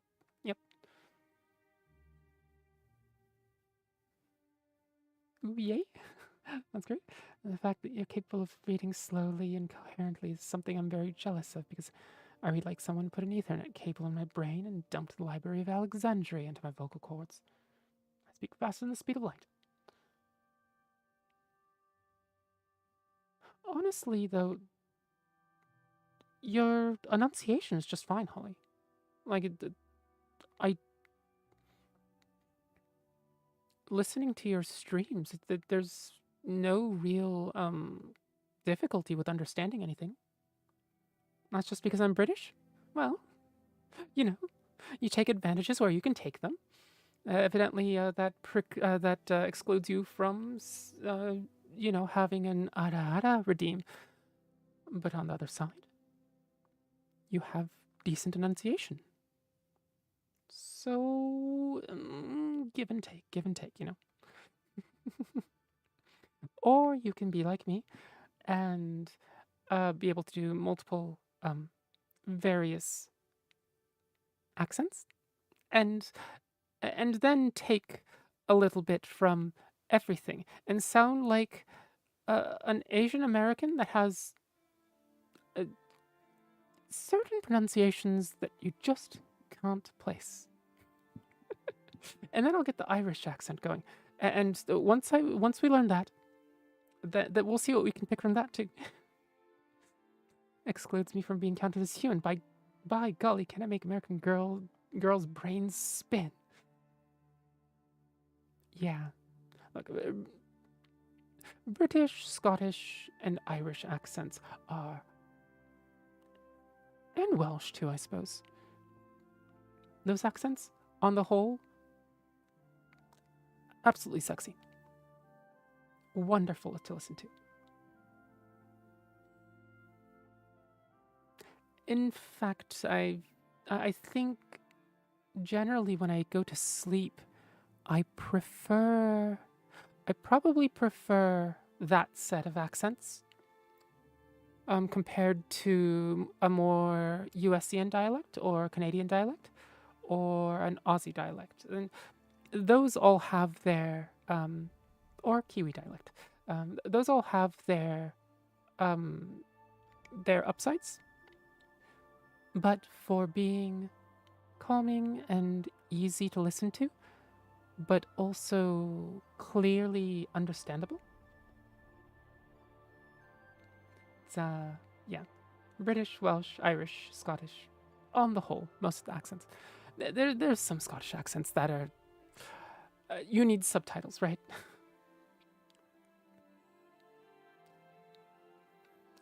Holly, I'm of Welsh descent, so I have little bits of my vocabulary. Like I say, here, constantly. Is it here? Or something else? Gwen Cooper from Torchwood, though.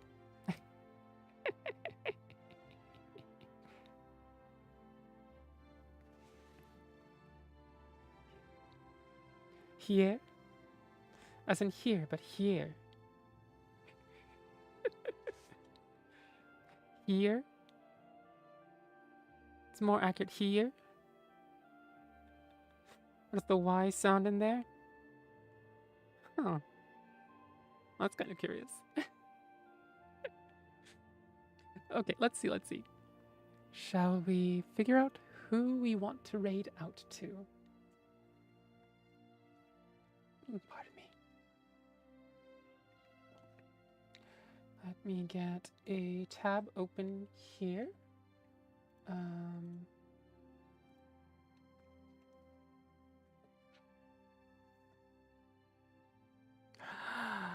Finally getting to see Minari's model. So cute! Let's see. Also for anybody who's alive out there, I don't remember whether I gave Banini a shout out or not, but if you like my chatting and banter, she's another one that you absolutely should check out. Absolutely wonderful. I have her co-streaming with me here and there. I'm on her streams here and there. So, Holly already followed. Gotta unfollow so that you can follow again. So yeah, she's absolutely wonderful. No? Ah.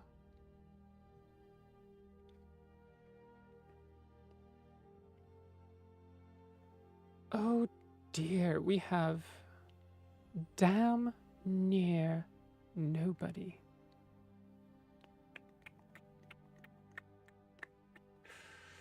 I suppose everyone is probably asleep. Yes, sir, sweet girlie. My pleasure. Holly, Benini, would you two have any recommendations for streamers that are on the quieter, more chill side of things?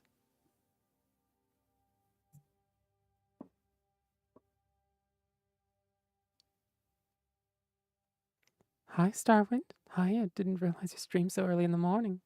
Oh, so this is actually the very end of currently a 4-hour, 23-minute, 27-second stream. So, yeah. It's fairly late for me, but I'm West Coast, so it's only 0033 for me here. Benini, let me see. Okay. You'd probably like Q Bunny TV. I do. I do have a fair number of listeners today, so I wanted to rate out to somebody who really could use it. I would prefer someone we know, but oh dang, that's fair. I'll have to remember. Of course, on the YouTube side of things, you can just listen to the whole thing over. We had probably about an hour and a half of just chatting, and then we had a mix of reading and chatting. We had some raiders come in. Um, you know, it's a lot of. We talked about a lot of things. But okay, here's the thing. I have some, but I'm bad about checking back in with some people I follow, so I don't remember these people. Go check them real quick to see if they're shouty or if they're a little chill. Hurry, for me.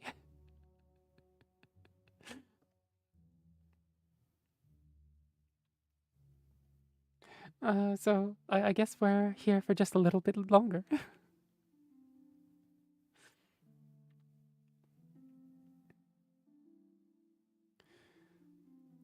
Holly, I can make my tail segments rainbow colors, bride tail,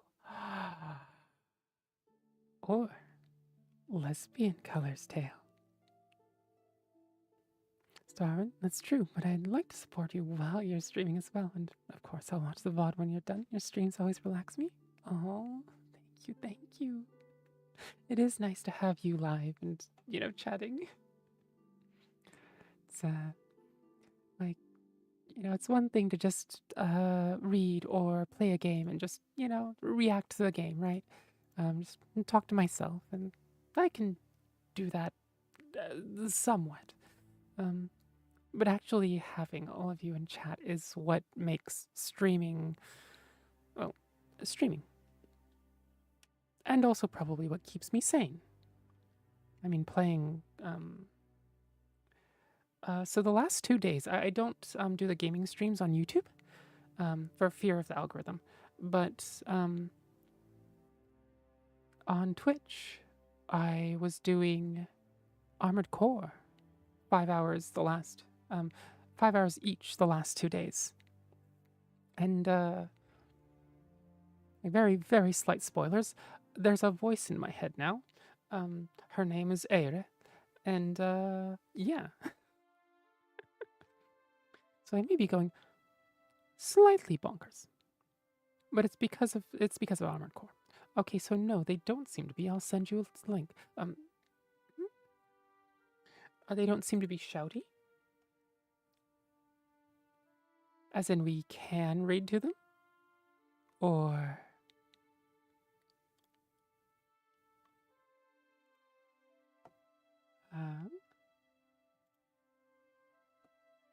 Her. Interesting. Let me check them out real quick. Damn, but also nice.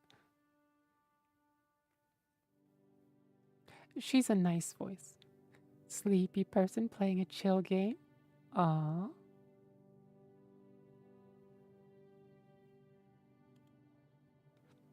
Does the voice in your head call you Stud Muffin? I would hope not. Okay, let us stop the music real quick and raid out to Jasmine Hayani. Raid, search and filter. Jasmine Hayani. Oh, the Path of the Teal Lotus. Do I know this game?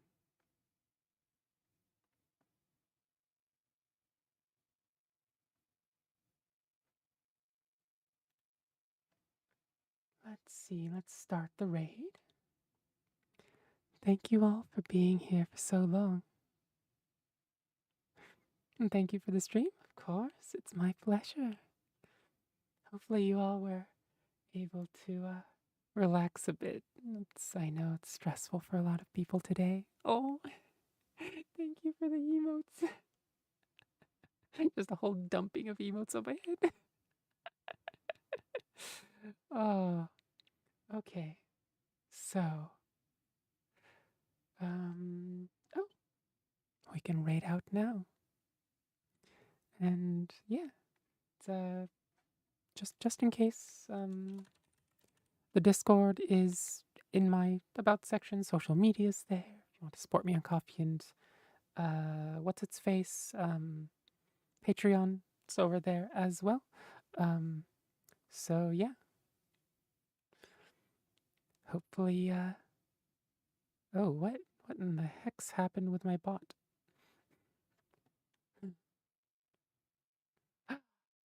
The Discord command, right, that's a command. Thank you for stream, my pleasure. Okay then, have a good night. Thank you, thank you. Sweet dreams, night night. Get a restful night of sleep, and if you already have, then I hope you have a wonderful day. Ta-ta for now.